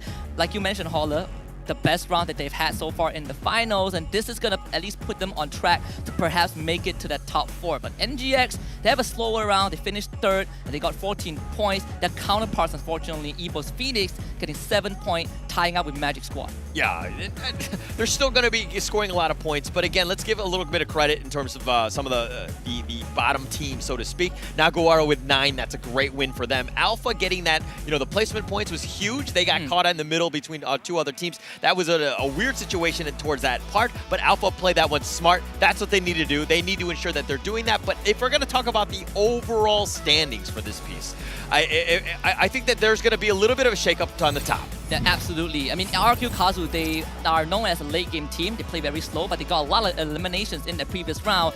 It still isn't enough to put them in top 4, but it keeps them very close. RQ Kazu with 49, but we have to turn our eyes and attention to Keith right now in first place, 70 points, basically 12 points ahead of NGX. Yeah, and Keith, it's one of those things, it's like the tortoise and the hare, right? Are you getting to that early start? Can you keep that up going into this one?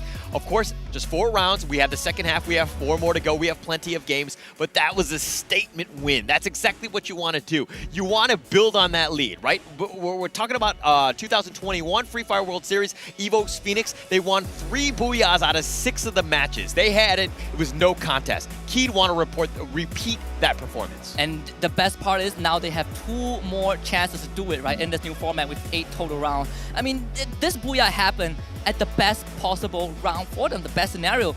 They not only, we didn't only just see EVO's Phoenix getting knocked out earlier than expected, we also had Kate basically getting a lot of kills and being able to secure them with those utilities. NGX went into the last circle wounded because of Vasto Mundo, and Kate were like, you know what, Vasto Mundo, you guys did the hard work, we will claim the reward for ourselves. Definitely so. And the MVP of the last matchup, we're going to see it. Drum roll, please. And of course, it's Modestia, right? 8 eliminations. This is a no-brainer. The fact that Keith was, getting so many kills and, has a 12-point lead in first place or so.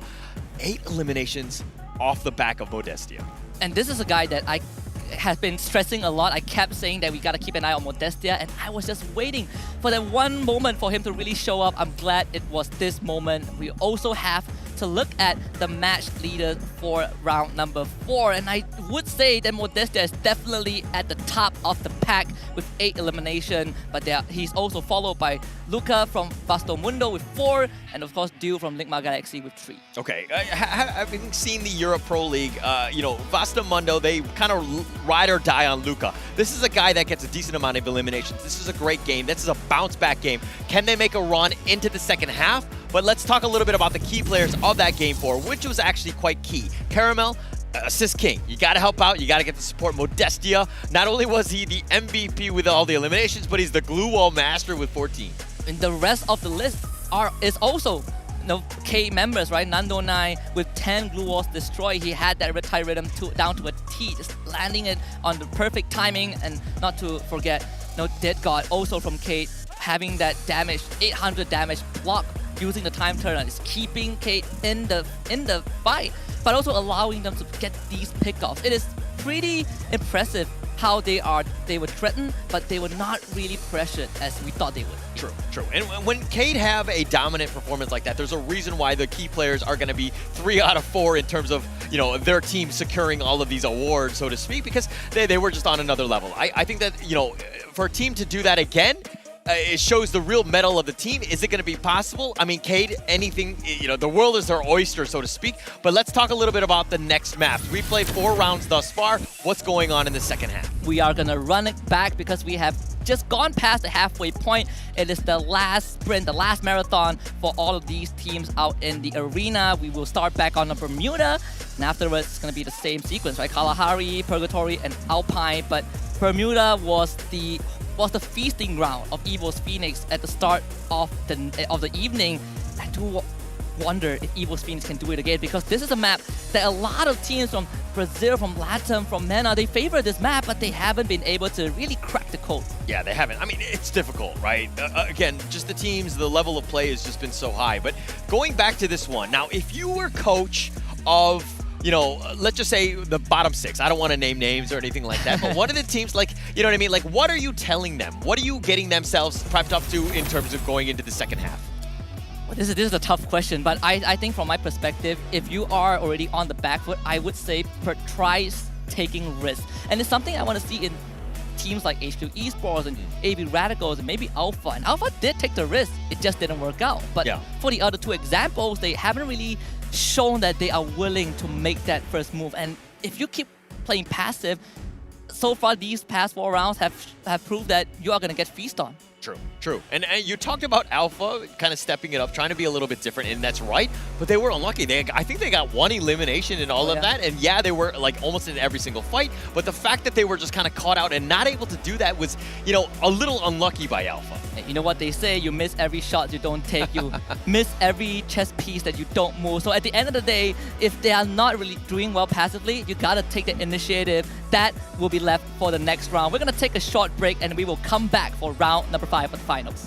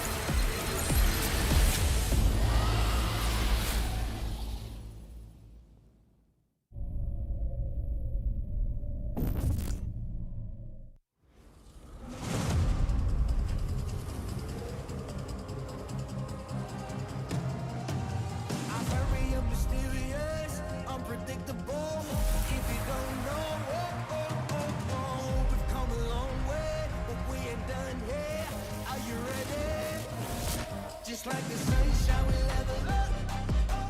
What a great view from the top. It's in our nature, it's in our blood. We can stop, never stop. We don't stop with the squad. Like the sunshine, we level up. What a great view from the top. It's in our nature, it's in our blood. We can stop, never stop. We don't stop. 'Cause we turn up in flames.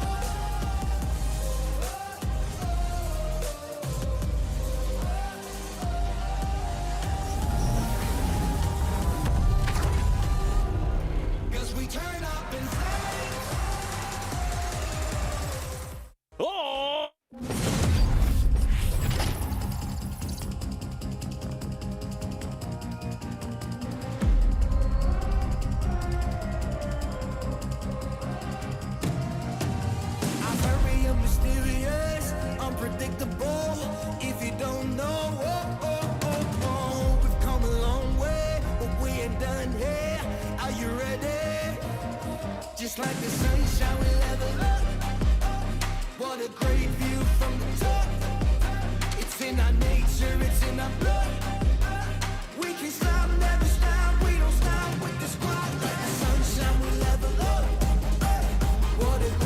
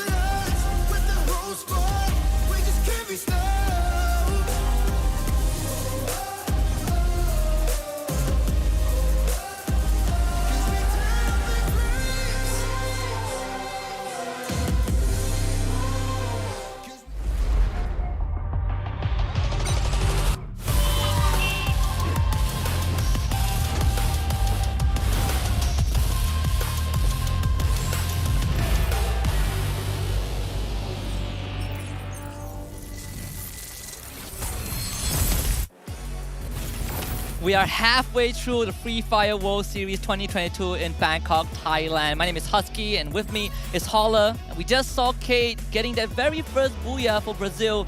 And not only just their first booyah, it put them in a very solid spot in first place. Great positioning, great game, and that's what they want to do continuing on. And they're going to look to build that momentum, go into the second half with that. Now, can they keep that up, especially against these top-tier teams? We're going to still have yet to see. There's so much more action yet to be played. Yeah, and we do see some front runners, right? In the Brazilian teams, the Thai teams, RQ Kazu is also up there alongside with Ignis Esports.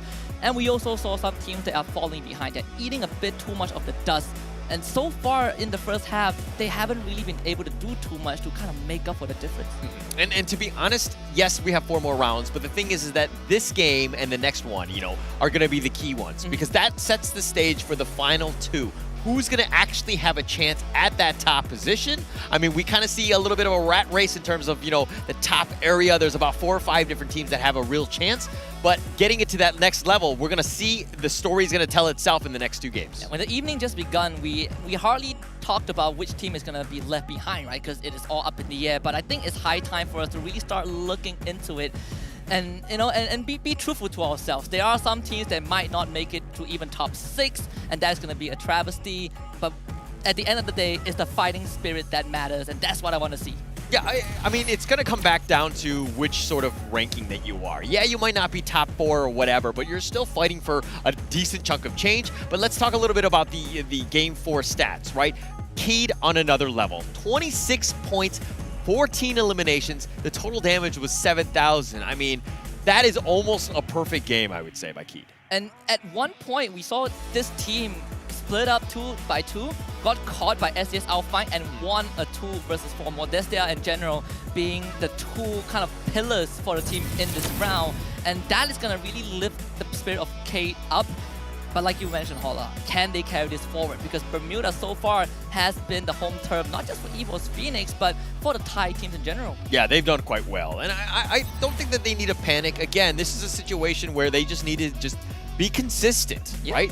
Be the team that we know that you're capable of doing. If you're looking at Enigma Galaxy, this is perfect. The guys are just joking around. They're just taking it very casual. They're not too serious. And, understanding that they're still in a great position. Yeah, and they're not too far behind, right? In fact, second place for NGX. That's not too shabby. One good round could set them on course to win not only their first World Championship, but keep that trophy on home soil. But we also have Vasto Mundo on our screen, the team that performed admirably in the previous round, finally stepping up, showing signs of life, keeping EU in the race. Yeah, I was going to say, if they didn't have that good match, and they were, right now they're 6th, right, with 38 points, only 1 point above Ignis Esports, and about, 11 points behind RRQ. That is within stone throws distance. They have a potential, right? The fact that Vastamundo were able to have a great Game 4 put them in a good situation. I was going to be worried about this team because, again, Vastamundo is a team that just, is built off of momentum, and getting a little something going is going to really help them as we go into Game 5. As we expected, right? Lako and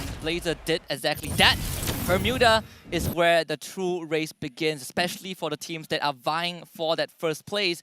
We are going to go back onto the most classic map, but this is a map, as we both agreed on, has been the forte of the Thai squads. Yes, we're looking forward to that. At the same time, it looks like the drop is going to be going in. They're going to be going southwest, and everybody's kind of dropping down. Alpha goes down very early.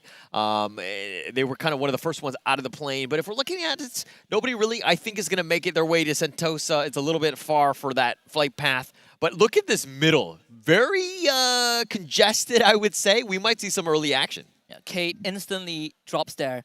And we are also seeing the same maneuver from HQ Esports, where they split up, try to cover as much ground as possible. But early on, with when AJ was on the broadcast, we did discuss about the pros and cons of this move. And the cons is that you might get caught out in the open, and if you lose that gunfight, it's going to be a free point. That free point could not have gone to a worse team. It's Kate.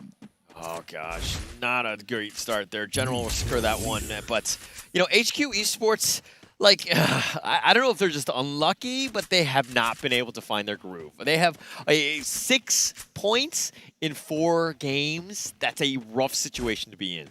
This is a team that prides themselves on being consistent locally and being really proficient in that macro gameplay. But if there's anything we've learned is that macro doesn't win you the games. At least doesn't win you the game fully. Yes. Right? We need teams to really take that first step, take that CQC, have someone to back you up. What really amazes me about competitive Free Fire over the years is how these teams have adapted, have evolved in their gameplay. Now we are no longer seeing 1v1, we're seeing mech checks, we're seeing those 2 versus 1 trades. There are all these really minute movements that separates a good close quarter combat player and a great one.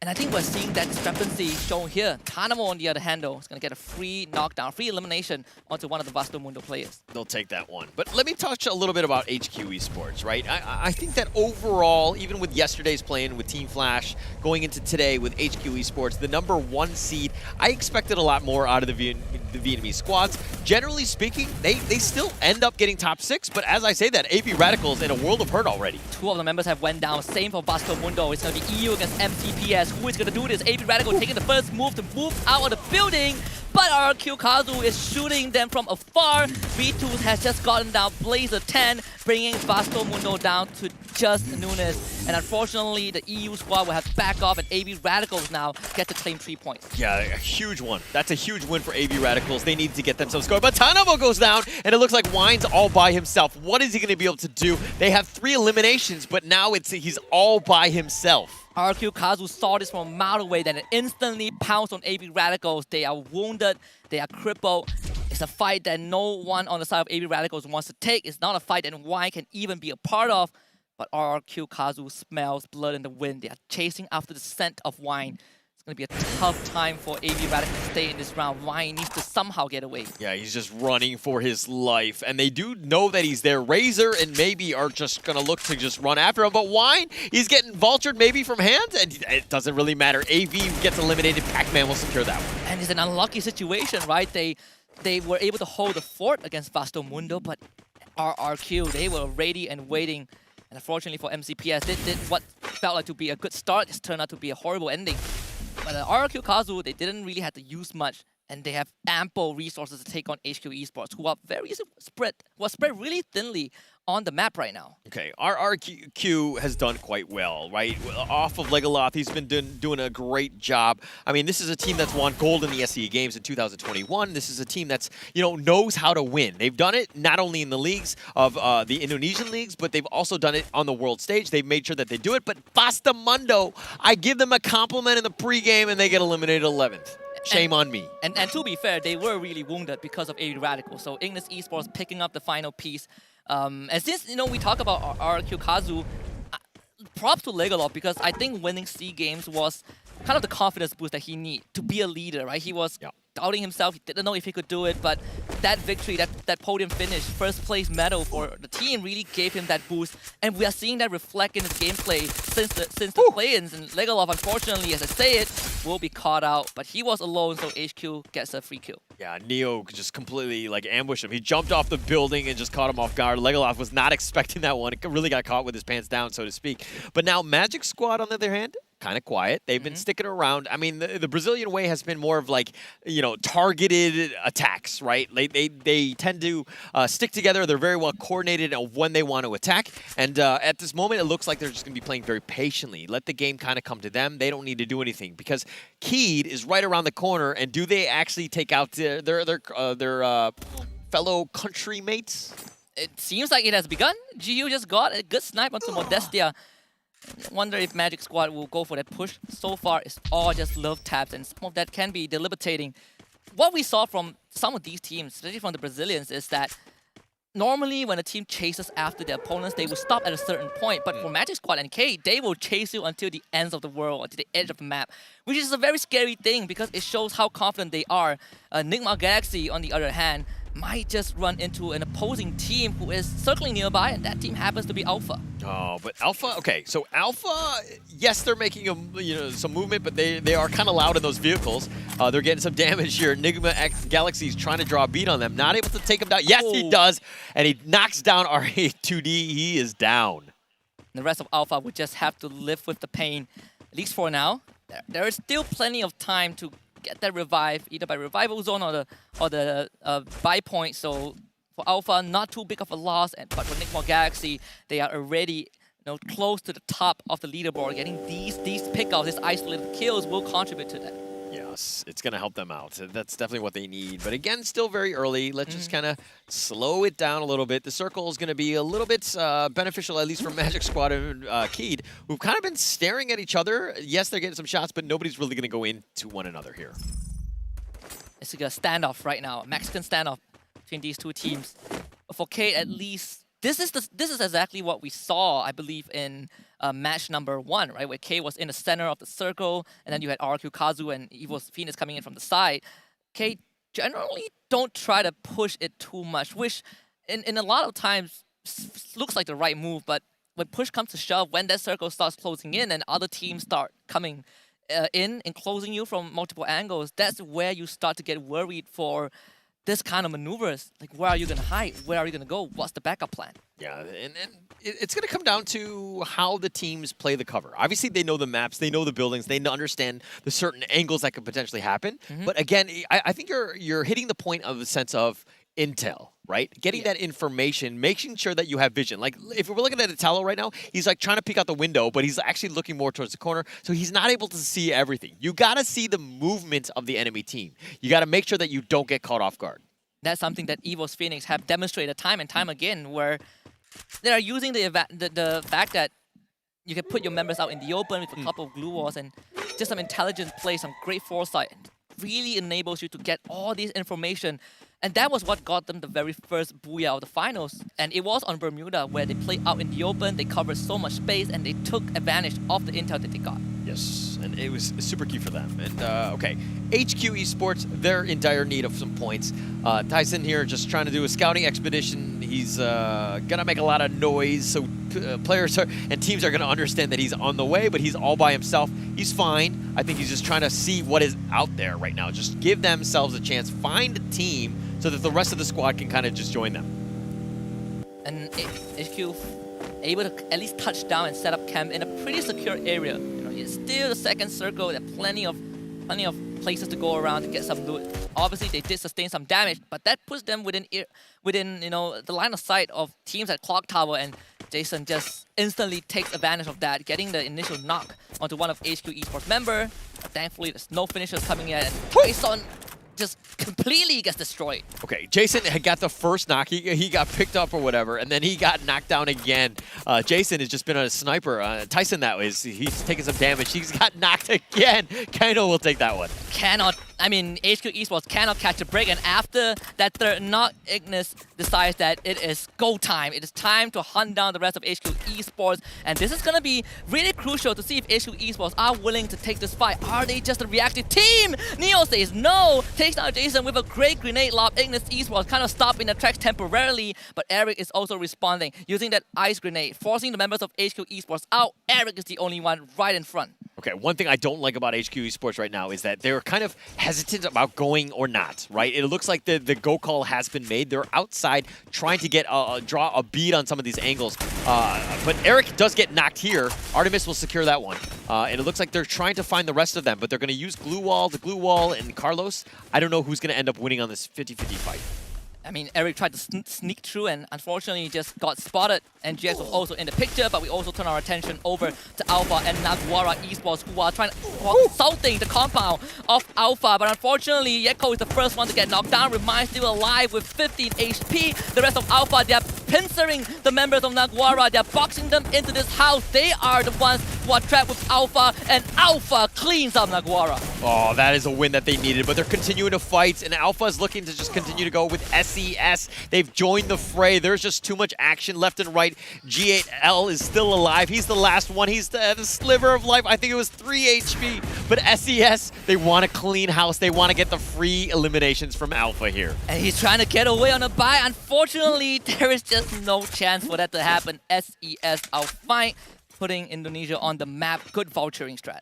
Very good play right there by SES. Again, this is the #1 Indonesian squad. They haven't really found their groove in the finals thus far, but that's a pretty big win for them. They needed to ensure that they get some eliminations. They're going to continue on. 8 teams left, 11 minutes. Still plenty of time, and of course, many players out there, so many points to be had. it's great to see that Ray is finally doing that rush, and they're doing it correctly, right? One of the star players of SES with a 3.08 average kills per round off of their local finals. That is a high number. Kate, on the other hand, have just found RRQ Kazu on that high ground, and this was a fortress that Kate has held for a very, very long time. Unfortunately, Circle is not in their favor. They will have to move soon, and they will have to move through RRQ Kazu and potentially Magic Squad. Yes. Again, Magic Squad have been quiet, right? They've been sticking around and just trying to find the right, angle of approach. They haven't been able to do that, but this is going to be a pretty key one. Magic Squad, RRQ, both in the running. Evos Phoenix is kind of, I thought they were but Ignis Esports, Carlos is going to get the knock there. But again, Magic Squad sticking around. They are okay, at least for now.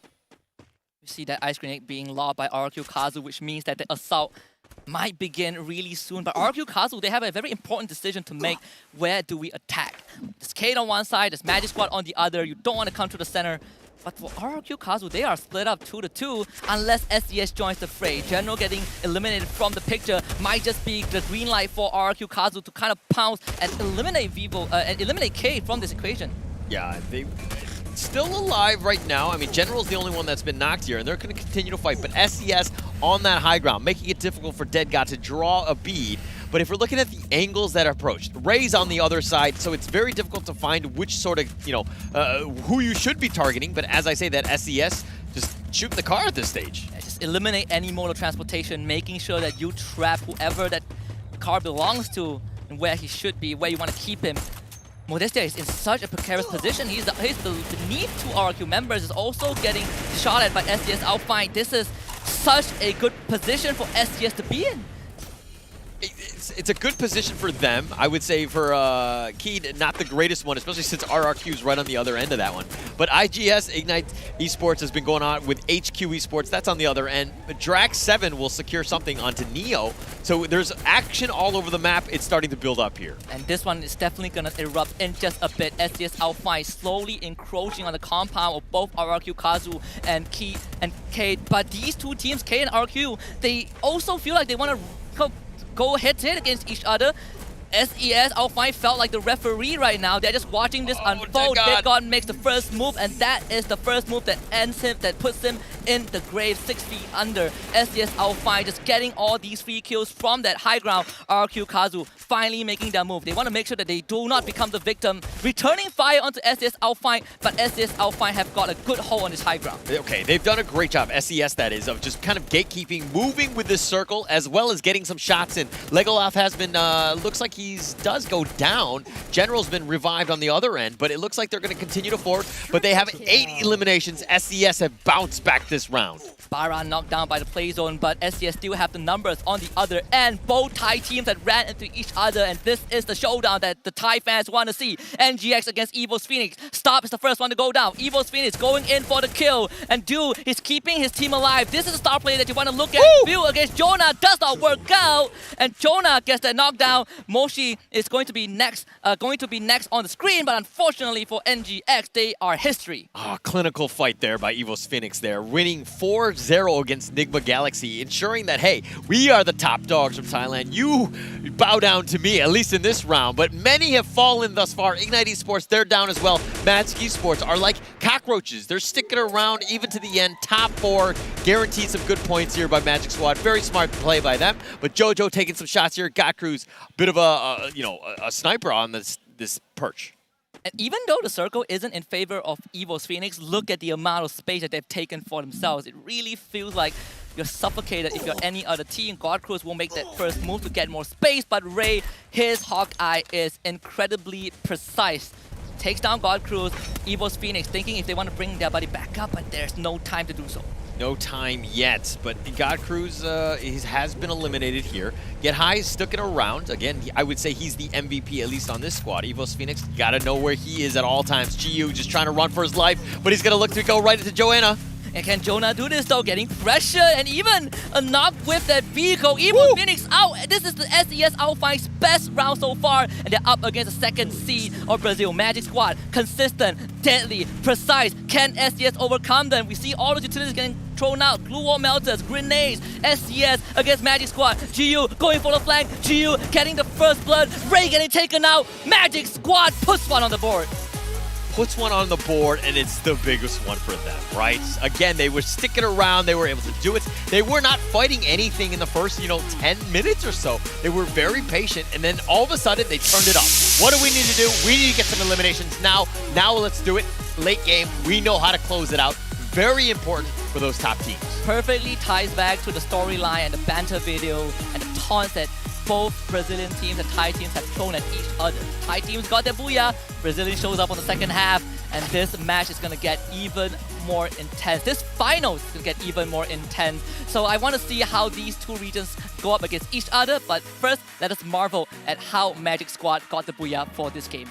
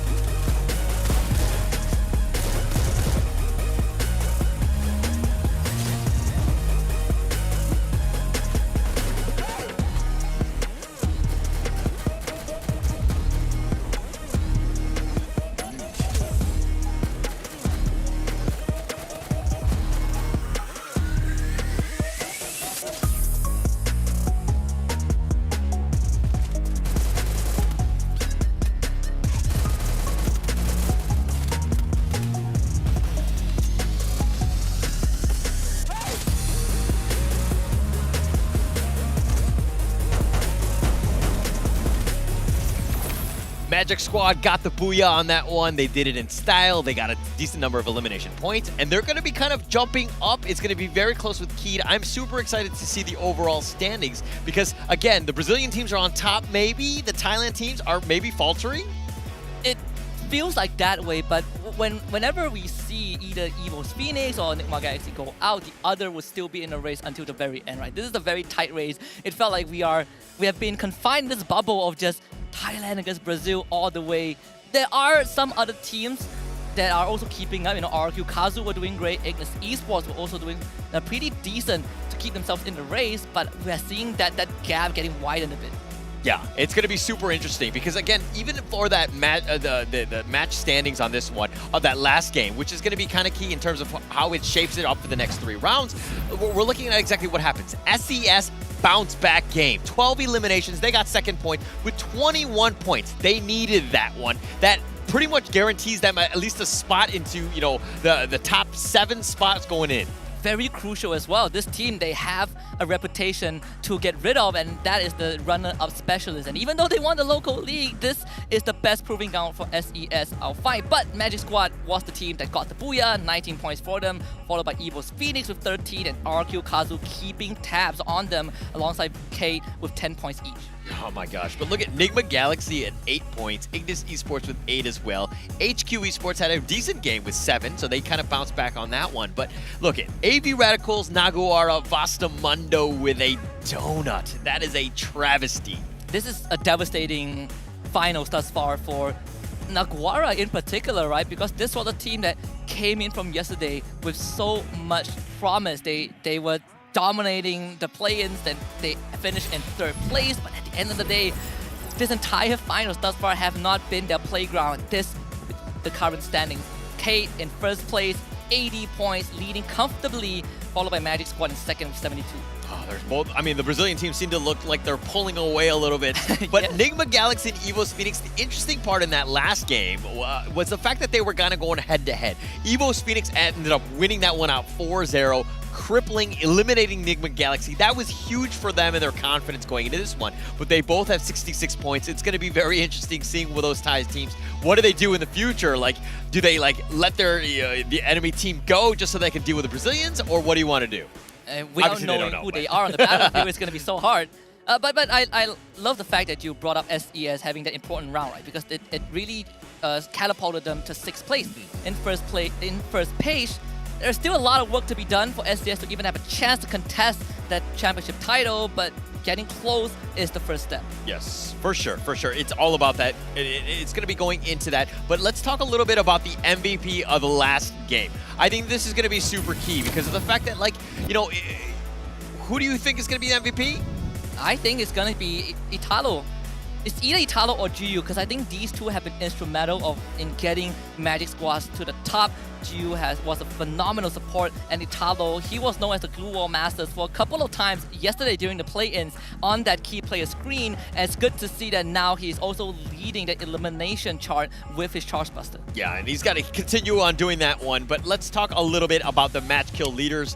I mean, yes, he's gotten 2 or so eliminations on that one, but 5 eliminations from JoJo. Ray with 4 as well. SES really had that bounce back game. And Italo, we already talked about him in his 3 eliminations, but this is, you know, SES's world. This is what we wanted to have seen from them. They need to continue with that. And the other thing we want to see is no repeat Booyahs, and so far all of them have been very unique.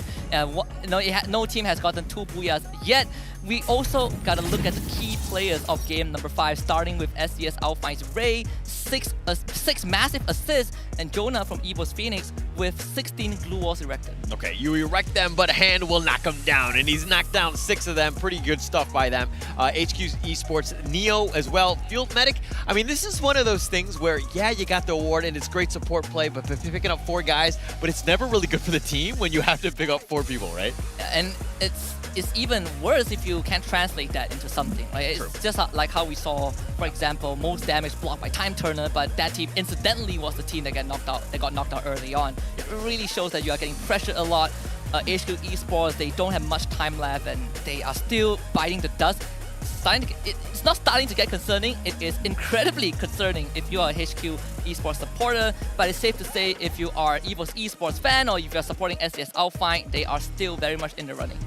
Still within the running, and it's all about just having that good round, right? Okay, yeah, you might not be top 6 or whatever at the end of the day. I mean, unfortunately for some of those cases, I mean, mathematically you still have a chance, but we have a lot of games to go. But it's one of those situations where, hey, let's look at baby steps. All we need to do is just springboard ourselves 2 places to get ourselves up into that next game 6, which is going to be Kalahari. And Kalahari is an interesting map because when we looked at game number 2, I expected RRQ Kazu to gun straight for Refinery and take control of that.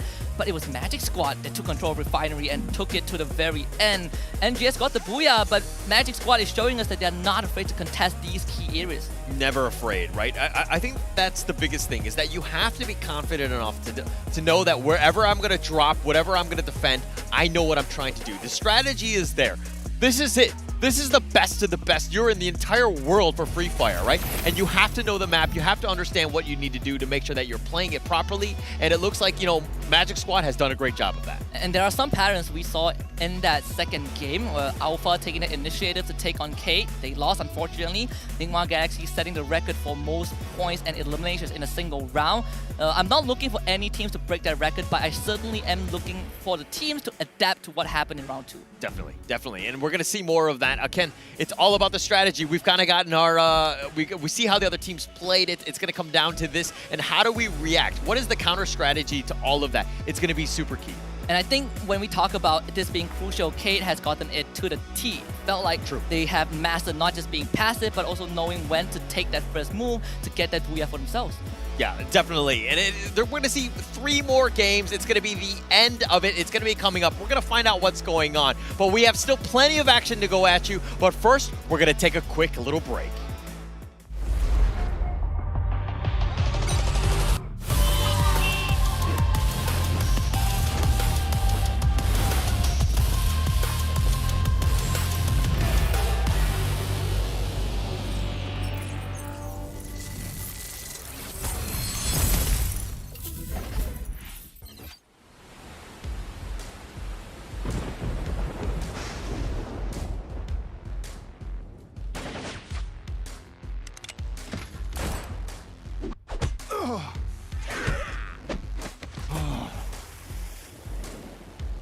fine. I don't need healing.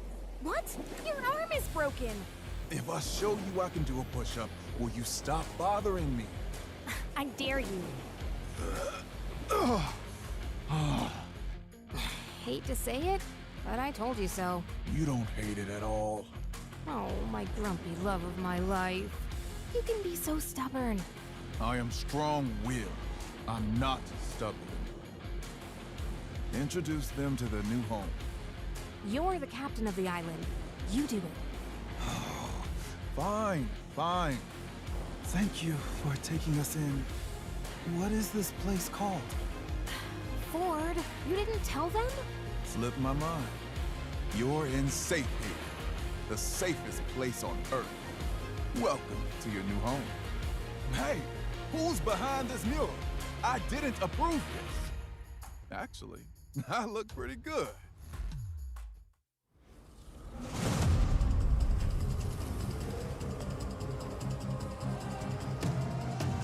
I'm very mysterious, unpredictable. If you don't know, we've come a long way, but we ain't done here. Are you ready? Just like the sunshine, we level up. What a great view from the top. It's in our nature, it's in our blood.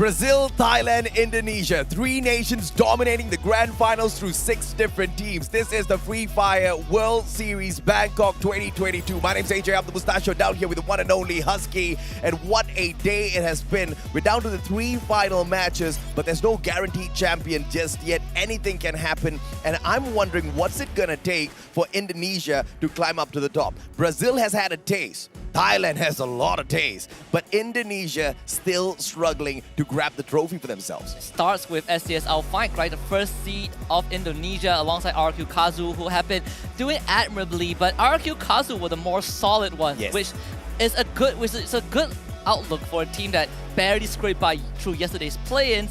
But we also are seeing the possible conclusion of certain storylines where it's between Brazil and Thailand is Godzilla versus Predator kind of matchup. Let's take a quick look at the previous match setup as well. All of the stats from that previous game by Magic Squad as they managed to secure a phenomenal booyah for themselves. I believe this is the first one since the play-ins. They strike it on the grand finals, and it is no better time to get the job done for the Magic Squad, but there's still a lot of work to be done. They're currently about 8 points behind their brothers, Cade, and this is just what the Magic Squad needs. Consistency has been the key of their success, but now they need to secure those extra bit of points that can get them up to the top. And I want to quickly bring up Magic Squad as a team. They went from 6 players to 5 players, and they've been holding all of them since then. And their eyes were actually set on 2 distinct teams in the finals. Kate and Evo's Phoenix. Guess what? They've gotten what they want, and right now there's a huge chance that Magic Squad can stay on top. And this was all off of consistency since the play-ins. They have not dropped a single beat. No, they have not, most definitely not dropped a single beat at all. And you know, one of their winning successes, one of their winning formulas for the previous matchup was always a tight rotation, compound into compound, preying upon teams, and it's always with sending one kind of scout out first to see if anything does go south for him. When the area is clear, everybody comes in there for the backup. Magic Squad just executed that rotation time and time again, all the way into that final circle. And into that final circle, it was all about the timing, right? Waiting for that circle to start moving, waiting for that chaos to break apart, because they kind of knew that a lot of these teams love to play the very edge of that circle, especially when it comes down to the final one. And therefore, when that circle starts moving on in, nobody has the time to take pot shots against them. That was just brilliant.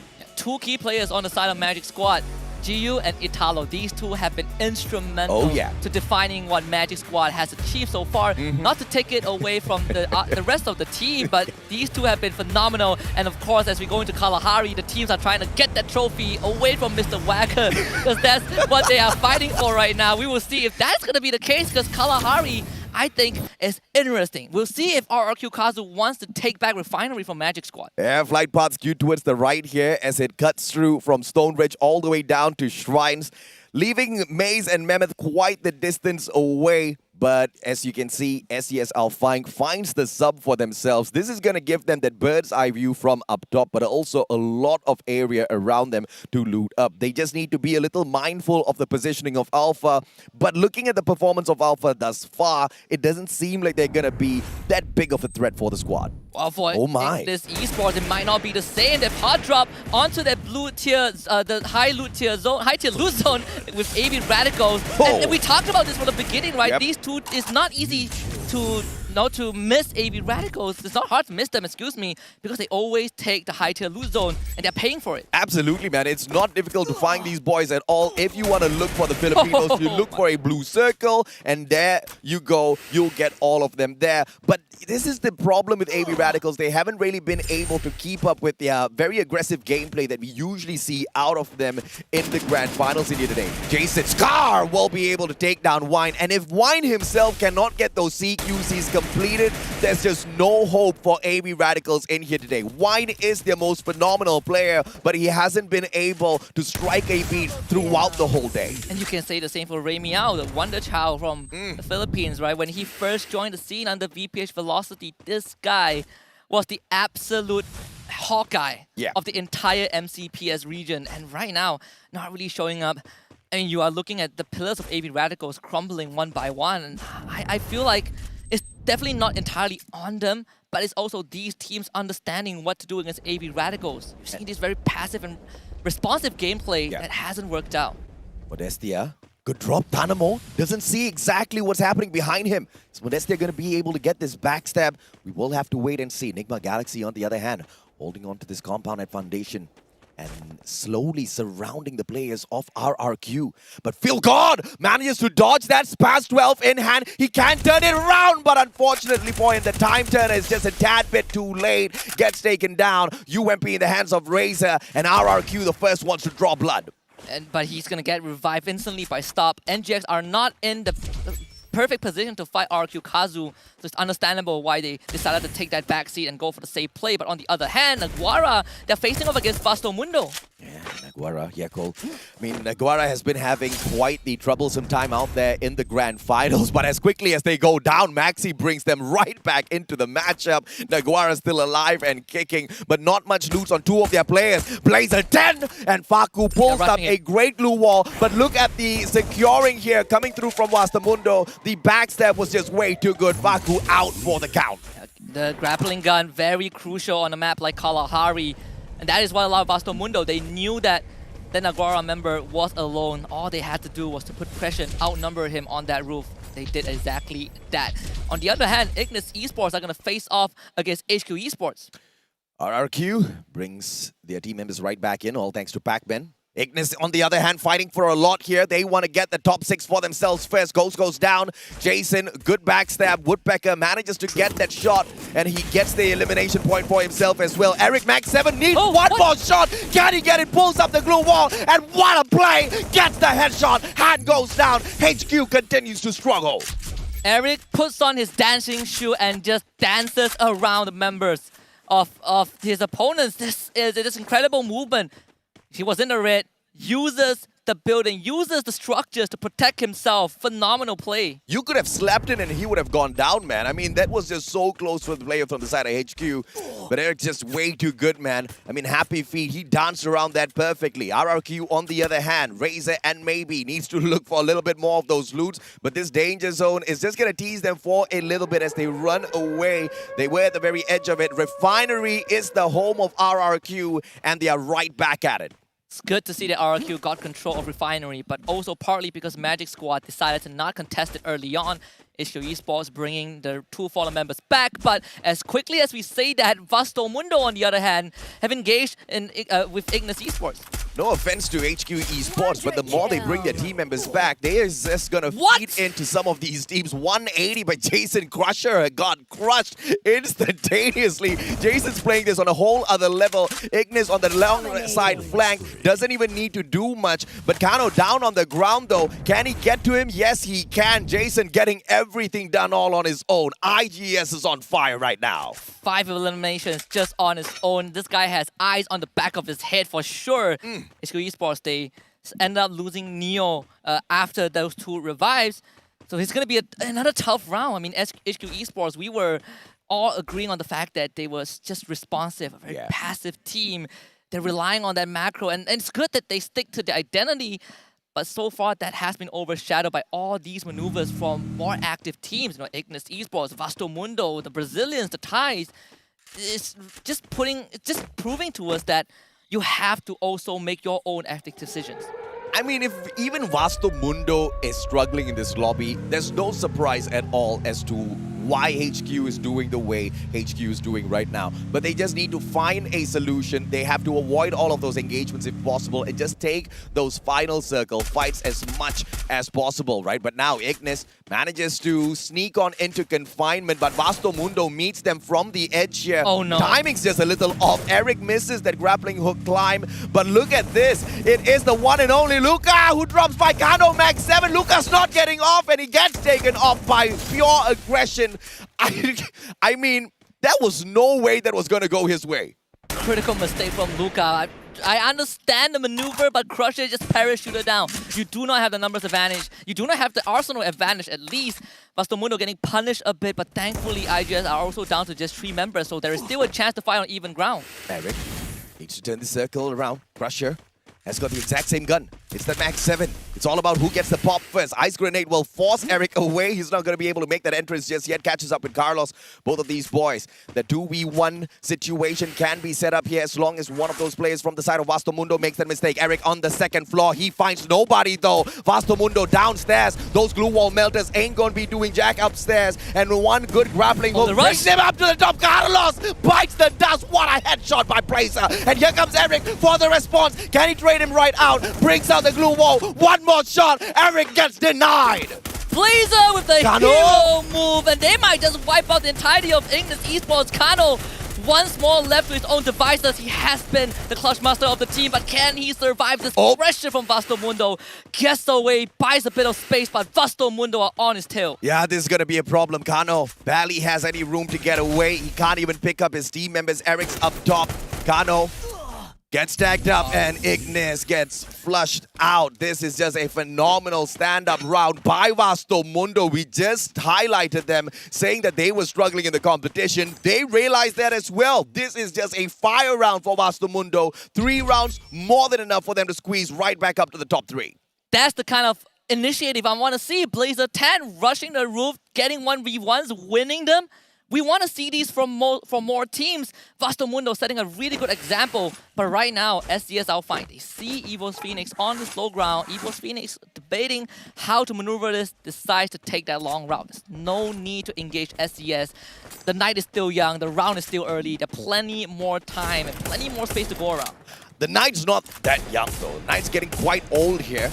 All of these players are getting tired, but they just have to remain razor sharp. They have to remain focused. Joe from up top. Jonah on towards the left-hand side as well, but Ray has got that LFG, trying to keep him a little bit pin sit down, but all of those defensive structures were supposed to be the best of engagement strategy. Just by dodging behind, he does not need to lose any one of his glue walls. God Cruz a little too far away from the rest of the EVOS squad. Get high alongside Moshi, and now SCS are fine. They've got the advantage. Bird's eye view, EVOS might just lose 2 players here. And they are still putting pressure onto EVOS Phoenix. But just to give a bit of props to EVOS Phoenix, they have always controlled zones that have revival points. So even if they lose a member, it is not too big of a deal. Now they are the one who is controlling Refinery. RQ Kazu have moved away just a little bit. But with the state of the circle, EVOS Phoenix might also have to consider moving. Kate playing this slowly, just 2 more players left on their side. They are the #1 ranked team at the moment, but very early engagements has just forced them to struggle just a tad bit here. Apologies, not 2, but they do have 3 on their side. Vastomundo loses Blazer 10. That's going to be a huge shot coming through from the one and only HQ, but they get one traded out instantaneously. Nunes with the backstab should be able to find one. Artemis flies away. That grappling hook is sound, but the backstab's just way too good. Nunes should be able to secure this for himself. Vastomundo does it again. Go on the roof, catch the isolated members that's keeping watch out, and you gain the numbers advantage. You control the building. Vastomundo have gotten this equation down to a T, and HQ Esports, they're getting picked apart. Han needs to hold his team together, but he's getting pincered. Vastomundo once more stays in this game. This is why I want HQ. Don't revive your players, man. You're just going to be feeding into teams like Vastomundo. Vastomundo thanks them with a huge big smile on their faces, but Crusher, the final remaining player here, needs to find a revival for the rest of the squad if they can, and if they can get into that final circle as well. This is going to be a massive round for Vastomundo. The likelihood of them finishing things up with a booyah is going to be really low though, because we are already at the halfway point. Even if those team members are brought right back, the kind of loot that they might be able to get their hands on is questionable. Despite that, I would say it is so far so good for Vastomundo. Another round where they're showing up and they have 12 eliminations so far. This is crucial for a team that was placed 3rd in FFWS Sentosa just a couple of months ago. You know, there is some pride in there, and I like the fact that there was a buy point, so Crusher bringing back Luca at least, making sure that at least he has a companion. At least there's a second hand to help him out. That's a smart move. Instead of using all of his coins to buy back every single player, he brings one back first as an insurance policy, and I'm very sure he's going to rotate around looking for one of those revival points, because it is going to be risky. When you've got teams like EVOS Phoenix just camping around revival points, it is going to be absolutely messy when you get there trying to revive your whole squad. So that insurance policy should still keep Vastomundo as one of the big threats for that final circle. RRQ Kazu, on the other hand, they're struggling to find their eliminations within this round. And Razor as well as Maybe, they've been slowed down as they got taken down a little bit too prematurely. SES Alpine on the opposite side. Now this fight between the two brothers from the side of Indonesia could break out at any moment. And Magic Squad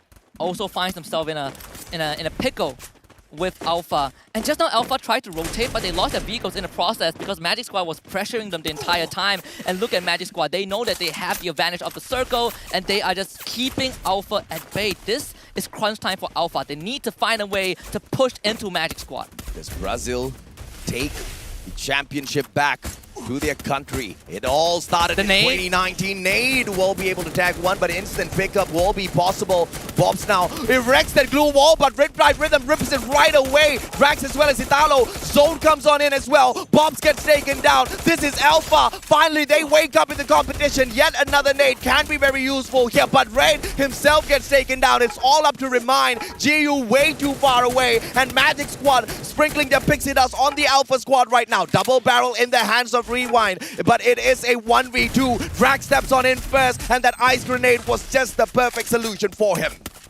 Just unfortunate tragedy for Alpha. The team that helped out Magic Squad coincidentally was K. They were the ones vouchering the kills. They made life incredibly tough for Alpha, and right now SES Alpha finds themselves taking down members of Evo's Phoenix. And it looks like the Indonesian players want to rise up to the top. And yes, this is the best way to get it done. But Moshi responds with a Groza headshot from down below. And that's one of the weak points of having that bird's eye view. But look at Jojo. He holds on to that tallest point on the battlefield right now alongside Ray. They've got the grappling hook, which can get them to safety down below. Gaday's going to be safe. And therefore, SES Alpine once again a major threat within this next circle.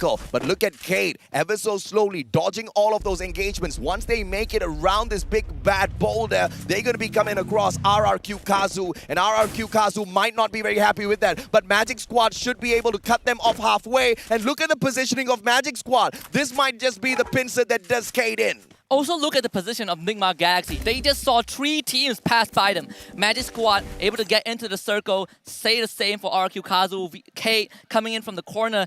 But NGX, they watched all of this rotation happen, and it is so easy to get those pickoffs.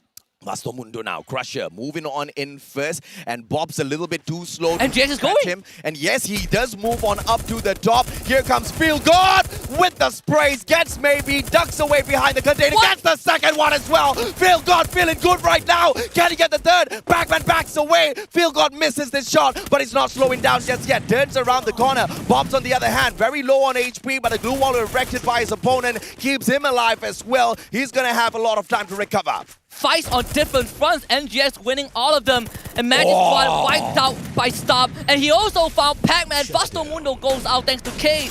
Nigma Galaxy stamping their insignia on Kalahari. And Nigma Galaxy, they lost their #1 spot, but it looks like it's high time they take it right back. Now, once again, high tier. All of this bird's eye view is going to be able to get them the advantage. Question is, do they have a grenade launcher? A couple of grenades, solid on its own, can do the damage against Cade right now. Down below, they've got the time turner to play around with, and right in front of them, here comes RRQ Kazu for the treasure as well. But Nigma Galaxy backs away for that bird's eye view on that left-hand side. And K gets wiped out. RRQ Kazu. Too good.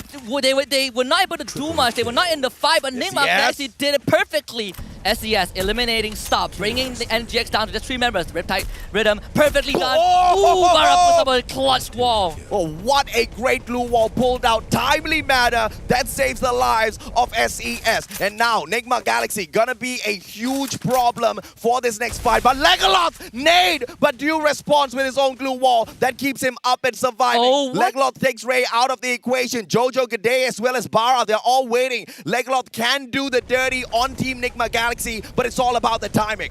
This is crucial for NGX. If they can get this win, this is going to put them in such a good position in this final and give them the second booyah. But Caramel got snuffed out by Barra. SES Alpine waiting in the wings, getting this kill, and they are now about to erupt in the final fight. Dew saving his brother, 2 grenades. Gade has got the grenade launcher. Nigma Galaxy about to eat a couple of big Here it comes. One, the first one, but that does not tag anybody up just yet. Dew has got that double glue wall set up. Glue wall melter, courtesy of Gade. Now down at the bottom bottom, it's going to be Bara as well. That Charge Buster gets absolutely nothing. RRQ Kazu still alive and kicking up top. He's avoiding all of the engagements. Caramel has got the grenade launcher as well. What a 180! Enigma Galaxy taken out. This has to be SES, and Legolas flies on through, but the Indonesians get a booyah!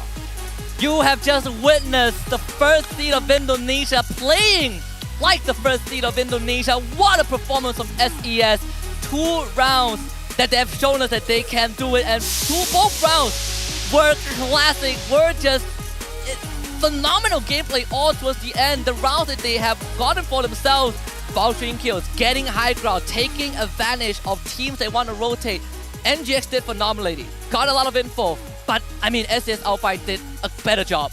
This was a hard-fought booyah by the Indonesians, but the highlight to see exactly how it broke down.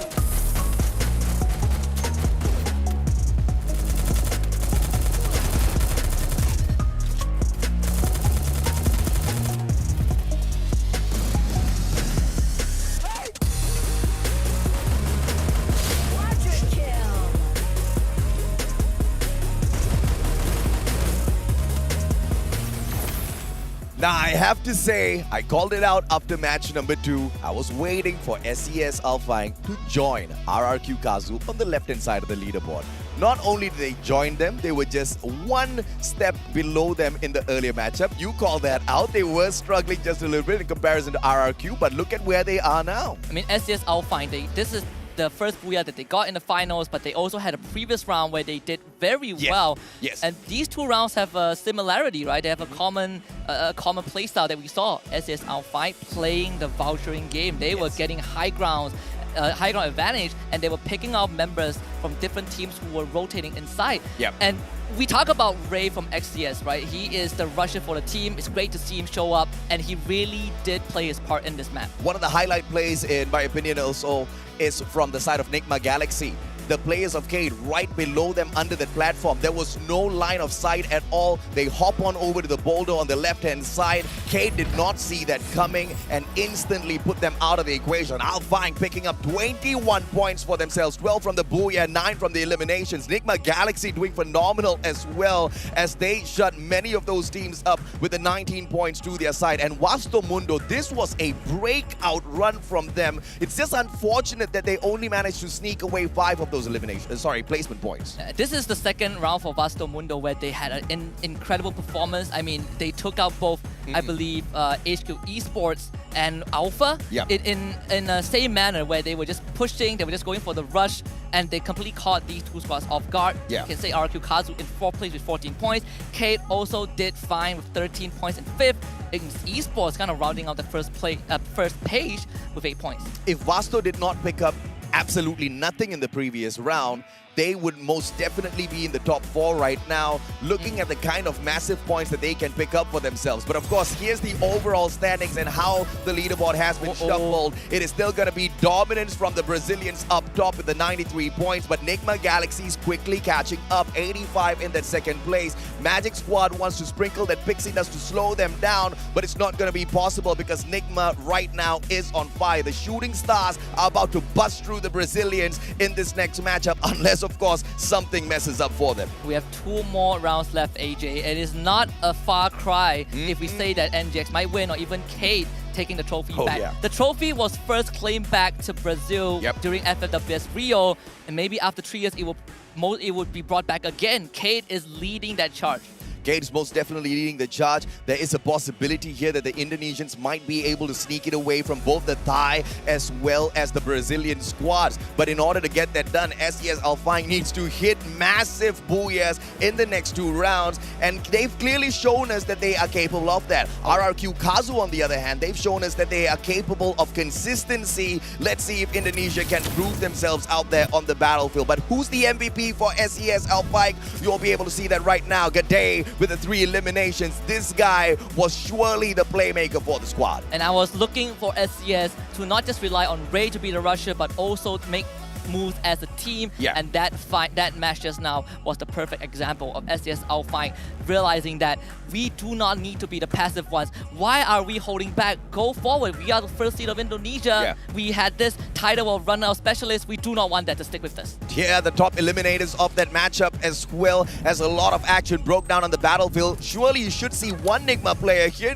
Yes, you do. Dew picks up the total of 6 eliminations to pick up the top spot for himself. Jason and Modestia tied for the 5 eliminations each. Ignis, though, it was really unfortunate for them. They had an opportunity to run away with this game, but the gameplay crumbled a little prematurely. And it's very tough in those situations, right? These 2 teams, both Ignis Esports and K, were caught out in the open a bit too early, but we also gotta look at the key players from game number 6. We have Basto Mundo's Crusher, 4 assists, and of course, Ignis Esports' Kano with 11 glue walls built. Yep, and of course the glue wall destroyer, the one and only Dew, he takes them down with a Riptide Rhythm. Not only that, he just shoots down some of these glue walls just so that he can get access to the elimination point right behind those glue walls, and he got the job done for sure today. 6 eliminations in total, all thanks to those plays. Jason, on the other hand, he was super accurate today, wasn't he?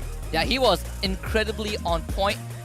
At least this is one of the rounds that he was able to do so. Remember, Ignis Esports, they did get a booyah, and that booyah came from them being able to sneak into the circle. We were looking for Ignis Esports to put on a bit more of a proactive move. This round was one of those rounds. And of course, thus far, we've gotten 6 rounds all sorted out already. We've got Purgatory and Alpine coming up for you guys. But a quick recap on all of the booyahs from the start of the day. When we kicked off Bermuda, it was the home ground, the Titans, EWOS Phoenix, Undying, Comeback Kings, but they have already gotten silenced just a tad bit. Nigma Galaxy picking up that booyah at Kalahari proved that the home ground advantage is a real thing, and this was the round that you mentioned from Ignis. Purgatory Game 3 was where they stood up, and they stood up tall. Perhaps in this next matchup at Purgatory once again, we can see Ignis shine through. And I hope that's the case. I mean, for the side of EWOS Phoenix, they have not done well for the past 3 rounds, and it is going to be a worry for them with 2 more rounds left. How you wish it's just 6 rounds, because Kate would have ran home with the trophy, but we have 2 more to go, AJ. Yeah, absolutely, man. I mean, the past 3 matches, I believe they barely picked up a lot of points for themselves. Ignis got a total of 20 points from 3 games. Oh, yeah. That's not Ignis quality at all. That's not the usual Ignis that we see out there on the battlefield, but it is what you can expect when you've got a lobby like this. It's stacked with pro players. It's stacked with pro players that can eliminate you on sight. The moment they lay their eyes on you, you're pretty much gone from the equation, which is why some of these open rotations on those hills are just not the best of ideas. One thing I like about Ignis Esports right now is they were sticking to the identity, just like AB Radicals, just like HQ Esports. Honestly, just like the rest of the team, Ignis Esports continue to play that 4v4 rushing playstyle, and that's what defines them in the Latin region, and that is why they are so feared. Even though they're not really the front runners right now, I want to see them continue this pressure, make these teams unsettled about whether they can get the booyah or not. Yeah, and you know, Ignis most definitely has an opportunity to continue climbing up the leaderboard, but getting that #1 spot might just be a little bit too difficult for them. We have to take a quick short break. When we come back, we head right back into Purgatory. We'll catch you in a bit.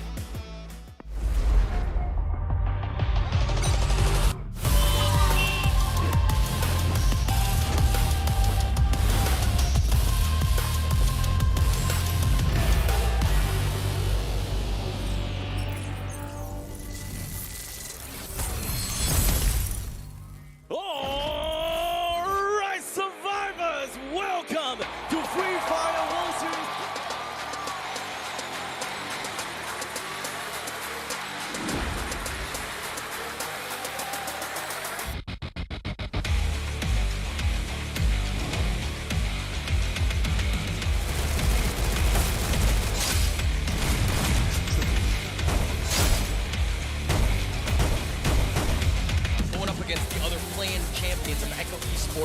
a super dangerous one for both teams. High risk.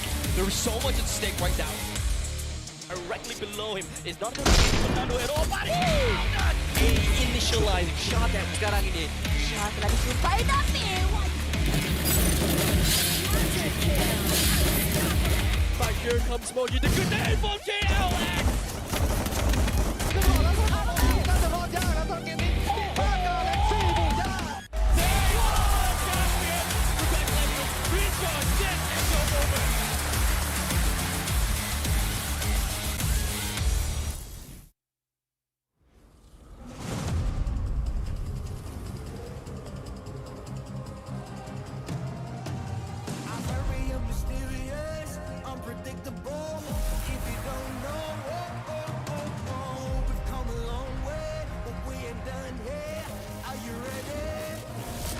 Just like the sunshine, we level up.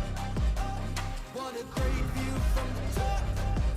It's in our nature, it's in our blood. We can stop, never stop. We don't stop with the squad. Like the sunshine, we level up. What a great view from the top. It's in our nature, it's in our blood. We can stop, never stop. We don't stop. 'Cause we turn up in flames.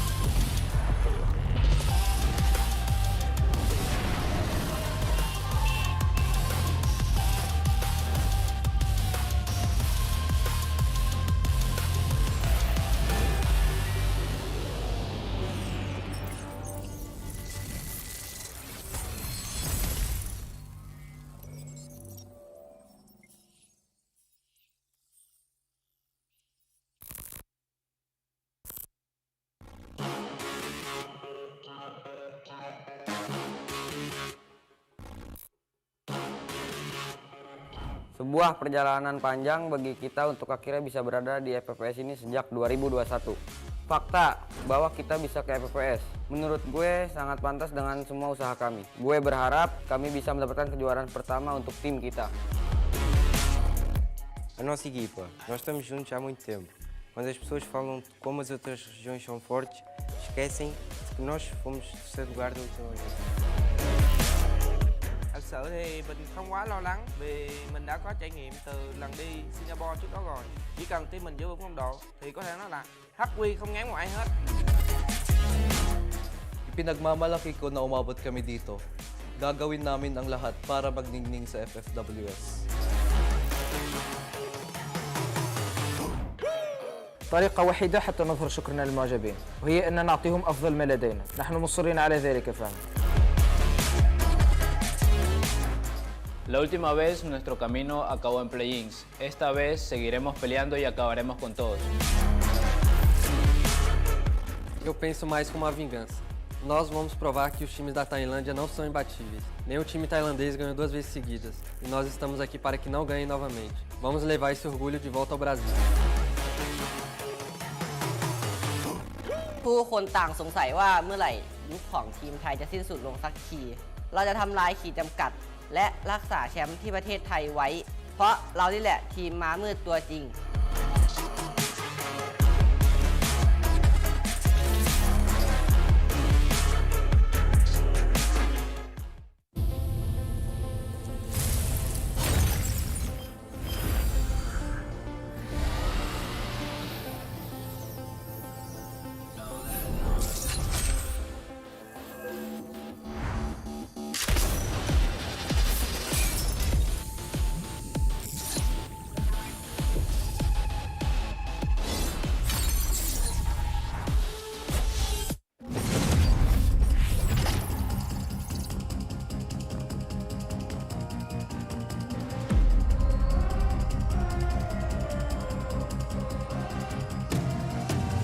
I'm very mysterious, unpredictable.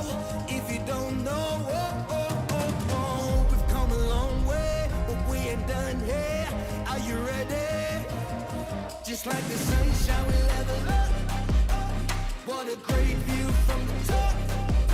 It's in our nature, it's in our blood. We can stop, never stop. We don't stop with the squad. Like the sunshine, we level up. What a great view from the top. It's in our nature, it's in our blood. We can stop, never stop. We don't stop. 'Cause we turn up in flames. 'Cause we turn up in flames.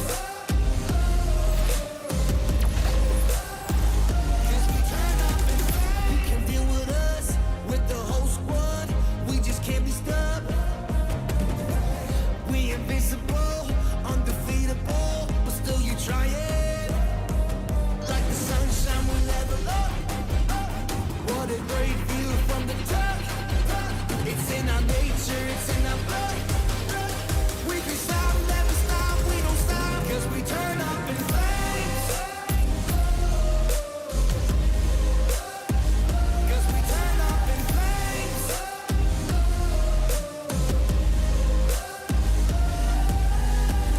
You can deal with us, with the whole squad. We just can't be stopped.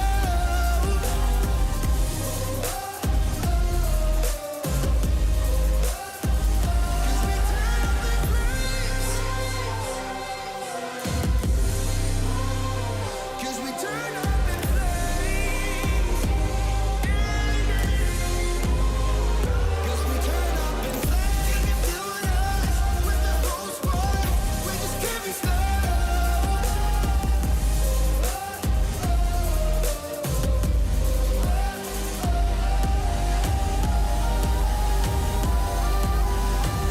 'Cause we turn up in flames.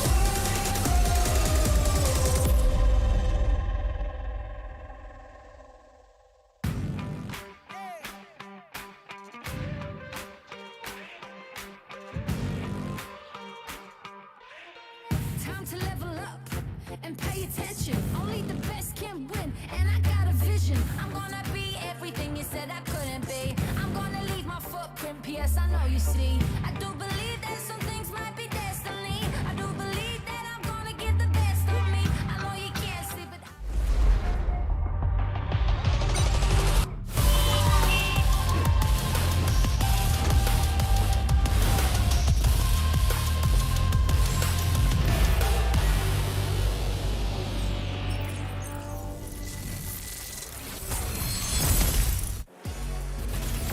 Brazil, Thailand, and Indonesia, they each have 2 teams in the top 6 right now. Yep. That's it.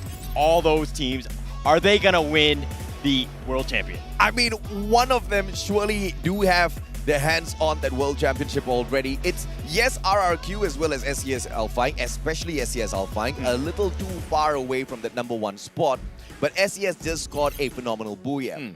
If they can pull a back-to-back-to-back 3 booyahs in a row, they are your world champs. They will be able to sneak it away from the home ground boys, EVOS Phoenix as well as Nigma Galaxy. But that is surely asking for a lot. RRQ is just 6 points ahead of them, and they have a huge chance as well. I mean, RRQ has been one of the most consistent teams in the competition, but they have to get it done over the dead bodies of Magic Squad. I mean, if RRQ was consistent, Magic's just slightly on a higher tier. So you're telling me there's a chance, right? That's all I needed to know, because at the end of the day, we have 2 more matches ahead. And I mean, SES, can they do the miracle run? You're talking about the 3 booyahs in a row. Potentially it could happen, but SES had a great one. Let's talk about the previous match stats for that one. SES, I mean, they had 21 points, but with 9 eliminations and 5,000 damage.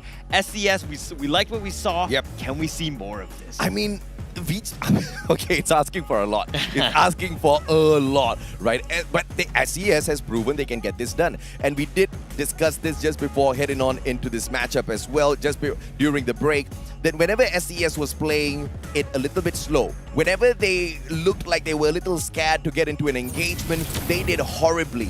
On that round where they secured the booyah, that was the kind of aggressive SESL flank that we have been expecting throughout the whole competition, where we finally saw them. Now, we just need this Indonesian squad to go ham. We need them to go all out. If they do, Indonesia stands a super strong chance. Okay, I love the fact that you're bringing up SES.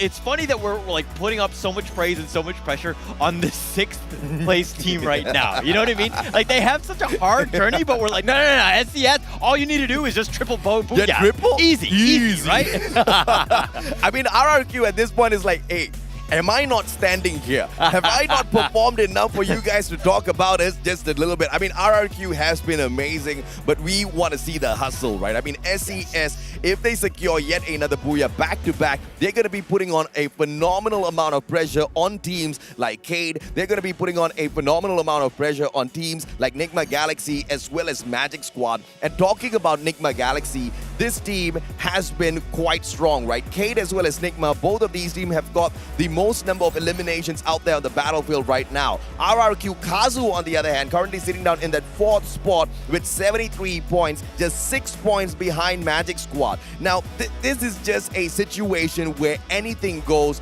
None of these teams, none of these top 6 teams are going to be happy if they do not find this next final circle. It's going to be huge, right? And I think that this is the drama, right? We're coming down to it. We've extended the World Series. We went from 6 rounds to now 8, completely changing things up, throwing in an Alpine, doing whatever we can to make it harder for the teams to really show up, show that consistency, and make sure that, hey, if you're going to win out, you got to get the top 3 and you have a chance. And don't think that this last 2 fights are all about the top 6 teams in here. Everybody walks away with something in their hand, in their bank accounts. This is the Free Fire World Series. Garena has always been super generous when it comes to the prize pool. Even at the play-ins, everybody gets a slice of this pie, right? So down at the bottom, you are looking at HQ Esports as well as Naguara fighting for a bonus of $10,000 And it's not like they have to get phenomenal rounds for themselves. They just have to get about 2 or 3 points more than teams like Alpha or AV Radicals. That's not a lot to ask at all, Holla. Not a lot to ask, but it's still very difficult to do. The level of play is just so high, and getting those 2 points is literally, yes, you get 10,000 for it, but 2 kills is not, or 2 eliminations is not easy to do, especially against these teams. It's a rough situation. Now, if we're looking at kind of how you're talking about it, I love the fact that you talked about AV Radicals, Alpha, Naguara, HQ Esports, because they are within 4 points of one another all the way at the bottom, getting themselves in the money. But right above that is Bastamundo in 7th and Ignis Esports. Let's talk about Ignis Esports. They've got 1 Booyah, they have 53 points,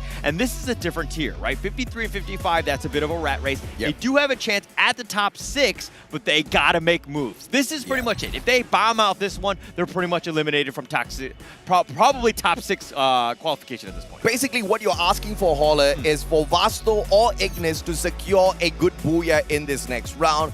or at the very minimum to be placed in the mid-segment of the round match standings by the end of Game 7 as well as Game 8. Now, that's the kind of performance that is going to be able to bounce them right up to the top, or at the very least to climb a couple of ranks. But that's also dependent on these top flight teams not making it into the final circle, which we have come to find out is very difficult to prevent, right? I mean, these guys are on fire. Cade has been phenomenal as they leapt into that #1 spot. They have refused to let it go. Nigma Galaxy desperately is trying to take it back, and they're 8 points behind, and that kind of motivation is not easy to go in there and disturb, right? You know Nigma Galaxy is going to go for gold after this. Of course, and they want gold. I mean, that's pretty much what they want. I mean, RRQ right now, the only top 6 team, excuse me, without a Booyah, they're going to want it. But look at that spread.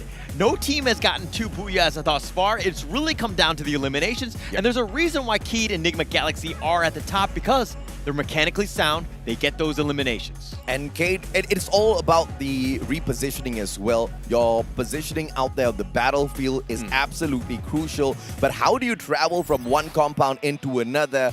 Nobody at the moment does it better than Cade or Nigma Galaxy. Magic Squad might be able to argue that they do a phenomenal job as well, but they usually do not get engaged in a lot of these gunfights. Cade and Nigma, on the other hand, they just annihilate team after team on their pathway in towards that final circle. They are two forces to be reckoned with surely out there on the battlefield, but teams just need to find a solution for this. And I have to say, one of the best solutions to play against teams like Cade or Nigma Galaxy is at the very get-go to hop in somewhere around the mid-segment of the map. Now, when you're looking at Purgatory, you're mainly talking about Brasilia, but this was a problem that we saw yesterday. This is that hot spot. Potentially more than 2 teams are going to be taking that hot drop in there, as everybody does not want to move around too much in Purgatory.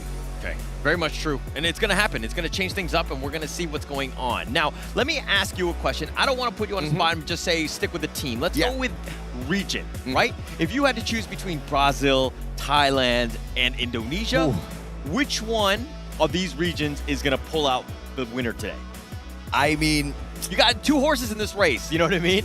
I want to think that Thailand will be super motivated, but the Brazilians, man, the energy that the Brazilians bring into the stadium in itself is on a whole other level. The Thai players have got the confidence, but it's all about that energy. You know me, man. It's all about the good vibes. They've got humongous, phenomenal support in terms of their fans that have followed them all the way into Bangkok, Thailand, supporting them, believing in them, and that's the kind of thing that usually gets you the top spot. But the Thai players desperately want to do it for that home ground advantage. They want to get it done for their nation, and of course, they want to be known as the most ferocious force within the world of Free Fire. They currently have bagged more than 50% of the titles when it comes to the World Series, and they want to keep that sort of statistic.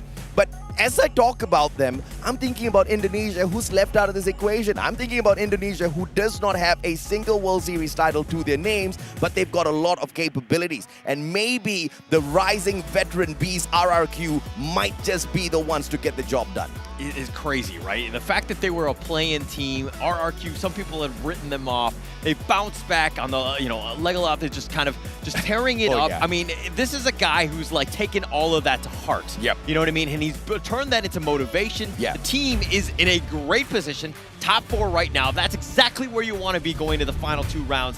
Now it's time to close things out. As we fly on into Purgatory, everyone clearly has got the championship trophy in his hands. Mr. Wagger can't fly, so that's cheating, everyone. You gotta put it down. You gotta run around on the battlefield, all right? Flight path cutting through Mode House all the way down towards Mount Villa just means that the left-hand side of our map is gonna be a little packed. Ski Lodge's gonna be wide open. Question is, will AB Radicals fly there? Yep, the answer is yes. They are gonna go for that straight up. Yeah, they knew right away. I mean, we've seen their, they tend to traditionally go this way. They're going to go for the high loot. They're going to stick to that side, and they're down right now, trying to get as much utility as possible. Look at Nigma X kind of splitting around a bit. Carmel's going to be left all the way out in the open, provide a little bit of intel. They're going to look to run into Naruga. Yeah, Naguara's going to be in a lot of trouble here as HQ Esports, they find Alpha. Now, these 2 teams, the last thing they need is early engagements, all right? Both these teams are struggling. Both these teams are very close to each other. HQ Esports just needs 4 points to catch up with Alpha. And if they can do that, they get a bonus of 10,000 US dollars. Alpha's fighting to hold on to the extra bit of 10,000 USD. They can't lose it. And a great shutdown onto Maxi from afar from HQ. But look at this, Ignis! They're on fire! RRQ bites the dust! Ignis is hungry! Already eliminated 12. RRQ, we were talking about how they had to have a good Game 7. Getting eliminated So much for there. that. I mean, they're pretty much out at this point. I think that they're, you know, unfortunately not going to be the winner, I would think. I mean, especially since the other two have, like, or the other 3 teams have such a huge lead at this point. But now they need to build off on that. They got to figure something out in terms of coming back. But Kazu, now they have plenty of time to think about their mistakes. But look at this, SES, the flank, they might just be able to get a huge advantage here as Nigma Galaxy preys upon the players of Cade. Modestia down on the ground. Their MVP is going to get taken out of the equation. But Nando 9, the savior of Cade, might still be able to turn things around. General's on that bike and he's off and about. He's not going to be waiting around to get shut down. He backs away to play the game of revival. There is a revival point here just outside of campsite that he can make good use of. But General's just going to circle around first to make sure the area is clear before he attempts anything of the sort. Smart, but it looks like Nando's running into Carmel here. Carmel did get a couple shots onto Nando here. And again, they're completely isolated, but Keed have not had a great game. Carmel almost tried to run him over with a bike. He's going to drive right by, and he should be fine. He hops off, and it looks like he's going to go for a one-on-one versus Nando. Yep, Mother Nature is my savior. Nando uses the tree as cover, but steps on out. My goodness. Gets sprayed down onto the ground. Caramel gets the advantage as Nando misplaced that by a mile. Caramel's just going to go in for the Juggernaut finisher. Tries to run him over instead. But he's not going to go in here, take cheap shots at the player on the side of Cade. He knows nobody else is going to be able to secure that elimination. But can you imagine how salty he'll get if someone else just nicks in one shot and takes that point for themselves? Yeah, that would be silly. But I think at the same time, it's like you're holding him off. Nobody's going to get him. He's kind of wide out in the open. You're going to basically secure that one. I think they should be fine. But Naguar here, 1 elimination. Brand has got it. They're looking for more. Ignis Esports have also been, the kill feed has been quite high. I want to see the eliminations on Ignis. I mean, Enigma Galaxy, once again, the Thai players are on fire and they are off to an amazing start. And the best way to get that #1 spot is to first shut down the players who are in the #1 spot. So Nigma Galaxy is picking on the right squad here, and the damage has been done. The probability of Cade surviving this is all going to be dependent on one final player who, as we saw earlier on, kind of zoomed away on that bike. So we will have to still wait and see if or not we get to see more of Cade. G'day is on fire as well. Evo's getting one by one. I mean, as quickly as God Cruz went down, Jonah just revives the guy instantaneously. Talk about being a phoenix and none dying. Yeah, it's one of those, it's like a video game, right? When one guy dies, you like instantly restart. We're back into it. They was ready on that one. He knew he was going to be dead. But again, okay, Keed. Back to 3 players. Dead God is a little bit low. They will probably want to res Nando at some points. But look at Modestia looking all across against Vastamundo, and it looks like they're not going to make the move. I love this, man. I mean, he's not stopping. Clearly just zooming around from one compound to another, looking for the opportunity to finally take that one final player back. But Nigma Galaxy, opportunity now to prey upon the Filipinos. AV Radicals.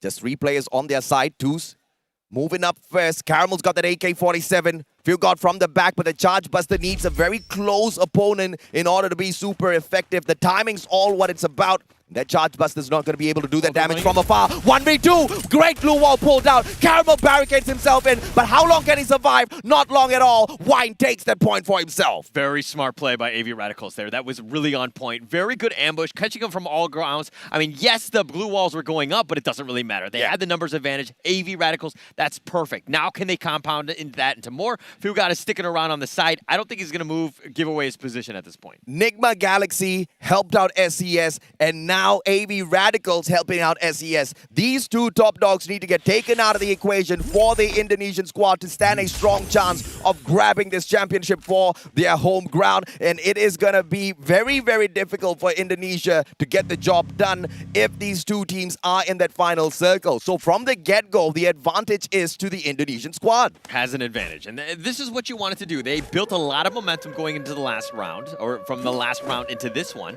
So it's kind of helped them out. They're putting themselves in a good situation, and they're probably going to jump over, I mean, I think RRQ, Kazu at this stage, but EVOS Phoenix still up there. They do need to find some of those teams to get those teams eliminated. Again, Keed, Galaxy, Magic Squad, EVOS Phoenix, all still alive, and there's plenty of points to be had.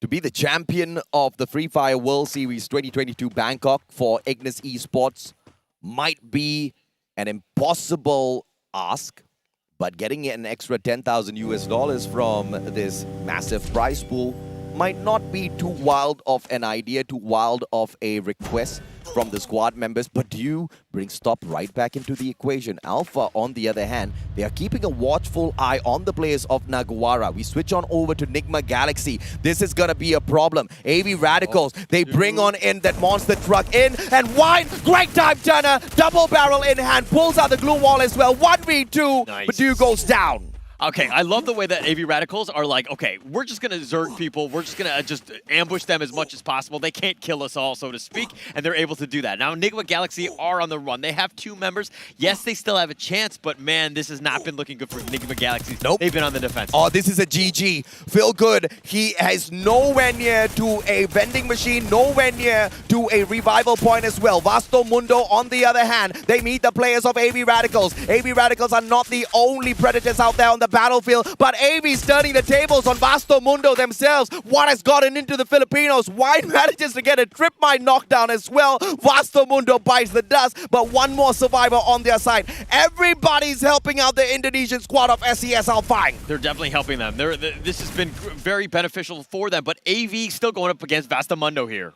Vastamundo, Ramiel, P90, Nunes goes down, and Ramiel strikes once again. Beautiful headshot, 2 stakes down, plays in 10. This is just a total annihilation of squad after squad by the Filipino team. Tanamo, everybody backs away. Nobody can stop them. Where was this sort of an AV Radicals at the start of this grand finals? I have to ask on behalf of the whole of MCPS. Things could have been so much more different, Holler. Yeah, it took them about 6 or so games to get warmed up, and this is the first that we've seen this. They were on a tear in MCPS, and they haven't found that groove yet. They're finding it now, which might be a little too late at this point, but hey, every position matters. It's going to be key right here. Welcome into my arms, Alpha, says Tanamo. He rushes in for the kill, and it looks like he is going to be able to take a quickly sneak one off here. Double barrel in hand, but glue walls erected by the players on the side of Alpha. Now, Ramiel from afar just needs one quick shot in here, but the rest of AV Radicals all together. Drone gets sent over, extra bit of information, and Alpha has got that info for them so that they can back away ever so slowly, but it's all about how AV Radicals continues to be aggressive, and Raid from out of nowhere knocks Tanamo, but this pickup is going to be possible. It's got to be possible. He's got the glue walls. He's keeping himself alive. Alpha RA2D still hiding behind this shack. Yep, 2s now. Double barrel! And they get yet another AV Radicals on fire, baby! Pusang Galat, this is not expected at all. 8 eliminations. AV Radicals are on a roll, and Alpha can't do much about them at the moment. They'll have to play this patiently. Alpha doesn't even have an active revival point there, so this is going to be quite the struggle for this MENA squad. Okay, AV Radicals have woken up. That was a nice kill right there. They made sure that they got it. G18 is the last one surviving. He does not want to give away his position. He might actually go down to the zone. We're going to have to see. But let's talk about Enigma Galaxy. They've been shot left, right, and center, so to speak. is the last lone survivor at the moment, but they only have 3 eliminations. Is it going to happen? Is it going to happen? I just saw the player from the side of Cade just driving past, but EVOS now will be able to meet the Magic squad. Good glue wall pulled out. Jonah now, premature, hopping out of his vehicle. He gets surrounded by the players of Magic squad. Drax gets knocked down instead, and Dew brings back Field God. So that means Enigma Galaxy is still going to be alive and kicking as MGS now meet a very strong team out there on the battlefield. The Thai players want to take them down, but God Cruz goes down as well. Moshi the survivor from the backstab, but can he get there? Get High gets the job done instead. Get High is on a roll. He's trying to find it. He's going to look one to go more. for mops. Oh, but he gets knocked down onto the ground. Moshi Where's Moshi? They all desperately need him. Moshi's slow to the pace, but look at this. He usually is the long-range sniper. Bob's going in for the pickup. Grenade does not connect. Italo now backs away. Mag 7 in his hand. Moshi turns around, but what a glue wall pulled out. And this is going to be lethal because EVOS Phoenix does not have that backup. Get High's not going to get picked up. It's a 1v2. Moshi still dodging around all of those glue walls. That Mag 7 is the secret answer. Grenade on the charge up for Bobs as well, but Moshi has handled the situation well so far. Switches out to the UMP. Can he get the shot? Italo with the Mag 7 gets stacked up. Grenade goes far, and Moshi still surviving. Pulls out the bush as well to hide away from them. Charge Buster is the better weapon. He circles around, survives, and the Riptide Rhythm gets nothing. Oh, Moshi looking to go down here. They want to get this. They can't draw a beat on him. They're trying to make a round. Ah, the guy's just surviving. Oh, he survives! Moshi! Oh, Moshi in the outplay! What a clutch for EVOS Phoenix, Moshi! 1 versus 2, dashing in and out of glue walls, keeping it alive, and Moshi somehow makes the miracle play, clutches it out, gives them more of a chance to move in. What a play! SES Alfine says thank you very much, AV Radicals, for clearing up the house, and they take them out of the equation as well. The Indonesian squad, we talked about the miraculous 3 back-to-back booyah that they need to hit. They are on a good trajectory to do exactly that. But here comes Naguara, the struggling LATAM squad, fights Bara with a backstab, and that might just ruin the Indonesians' play. Yeah, I think they just got it, most of them. I mean, not all of them are dead, but look at, okay, let's talk a little bit more about Key. Slow it down a little bit. They've only got 1 elimination. I mean, this is one of those things where they haven't really found that team, but there's still 8 teams left. There's still plenty of time, but they are full strength. This is a scary place to be in if you're any other team right now, because Keed are a bunch of killers. They're going to find you, and they're going to go in. You're patient now. It's still only 12 minutes. Ignis, will you spoil the Brazilian party? It's LATAM versus Brazil, and it is about to break down any moment now. Ignis has got their dead eyes locked on them. They're not going to allow the players of Cade to circle around too much, and Cade has been nerfed because the players just got brought right back in. But the Groza in the hands of Modestia, that's going to do a lot of damage. Gade, where you fly into, my brother? He's going to get taken out of the equation, lands on the roof, but that's not going to be a great position for him. Jojo goes down, SES, Bara goes down. That's about it for SES. It's all over for them. Oh my gosh, Moshi just securing all of these kills. Look at this. EVOS was at, the last straw. There was just 1 member, Moshi, there. But then he's just like, no. I'm just going to take all the eliminations. I'm going to res up my buddies. EVOS Phoenix are not out of this. They're still very strong, very commendable team, and they want more. Luca all by himself. I mean, everybody else is on fire. EVOS Phoenix is just dodging left, right, playing the game of revival. Moshi's holding the squad together. Can we still talk about that Moshi 1v2 super dodge, running those mazes around the glue walls, and the guy manages to take the time to switch out into a charge buster as well to finish the job off. I mean, Moshi, if he doesn't get the MVP title, I tell you, I'm going to cause a riot here. That was an actually crazy play, and that will be highlight. I mean, we got to clip that. We got to make sure that that goes on every single highlight, because that was amazing. But the fact is, EVOS Phoenix still have a chance. If they pull off that booyah, which started with that initial 1 versus 2 fight with Moshi, I mean, that is just speaking volumes of this team and the resolve that they have. They really want this. Mena's gonna cry a river as Alpha gets taken out of the equation. Naguara, this was the encounter in that second matchup. Remember, EVOS Phoenix got taken out by the players of Naguara. God Cruz goes down, and the grenade launcher is for naught. Jonah as well as Moshi. Are we gonna see another 1v2 from Moshi as Yeko gets taken out of the equation? It's now 2 players on the side of EVOS Phoenix outside of the circle. This circle's gotta hurt, bro. You gotta move. Maxi takes 1 down, and once again, it's all about Moshi. Moshi drags out Maxi. Moshi, the final survivor, once again. EVOS Phoenix surviving with a breath of air, but Mochi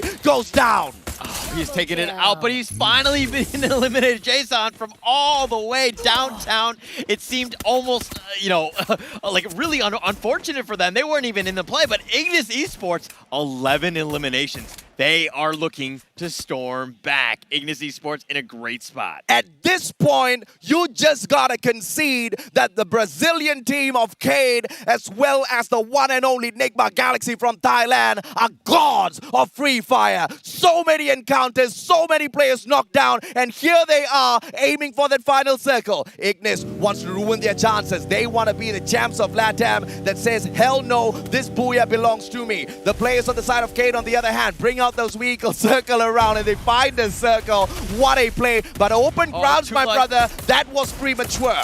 Yeah, Modestia with literally 2 HP, but they're wide out in the open. The glue walls are there. Ignis Oi, Esports what? in a decent spot, but he gets sniped. Nando, he's a pro with that sniper. Come on, Nando. How did he hit that? Phil God goes down, though. Eric trades him out. Great headshot. Secures the elimination as well. It's going to be Ignis aiming for that Booyah. But can they get it done over the crawling bodies of the players on the side of Cade? Nando and General, they flank from the right. Good grenade is going to tag up those players. Yet another comes through. Riptide Rhythm misses by a mile. NGX gets taken out of the equation. But General, he's got the grenade launcher. Oh, it's Cade! used. Cade! It's all about Brazil this time round. But Dead God loses his standing. Ignis Esports still sticking around. They're going to be all the way on that side. They're going to use the glue wall to their advantage, but General's looking to fight with this one. He goes down. Ignis Esports are looking to clutch this out. It's a 2 versus 2. I can't believe I just saw a side takedown in a situation like this. Modestia as well as Dead God taking on Eric and Kano. Glue wall melters get popped out first, and the players of Cade, they have to reposition. Dead God! Modestia, what are you doing? And it is Ignis! LATAM squad survives, and they rise up a couple of ranks. Oh, Ignis Esports, they get the outplay. They had a huge, I mean, it was one of those moments where there's 4 versus 4, but Vivo Key was like, no, we're going to take the fight to them. They went two inside. They tried to go for the assault or whatever. They got blown up. Ignis Esports, perfectly defensive, and then they were sticking together. They're playing very well as a team together. What a game, bro. We've got so many crack teams in the grand finals in here. It's not gonna be easy, but the LATAM squad just maintained their composure no matter what. They allowed everybody else to do the dirty work. They just played the safe placements. Let's take a quick look at this replay and see how it was done.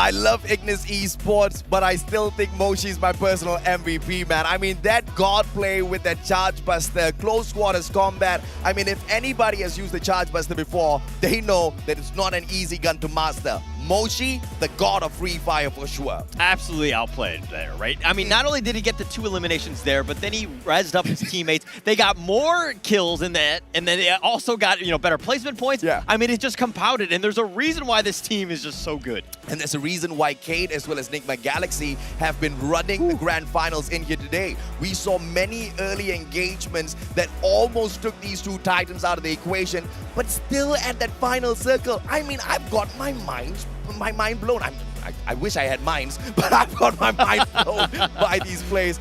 This is crazy, but here are the standings of that matchup. 29 points by Ignis Esports. Phenomenal run. They are looking for a $10,000 bonus, and my friend, I think they found it. Yeah, it's not just that, right? I mean, literally almost 30 points on that one. 83 or 82 points, I think, at the end of the day, in terms of the overall standings. That's going to really springboard them. Now, you were talking about SES maybe going for the miracle run with 3 booyahs in a row, but hey, if Ignis Esports gets another 29 points in this next game, I mean, that's gonna shake up the entire standings. It is gonna give Ignis a good bonus. It's gonna be a good payout.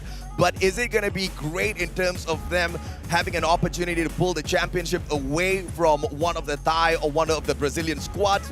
I don't think so just yet. But Nigma Galaxy bombing out a little bit too early here makes me worried for their overall standings on the leaderboard. But the saving grace here is Vivo Kid. They are on the exact same point with the 12. And Cade still maintains that #1 spot. Nigma Galaxy right behind them. And guess who's there? EVOS Phoenix. If you ask me who's my favorite right now, I'm sorry, Kate. I'm sorry, Nigma. It is the one and only EVOS Phoenix, and you can thank Moshi for that. Yeah, just that was a miracle play right there. But look at Ignis Esports.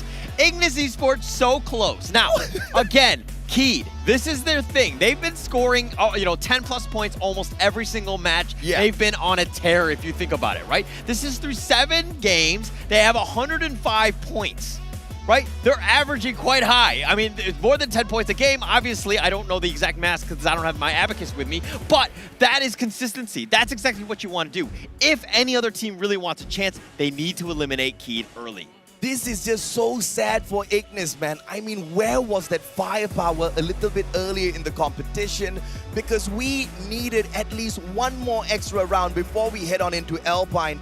That would have been the possibility for Ignis to grab the championship, bring it to LATAM, and make this into a all-out party. But unfortunately for them, that journey is going to be very difficult. But here is the MVP of that matchup, ladies, gentlemen, boys, and girls, as Ignis Esports picks up the victory for themselves. Eric is the guy that picks up the MVP title. With the MP5, 6 eliminations, monstrous round for Ignis. I kind of felt like that was Keed's match to lose, right? Yeah. Because they had, the reason being, I mean, the numbers are the same, but Ignis Esports were actually damaged after the last fight. Yeah. And the fact that, Vivo Keed, if they went in together and they kind of hit them from all the different angles, they would have had a much better chance. But let's talk a little bit about the match kill leaders, okay? I think that this is going to be quite telling in terms of what happened in that last game, because literally kills were happening galore. Look at this. Whoa, Carlos wow. with 6 eliminations, in addition to Eric's 6 already that we talked about, but Moshi, the man, the MVP, the 5 aliens. I love seeing Moshi up here at the very least for our top players of the round. He was a monster, single-handedly making sure EVOS does not bow out a little bit too early, gets them an extra 3 elimination points before he himself gets taken out of the equation. What a play by the guy. But EVOS Phoenix, the run is not over just yet. Let's take a peek as well at the key players of this matchup at Purgatory, as Curry manages to get the total of 171 penetration damage. I mean, this guy, just with the AWM, he's just way too sneaky, man. No glue wall can stop him. Yeah, no glue wall can stop him. Ramiel tried to stop it, but with 17 glue walls that were created. Tanamo, on the other hand, Skylar, the glue walls destroyed, 6 of them on his own. But Eric, this is the biggest thing, right? Because you can kill glue walls, but you don't get any points for that. You do get kills, or you do get points for the eliminations, and with the headshot killer, it makes it very easy. It was a massive round for AV Radicals, no doubt whatsoever, but it was a waste of an opportunity for the Filipino squad, because what they showed us in Game 7 should have been shown from Games 1 until 6. I feel like they were a little bit too reserved. I feel like they were just a little bit too scared to step out of their comfort zone, because when they do step out of their comfort zone, look at what they can achieve for themselves, Holla. Yeah, they definitely have a great chance. But okay, it's funny because AV Radicals had a monster game. That was one of the best ones. But the funny thing is they actually dropped a spot to Alpha. Alpha actually overtook them. I mean, they have a 1-point lead, but it's going to come down to the very end right here. This is going to be round 8 Alpine. This is for all the marbles. Who's going to be champion? Ignis needs yet another booyah to ruin a couple of people's chances to get that Okay, So what's the probability of Ignis now jumping up into that second place and getting a massive payout for themselves? Because currently they are sitting down at that 4th place, which gets them $100,000 right? Second place gets you 250, my friend. But it's not going to be an easy journey. They need almost, what is this, 15, 20, 25, 23 points over the other teams. Is that a lot to ask for? It is actually quite a lot to ask for, because you know that those top 3 guys, okay, if they get eliminated early, they pretty much are out of this one. They are going to play super safe. I think that's going to be stock standard, right? Nobody wants to get eliminated. Hot drops are not going to happen this one because it's all about the placement points, making sure that you get those eliminations. You got to give yourself a chance. This is the moment. But maybe the safe place, as they try to protect their standings, might just play against them. Just like how we've seen all of the safe plays not bode well at all for teams. I mean, take Expand, for example. Take AV Radicals, for example. Only when they go all out can they take some good points for themselves from these rounds in such an aggressive lobby. So I don't know. Fingers crossed for Ignis that they do have some teams playing it safe. But we're going to take a quick short break so we can catch a breather before we kick off the final match where we will crown the champions of the Free Fire World Series. We'll catch you in a bit.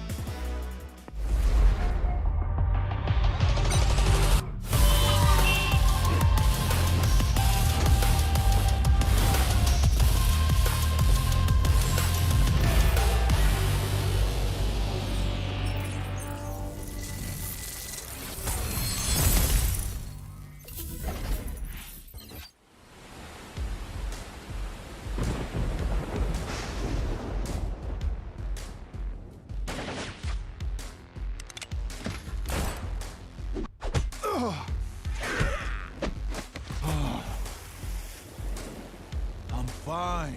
I don't need healing. What? Your arm is broken. If I show you I can do a push-up, will you stop bothering me? I dare you. Hate to say it, but I told you so. You don't hate it at all. Oh, my grumpy love of my life. You can be so stubborn. I am strong-willed. I'm not stubborn. Introduce them to their new home. You're the captain of the island. You do it. Fine, fine. Thank you for taking us in. What is this place called? Ford, you didn't tell them? Slipped my mind. You're in safe here. The safest place on Earth. Welcome to your new home. Hey, who's behind this mural? I didn't approve this. Actually, I look pretty good.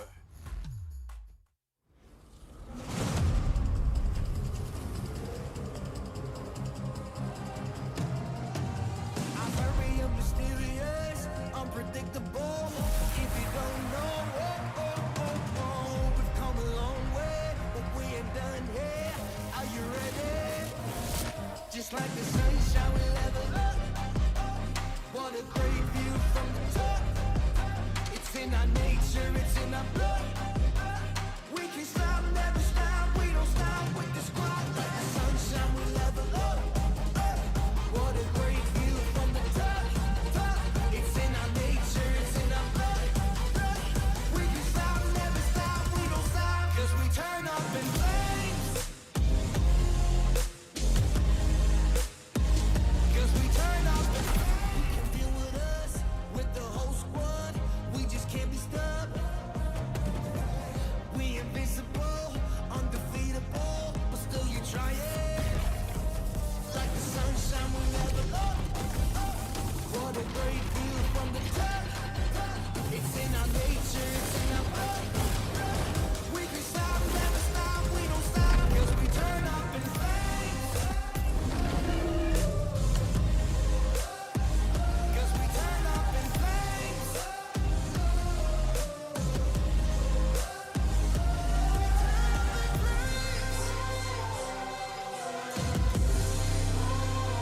Cause we turn up in flames.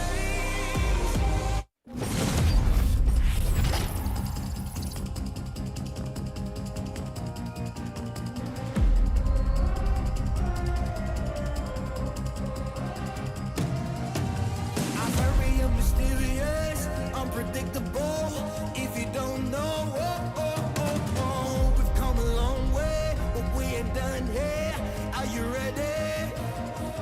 like the sunshine, we level up. What a great view from the top. It's in our nature, it's in our blood. We can stop, never stop, we don't stop with the squad. Like the sunshine, we level up. What a great view from the top. It's in our nature, it's in our blood.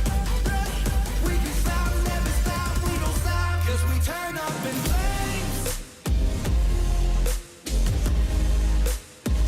'Cause we turn up in flames. 'Cause we turn up in flames. You can deal with us, with the whole squad. We just can't be stopped. We invincible, undefeatable, but still you try it. Like the sunshine, we level up. What a great view from the top. It's in our nature, it's in our blood. We can stop, never stop, we don't stop, 'cause we turn up in flames. 'Cause we turn up in flames.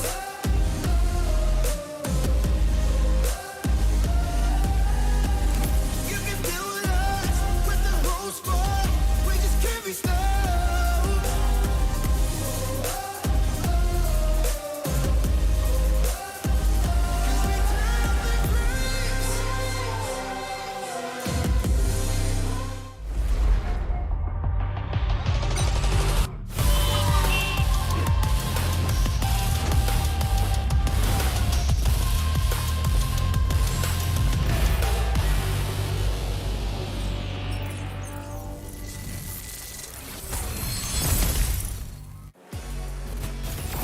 It comes down to the wire. It comes down to the final matchup of our grand finals here at the Free Fire World Series 2022 Bangkok, Thailand. My name's AJ. I'm the Mustachio down here with the one and only Holler to close the show off. But we've got this one final game that will decide exactly who our champs are. And even a team like Ignis still stands a chance. But the conditions are quite tough to meet, Holler. Yeah, so basically the top of the other three teams need to be eliminated like 12th, 11th, 10th. Pretty much they need to be eliminated very early. Super. Gonna be difficult to do. I think the strategy going in is just to play it safe. Yeah. No hot dropping. Make sure that you're as far away from the other teams as possible. Yeah.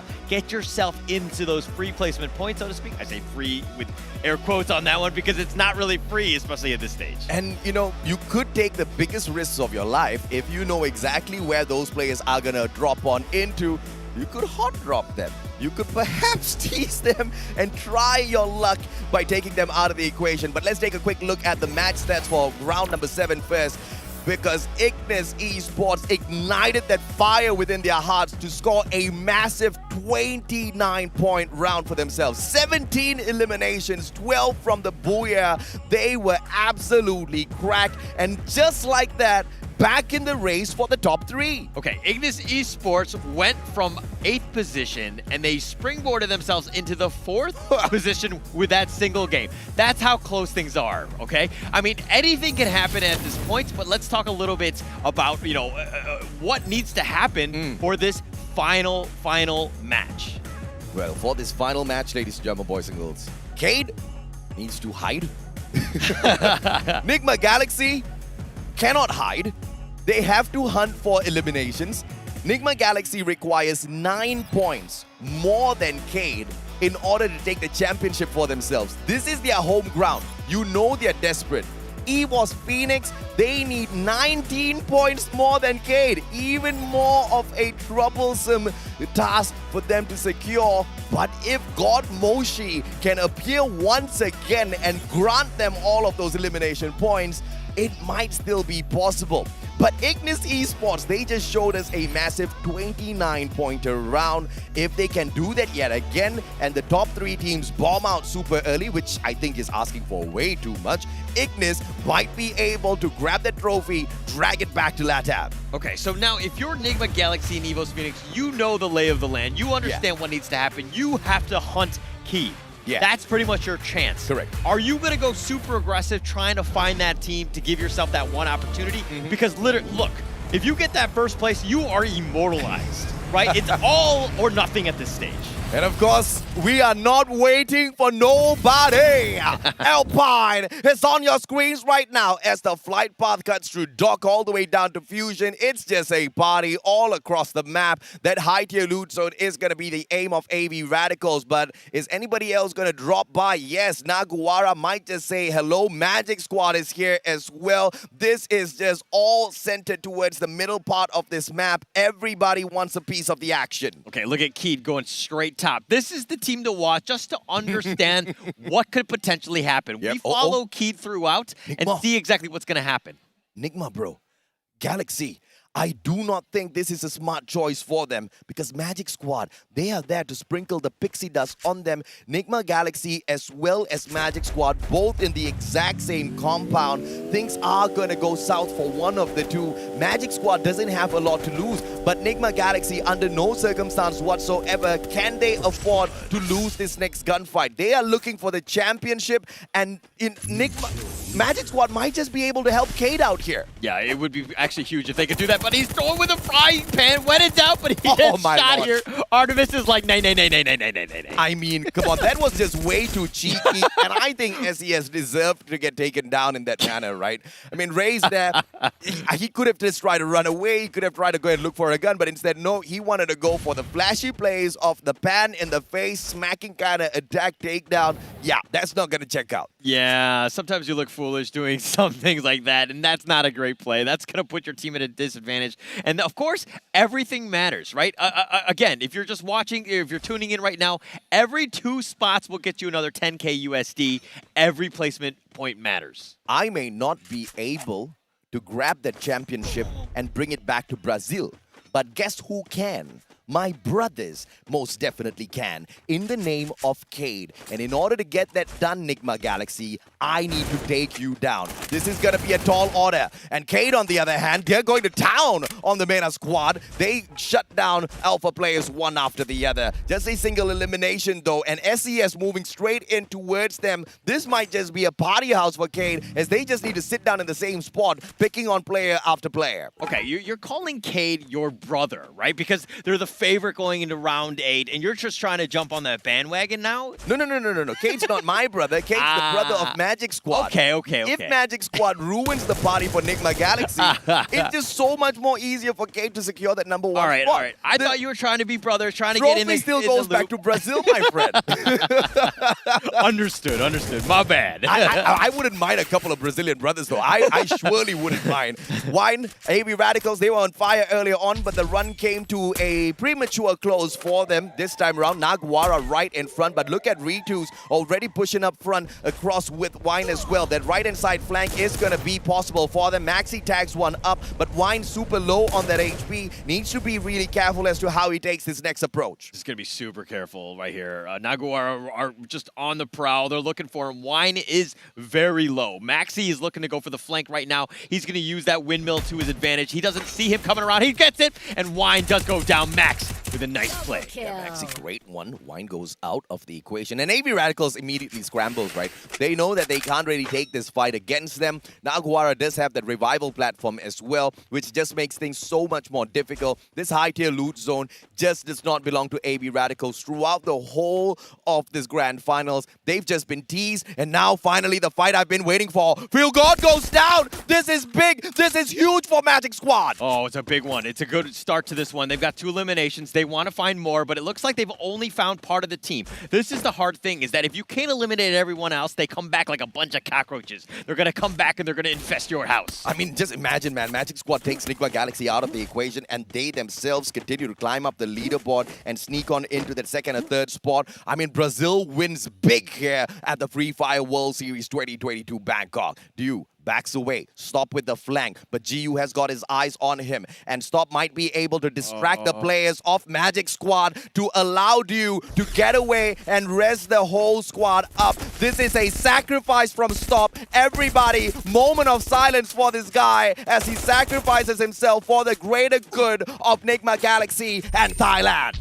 A chip in a chair. That's it. Do is running for his life, trying to res them up. He's going to have to get them back into this game. They need to reset this one. They got to give themselves a chance. RRQ Razor, on the other hand, does take out Maxi. Yeah, RRQ dropped by to say hello to Naguara. AB Radicals gets away with skin still on their back. They weren't really worked down to the bone just yet by the players of Naguara. Naguara does not get aggressive to go in for the chase. SES Alphank, on the other hand, they meet the players of Weevo Cade. Can SES ruin the party for Cade? This is going to be big, but the glue wall melter isn't going to be doing much of a damage. No glue walls there as well, but those are just premature shots. Bara trades one out. General did manage to get one, but this is going to be the advantage to SES as they do have the players to circle around. G'day versus Modestia.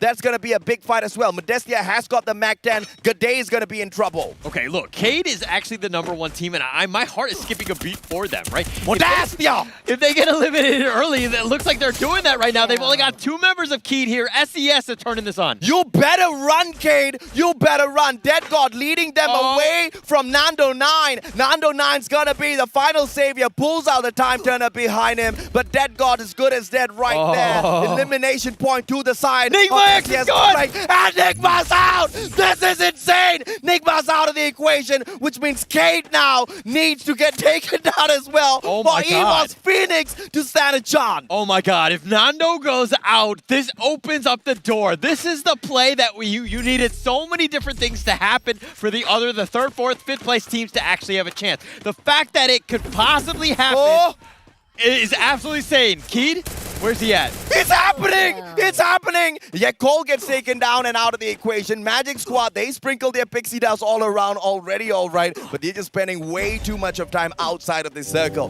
They need to circle back in. Evos Phoenix, they don't know what's happening, man. There's no way they've got any idea as to what's going out there on the battlefield. This team just needs to focus on their own strengths and pick up a lot of points. Massive number of points to bring the championship, or in fact, to hold the championship in Thailand. They actually have a chance. We were thinking that this is going to be impossible. There's 2 other teams that are above them, but they're going to get points. But the fact that Nigma Galaxy has been already eliminated, Keed is on the last, on his last leg, so to speak. I mean, very difficult situation. I mean, the door is wide open. Ignis Esports, Magic Squad, and maybe even SCS have a chance. This is a dream Free Fire World Series for me because it's going to go down to the wire. What a fantastic drama we have unfolding before our very eyes. And AV Radicals, the Filipinos, usually wind up late, but I tell you, this is a disappointing wind-up. I want more out of them, but I hope this is not the final time we see the nation within the Free Fire World Series.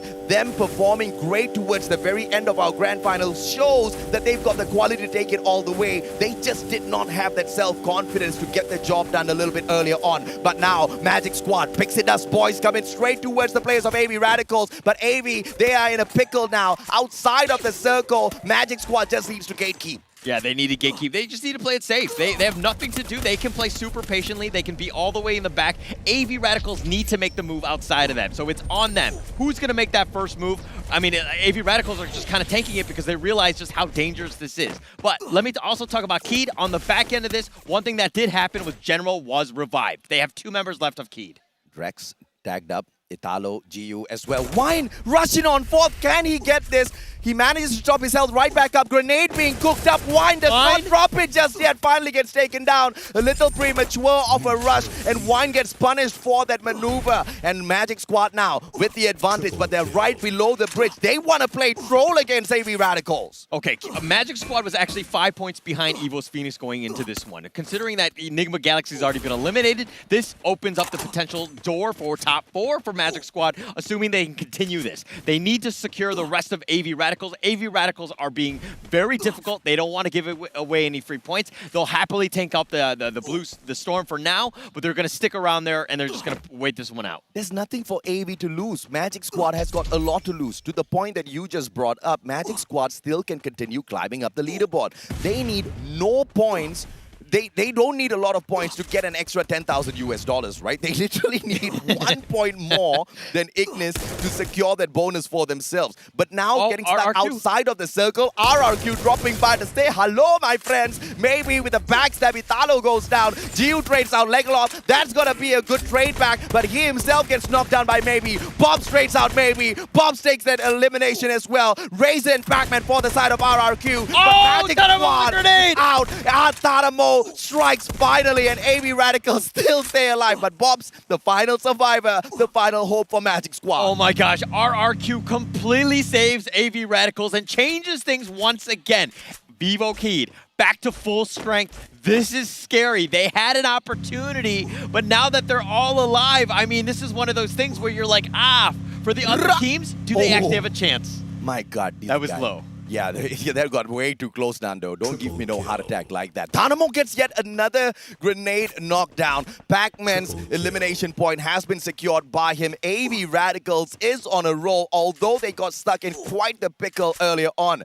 Cade, on the other hand, come on. Can we talk about a couple of survivors here? I mean, this is the way they need to do it. They've been doing it all day today. They've just been surviving.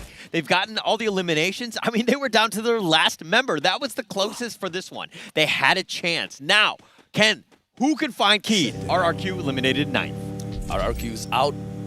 And earlier on, we saw Magic Squad do a number on Nigma Galaxy to help their brothers out.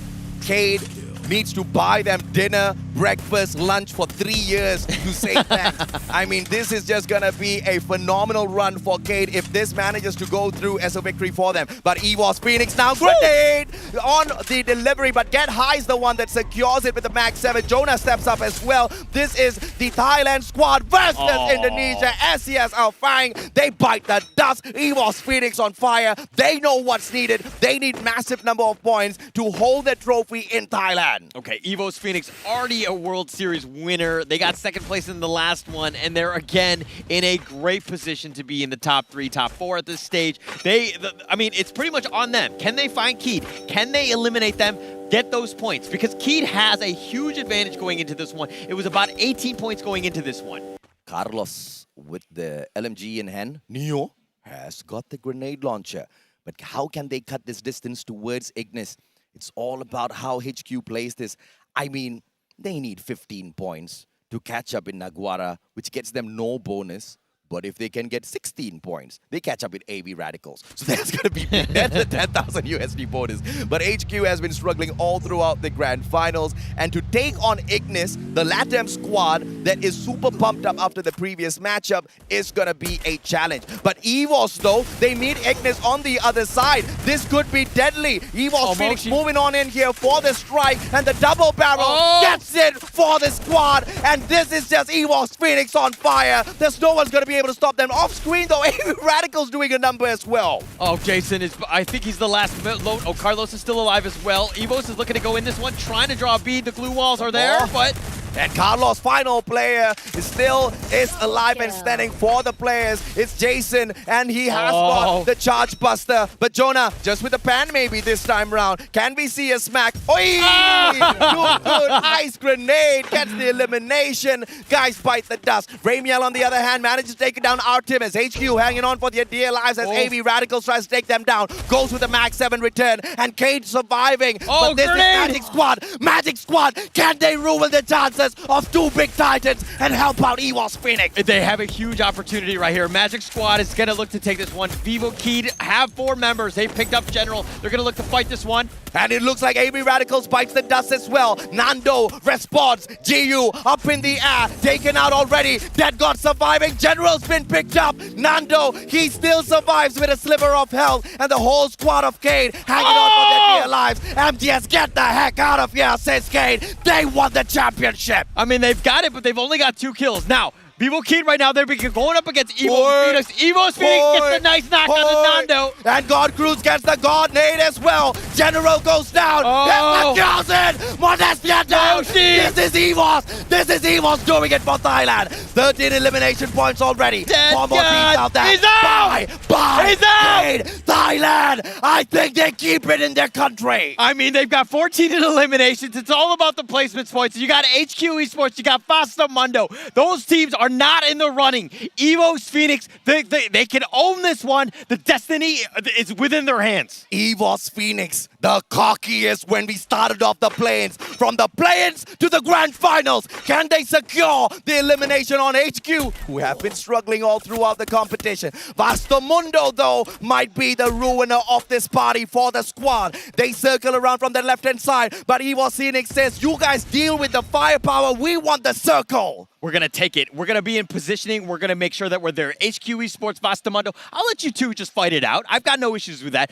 I will go for the third party. I'll make sure I'll take it whatever I can. I have no pressure right now because I'm in the middle of the circle. This is a victory for EVOS Phoenix on the highest level. Fasta Mundo says, thank you for coming, HQ. Get out of here. We want to meet EVOS Phoenix. Two players on the flank. It's going to be the AC-80 in the hands of God Cruz. Grenade as well. Jonah on the other hand. Just a ban, but you know she can cook it up. It's going to be Nunes with a Groza. They attack from afar. Get high. Moshi, he's the secret weapon of the squad. They're sticking aside. They don't need to do anything. The storm is just wide open. Let the snipers go in on the action. Let's force out where we need to go. The circle has been dropped. It's in favor of EVOS, though. They need more than 18 points. They need 19 points more than Kane to secure the championship. They need all of these eliminations. One goes down. Nunes is out. Oh, he's dead. Will he get crushed? One more shot. Oh, Crusher. Crusher. Plays the 10 from the back as well. Luca ain't got no luck. This is EVOS Phoenix. This is Thailand. He gets knocked as well. And EVOS Phoenix. I don't know if that was enough, Ola, but that was a phenomenal round from the home ground boys. Wow, if there's ever a moment you need to step up, that was it. EVOS Phoenix, I think they got a monster.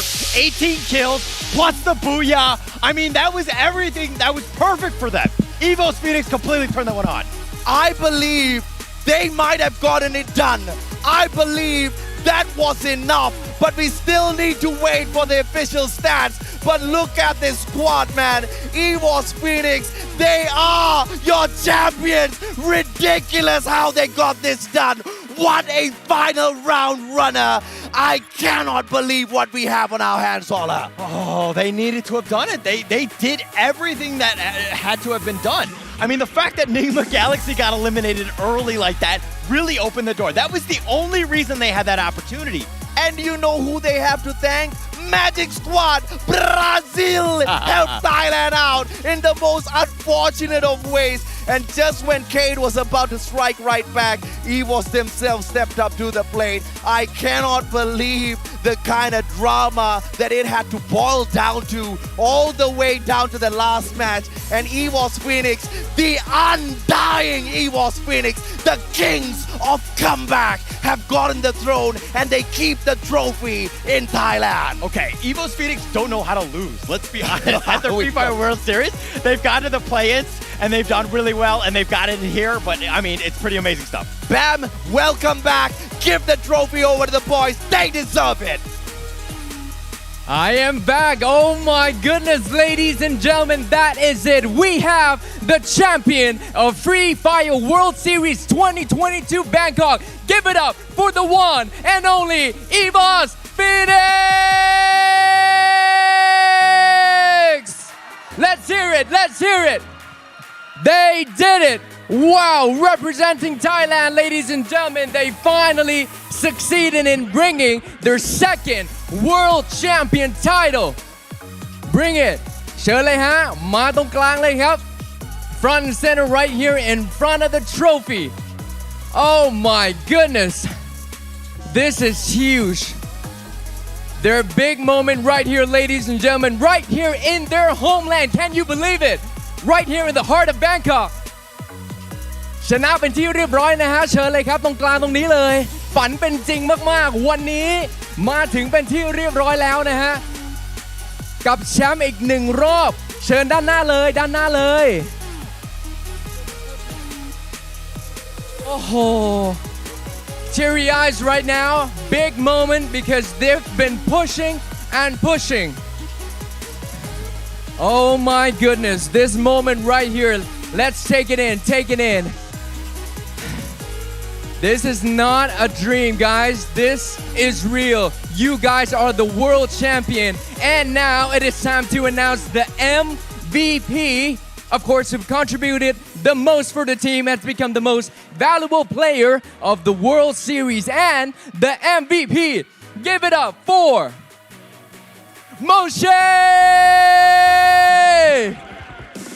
Whoa! Great job, Moshe! สุดยอดเลยครับโมชิฮะ Here's a medal for you. Turn around. Wear that medal. Wear it with pride and honor. Wow. สุดยอดมากๆครับโมชิครับ MVP ครับของ World Series ในครั้งนี้ Take it in. Take it in. All right. สุดยอดครับน้องๆทุกคนเอาล่ะได้เวลาแล้วนะเชิญด้านหลังโทรฟี่ตรงนี้เลยเดี๋ยวนับถอยหลังเป็นพร้อมกันชูขึ้นสูงๆชูขึ้นสูงๆครับ The moment is right here ladies and gentlemen for EVOS Phoenix to raise that trophy up high on my count. Ladies and gentlemen, we'll be counting all together all around the world and they'll be raising that trophy up high because they're the world champion. On my count, on 3, 2, 1.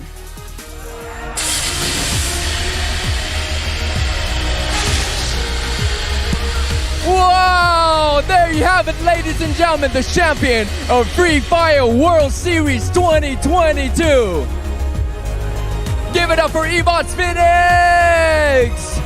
Wow! What a beautiful, beautiful moment. Congratulations on your incredible, incredible success. Sensational play. Sensational play. You've made Thailand proud. นี่คือช่วงเวลาที่รอคอยมากๆเลยจริงๆครับและยินดีด้วยกับ EVOS Phoenix นะฮะที่คว้าแชมป์โลกสมัยที่2ครับและสมัยนี้อยู่ที่ประเทศไทยด้วยครับเจ้าภาพที่ประเทศไทยอย่างนี้โอ้โหภูมิใจแทนคนไทยเลยจริงๆครับเอาล่ะพูดคุยกันหน่อยดีกว่า Alright เชิญด้านหน้ากันหน่อยครับน้องๆโอ้ยทำให้ประเทศไทยแบบว่าสุดๆไปเลยตอนนี้เราอยู่กับล่ามแล้วพูดคุยกันหน่อยเป็นไงไหนพูดไม่รู้เรื่องใช่ไหม One of the players were like, oh, I cannot do interviews right now. So many emotions right now. Overwhelming. Okay, take it easy. Take a deep breath. Take a deep breath. หายใจก่อนนะหายใจนะโอเคขอตัวแทน1คนครับรู้สึกอย่างไรบ้างตอนนี้ How you feeling right now with the title of World Champion ดีใจมากครับดีใจมากจริงๆนะครับทุกทีมเก่งมากครับทุกทีมเก่งกันมากเลยครับดีใจอย่างเดียวเลยพูดไม่ออกเลยครับมันจัดขึ้นที่ประเทศไทยด้วยครับผมอยากได้แชมป์มากที่ประเทศไทยอยากชูถ้วยที่ประเทศไทยมากเลยครับแล้วทำได้แล้วครับทำได้แล้วใช่ทำได้แล้วสุดยอดจริงๆครับทำได้ครับโอ้โหสุดๆกันไปเลยนะฮะเชิญเลยฮะ Okay, he says he's very happy and very excited because this time we have in Thailand every team done the best performance and he was very happy. That's all he said. Yes, they pulled it off and they really want to hold that trophy up high right here in Bangkok and they did it. EVOS Phoenix, guys. All right, so what was the biggest challenge? What was the biggest challenge in the entire tournament? Was it communication, the strategy, anything? มีอะไรที่แบบท้าทายที่สุดเลยในการแข่งขันครั้งนี้ครับอะไรที่มันท้าทายสุดอะไรใครท้าทายไม่มีเลยง่ายไปหมดก็รอบนี้ก็ยากครับท้าทายยากเหรอตรงไหนอะตรงไหนมากครับจุดไหน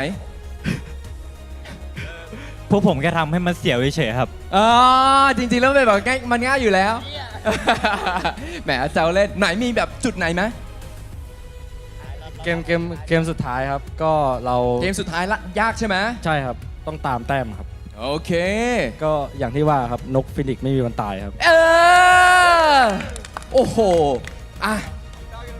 He said the last game was really challenging because the point gap is quite big but as you can see Phoenix never die Yeah Phoenix never die and They never die indeed. All right, so which team surprised you the most? ทีมไหนแบบที่ทำให้เราแบบเซอร์ไพรส์สุดเฮ้ยนี่มันแบบว่าท้าทายนะเนี่ยทีมไหนฮะ ก็ทุกทีมครับเก่งขึ้นมากทุกทีมเลยครับรวมถึงรอบ P-in ด้วยครับถือว่ายากมากครับ โอเคเชิญเลยครับ All the team are very good, including the play-in, because they have make a hard time to come to finals. Yeah, so no one team in specific, right?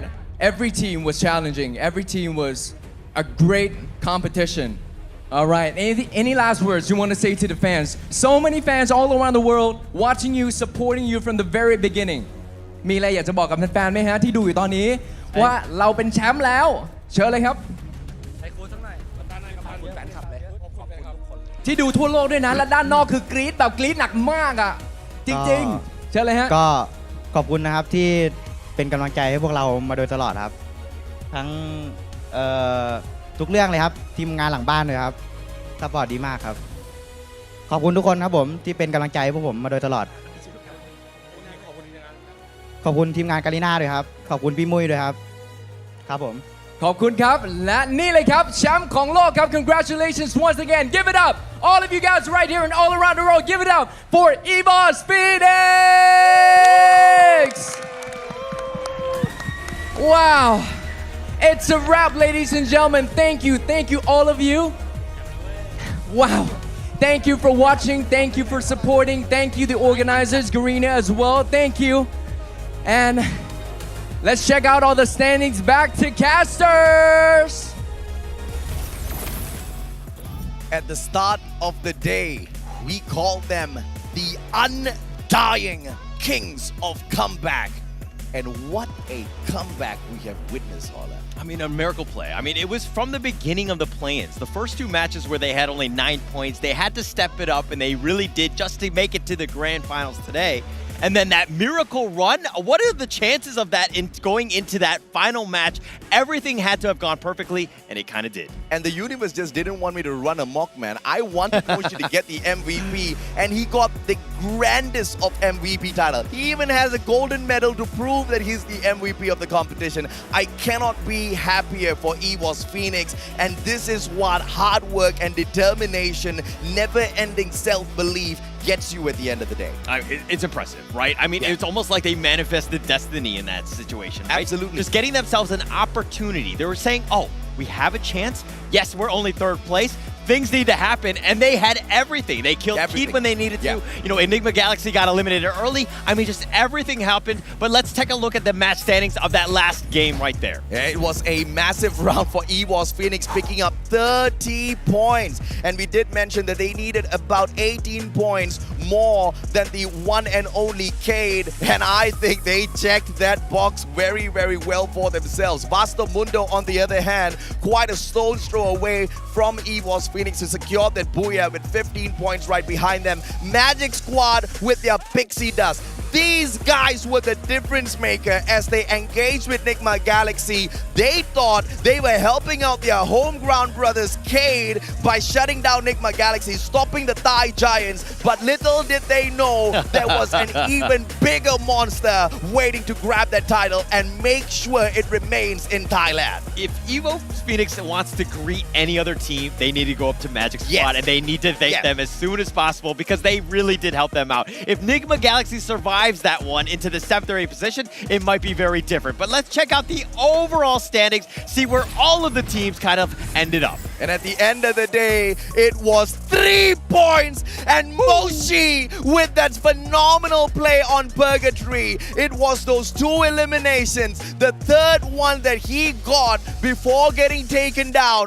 Those 3 points were your championship points. If that boy does not deserve that golden MVP title, I really do not know exactly what earns it for you. One of the 2 teams to earn a double booyah in the grand finals today. I am officially a fan of EVOS Phoenix. And by the way, second World Championship for the squad. Absolutely crazy. And the fact that they were able to do that. But this is the thing. Every single point matters. Like, go back to that game 7, where that Moshi play, that 1 versus 2, he doesn't do that. They actually lose out on about 5 or so points. They do. Keed actually would win then. Yes. So every single fight, that clutch will go down in history. I mean, we don't want to ignore all of the other teams, but come on, bro. How can we stop talking about EWOS Phoenix and how they got the job done at the end of the day? It is a super emotional time for them up there on the stage, and I totally understand why, right? It was not an easy journey from the start. They had to fight through the play-ins. You had Titans there. They lost the 2 matches when the day started. Any other team would have been absolutely crushed. Not the Undying Phoenix. Okay, it happened with Attack All Around. They went through the play-ins. They ended up winning the World Series. You know, EVOS Phoenix were like, hey, we'll do that route. I think it kind of helps out. They went through the playoffs and they dominated there, and they're here now, and they're the champions because of that. So apparently this is the way to go. You just go to the play-ins, right? I don't know if or not you guys want to be aiming for that, but EWOS Phoenix clearly showing that even when you are in the toughest spot, you can still get the job done. You need, sure as hell, a lot of skills. You need a Moshi on your squad. Yeah, you need that, and that's going to be great. And thank you so much to all the viewers that are there. Thank you so much, AJ Husky, for casting with me. And thank you to all the teams. We'll catch you at the next World Series.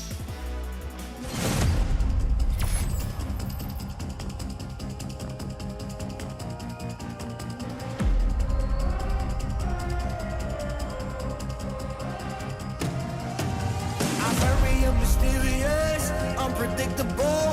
If you don't know, we've come a long way, but we ain't done here. Are you ready? Just like the sunshine, we level up. What a great view from the top. It's in our nature, it's in our blood. We can stop, never stop. We don't stop with the squad. Like the sunshine, we level up. What a great view from the top. It's in our nature, it's in our blood. We can stop, never stop, we don't stop. 'Cause we turn up in flames. 'Cause we turn up in flames. 'Cause we turn up in flames. You can deal with us, with the whole squad. We just can't be stopped. We invincible, undefeatable, but still you try it. Like the sunshine, we level up. What a great view from the top. It's in our nature, it's